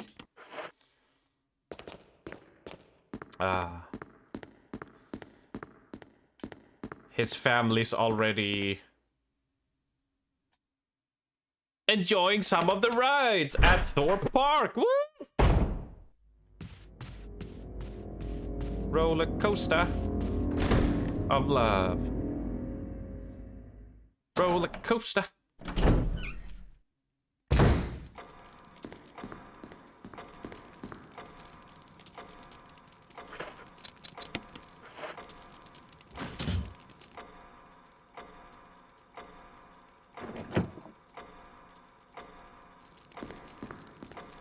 Right, so we need the short sword through the chest and the long one through the head.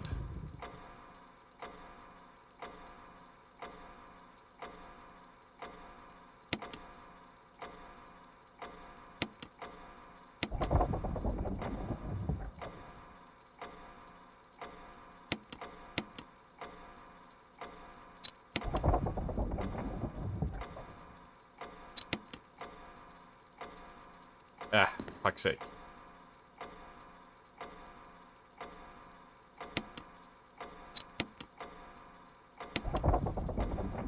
I wonder, does this puzzle change?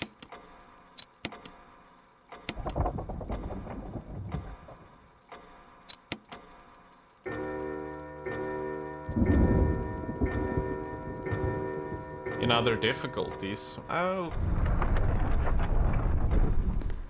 I'm not entirely sure. Oh, what do we have here? We have a mansion key. Engraving of a shield. We're making progress.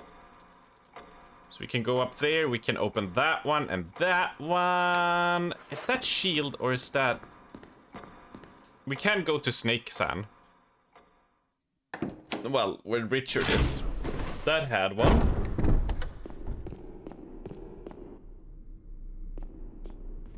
Was this one though? It's locked. Yeah, that's helmet.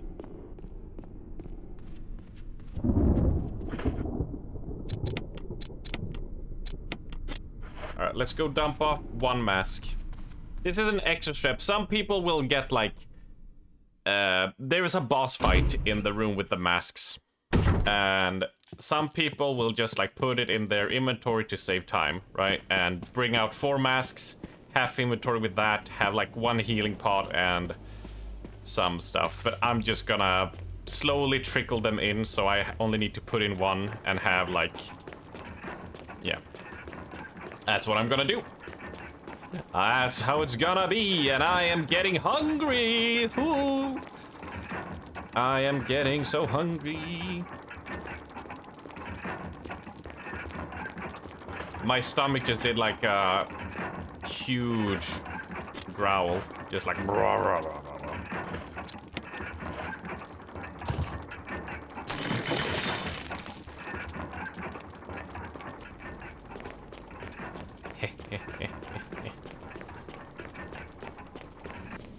But I think that will make it a good time. Once I defeat this boss, will be like a good... It's not the exact halfway... it's sort of the halfway point in my opinion. because of how shorter the other sections are. Although I'm gonna fuck up the... I'm absolutely gonna fuck up the plant section every time. It's like getting it correctly in my head. I'm probably gonna have one of you cheat for me, just so we're not stuck for so long.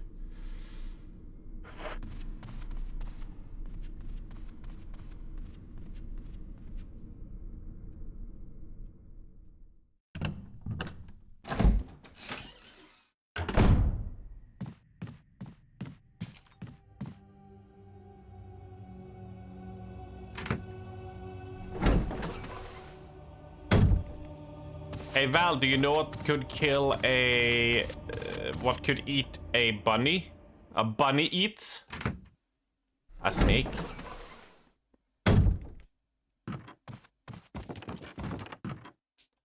Use the shield key. There's no further use for the key. Discard. Yep.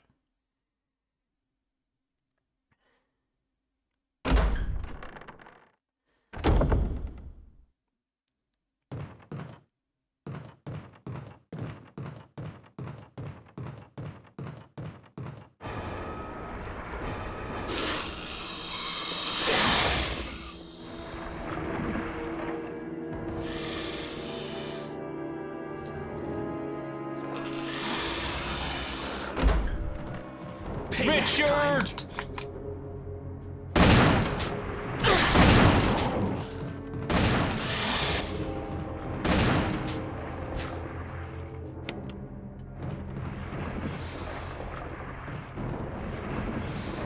Come on, Richard, shoot him!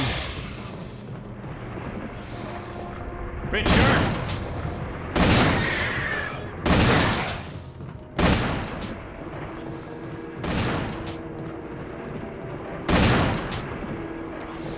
Richard, save me my ammo!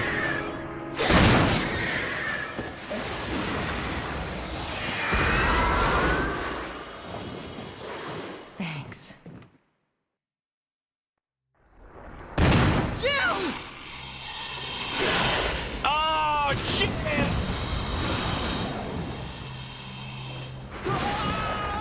Richard!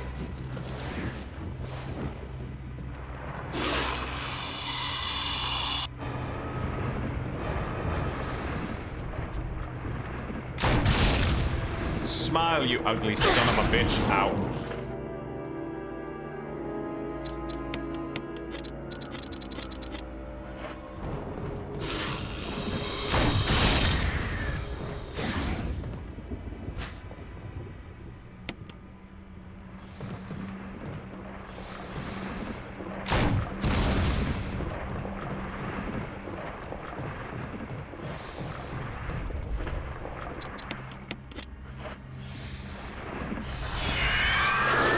Alright.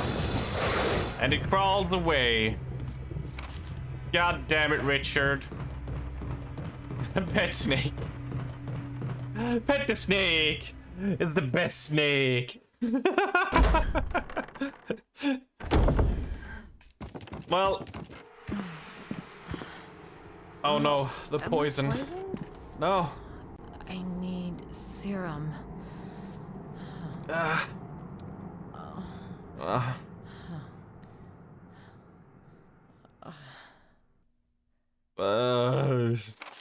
I've had hangovers like that.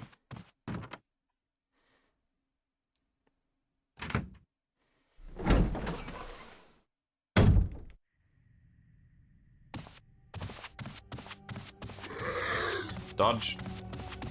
See, all of that is done, so no point in killing that zombie. We just juke him like the pro that we are. I would play the music again, but I don't want to blow out Nasher's ear.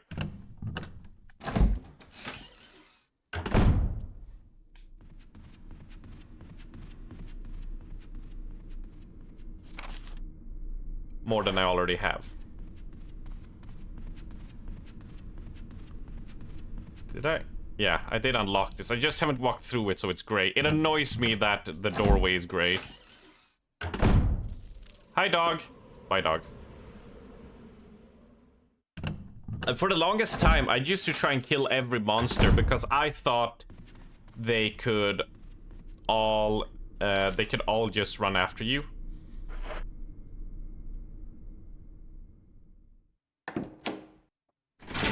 Turns out I was horribly wrong. Wrong way.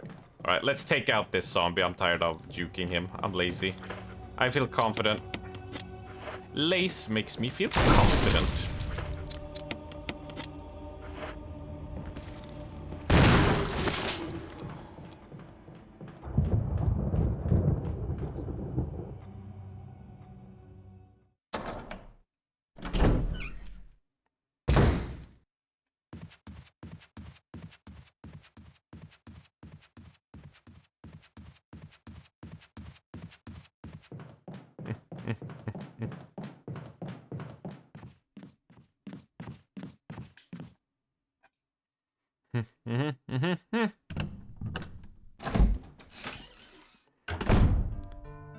Ah, safety.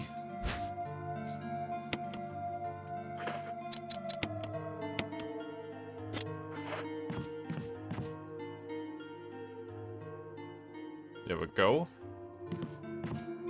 Now looking at all of that, look at how clear this place was. It was all red. Now it's so clean. We have some herbs there we can pick up. We can pick up some gasoline if we want to. But we need Spencer key for that. We need the helm key for that one. Helm key for that one. So we are just gonna go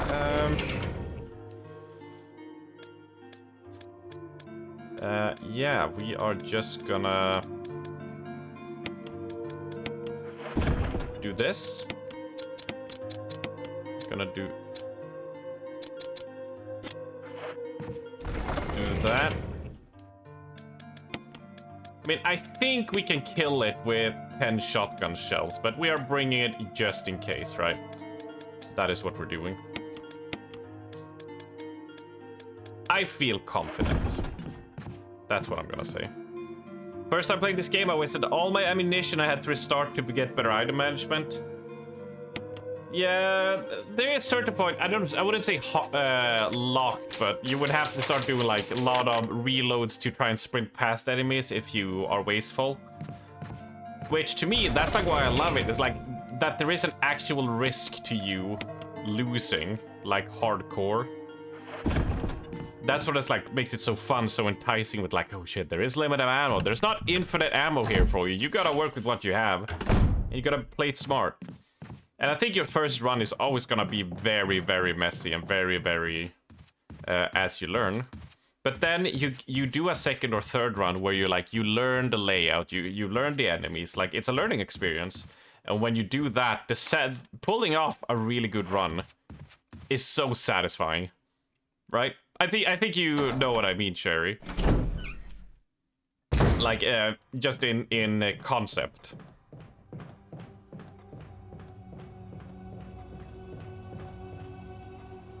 It's always nice with these shorter games. That's why I really like Resident Evil 2 Remake, because it understood that your first time through is gonna be like a 12-16 hour.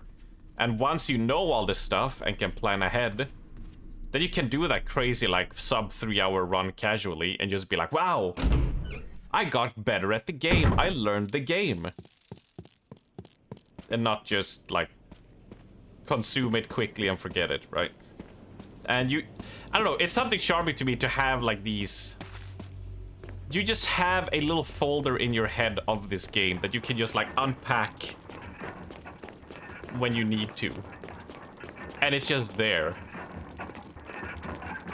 I dig it. Alright, boss fight time. Boss fight time. Let's go. Oh wait, I'm at the wrong face, aren't I? No, I'm at the right face. There we go. Just a little bit off. Here we go. So technically you can go and fetch more items if you would need. I don't think you do.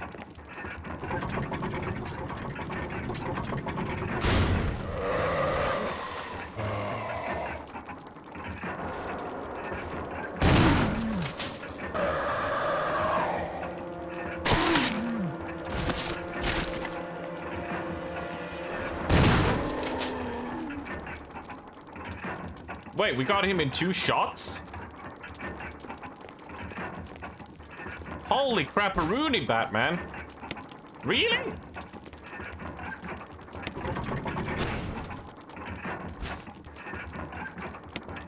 I will take the stone and metal object. Wow!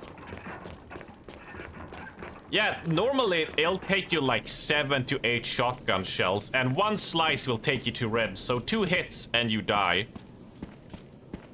Somehow, we lucked out on the damage. We must have gotten like some sort of lucky there. Wow.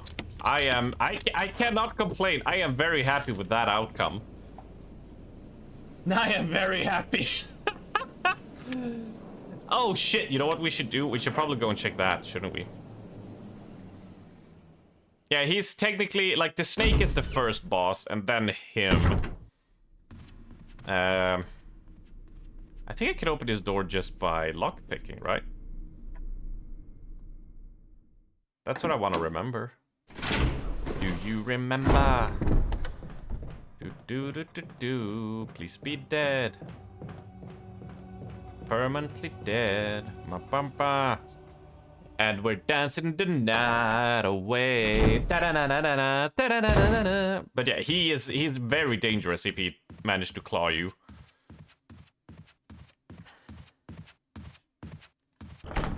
No, it's the helmet. Where the fuck did we get the helmet one?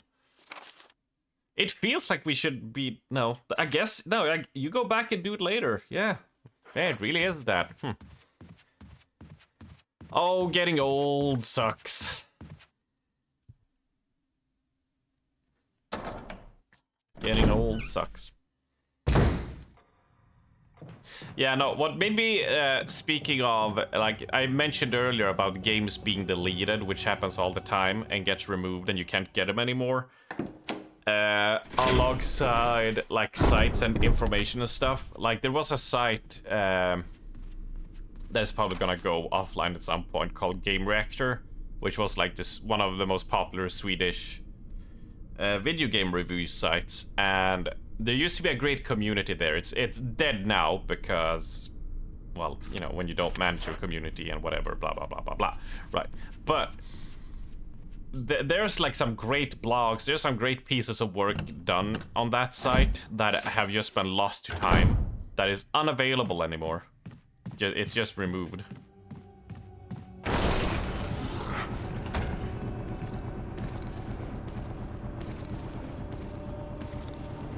He made it through 2 doors. Oh, no, that's him. I see.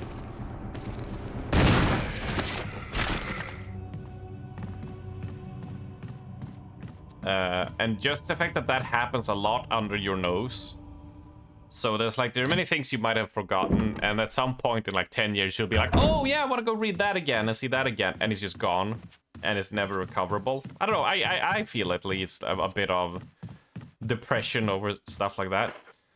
Let's do a save, because we know what's about to happen, the people who know this game.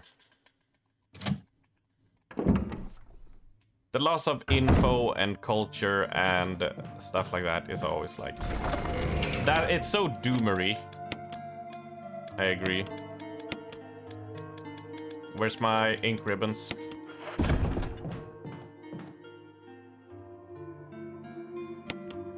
Yes, use the ink ribbon.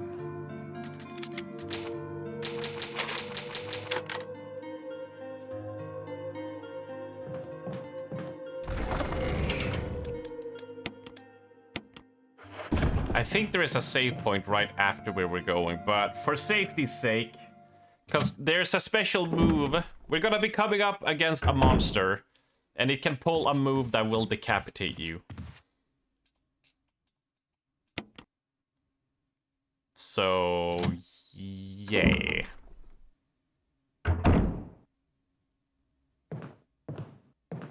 Just like, oh.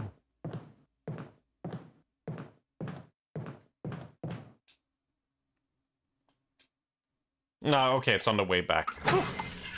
Alright, we're safe. We're safe. We're safe to end this stream here. because we are approaching 5 hours. 5 hours. Yes, the follow the cursed coffin. Yes, indeed.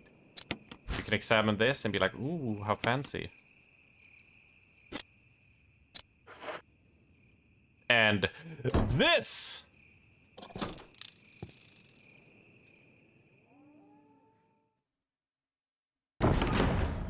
Sassy. Oh, look at all this stuff. Give me that shotgun ammo.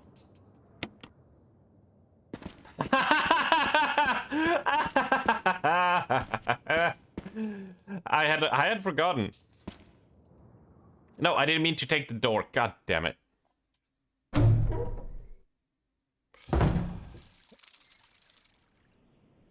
I want to save this part for tomorrow, especially at the start of the day when more people are here checking it out. Can I just... There we go. A little bit finicky, but we got it. Yes. Wait, is... That goes there. Do I have to go back for the save point? I guess I do. This is Brad. If you can hear me, just give me a sign. Anything. Jill to Brad. Can you hear me? Shit. It's broken. It's broken.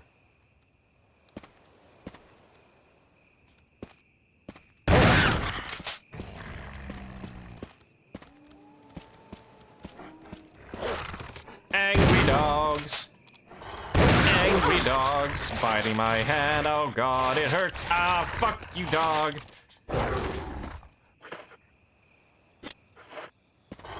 Bow, bow, shut your mouth. Are these the legendary dogs that were in the live action intro? Hell yeah, bread. Fucking bread. They mail a guy. Bam, I'm here. Mail a guy. I don't recall mailing for a guy, but I mean, since you're here, welcome in. I don't know what to do with you, mail a guy, but I'm surprised you fit in my very tiny mailbox. Brad. Bread.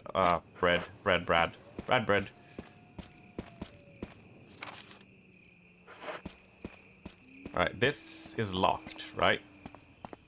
It is not locked. Brad Hart.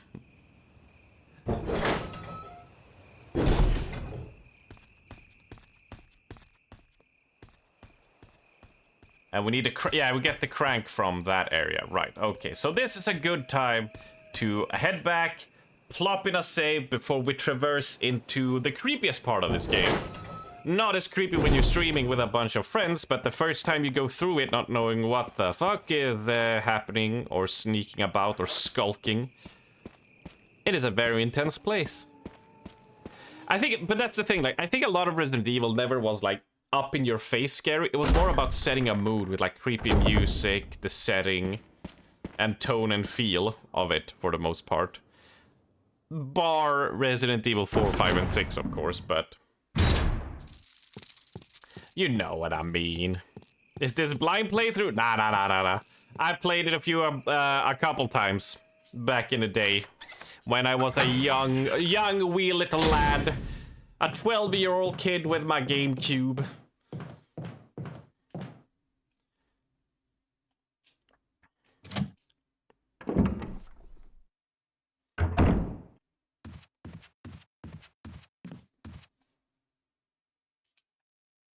A wee little lad.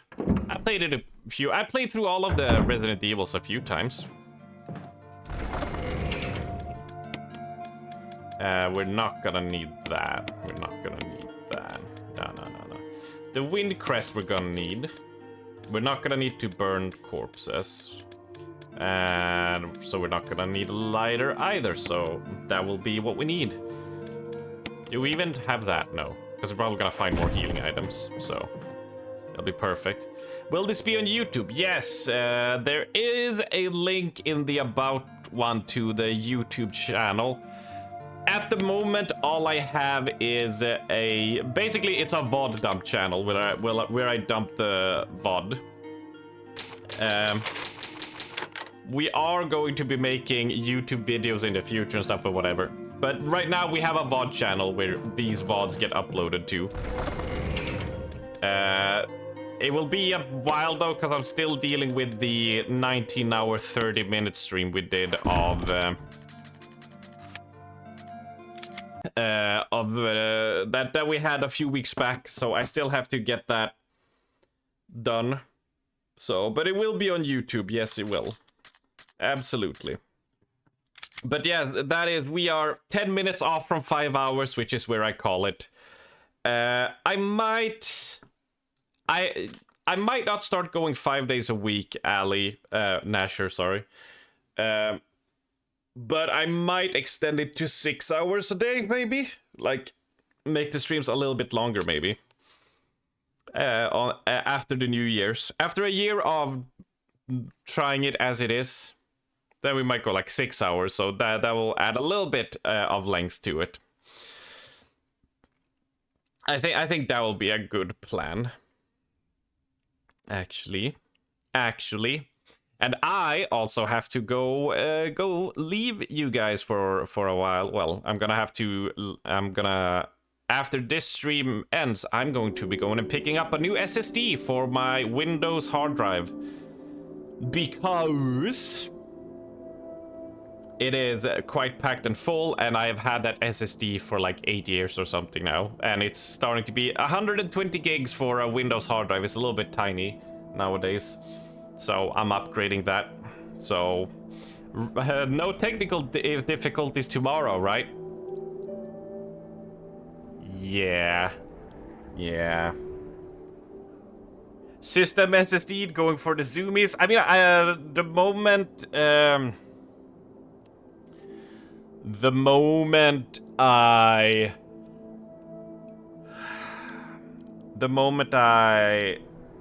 like could afford a decent SSD back in the day, I was like, yeah, I want it, because I wanted that quick Windows startup time and just have everything go smooth. And it's been nice. It's been holding out so far very well, luckily. So, but it's about time, right? I think it was like 2015 I upgraded to it from the HDD I had going since like 2010.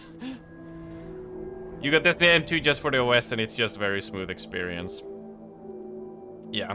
I'm upgrading now though to a 1 terabyte, so it will be hopefully it will be more than a decade before I need to upgrade again. But I felt like, yeah, 8 years, maybe it's time. Grow the fuck up! Some of us believe Resident Evil is dead. Hey Google, Matthew 110. Sister! I mean, I hope this meme sticks around for a long time, and we can just swap up the game to make it work. It's amazing stuff. Raiding anyone? Well, let's see. Is there anyone we can raid? That is the question.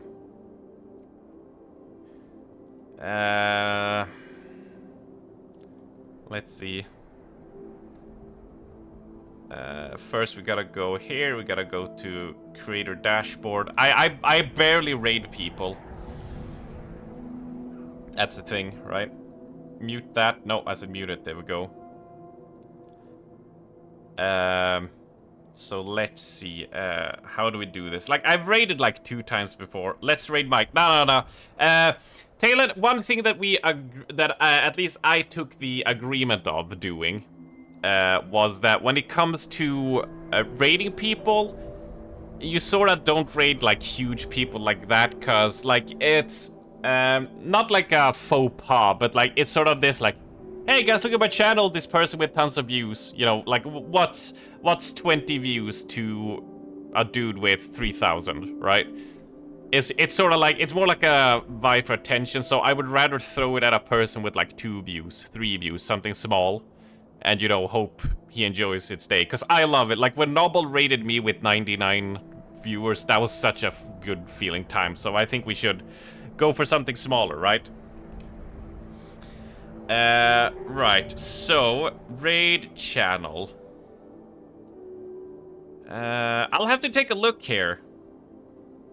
raid this guy. Who it is? Undog. He's playing first playthrough. Oh, Resident Evil 4. Ah, yeah, sure. Sure. Yeah, another person playing Resident Evil. He's playing Resident Evil 4, Ali. That sounds good. You never saw the graph for attention, but true. I don't blame... If people do it, I don't blame them. Because I know many people come from a genuine place, but I sort of see that as like, even if unintentional, it's like, hey, I'm a streamer, notice me, blah, blah, blah, you know. Let's see. One Arverks. Alright. Wait, where is it? There.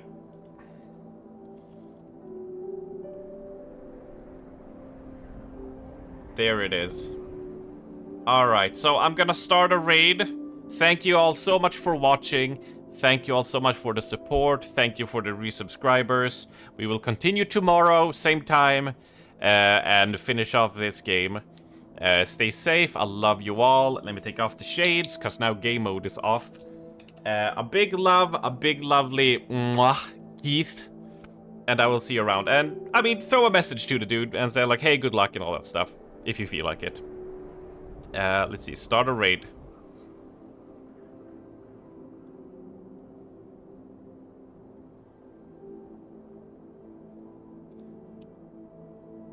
Because I know how happy I felt when I got people. Anyways, raiding now. Take care, y'all, and see ya tomorrow.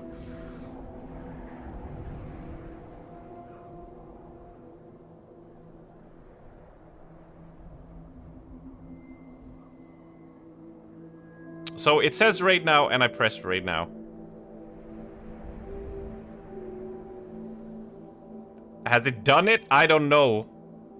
My stream manager is telling me jack shit.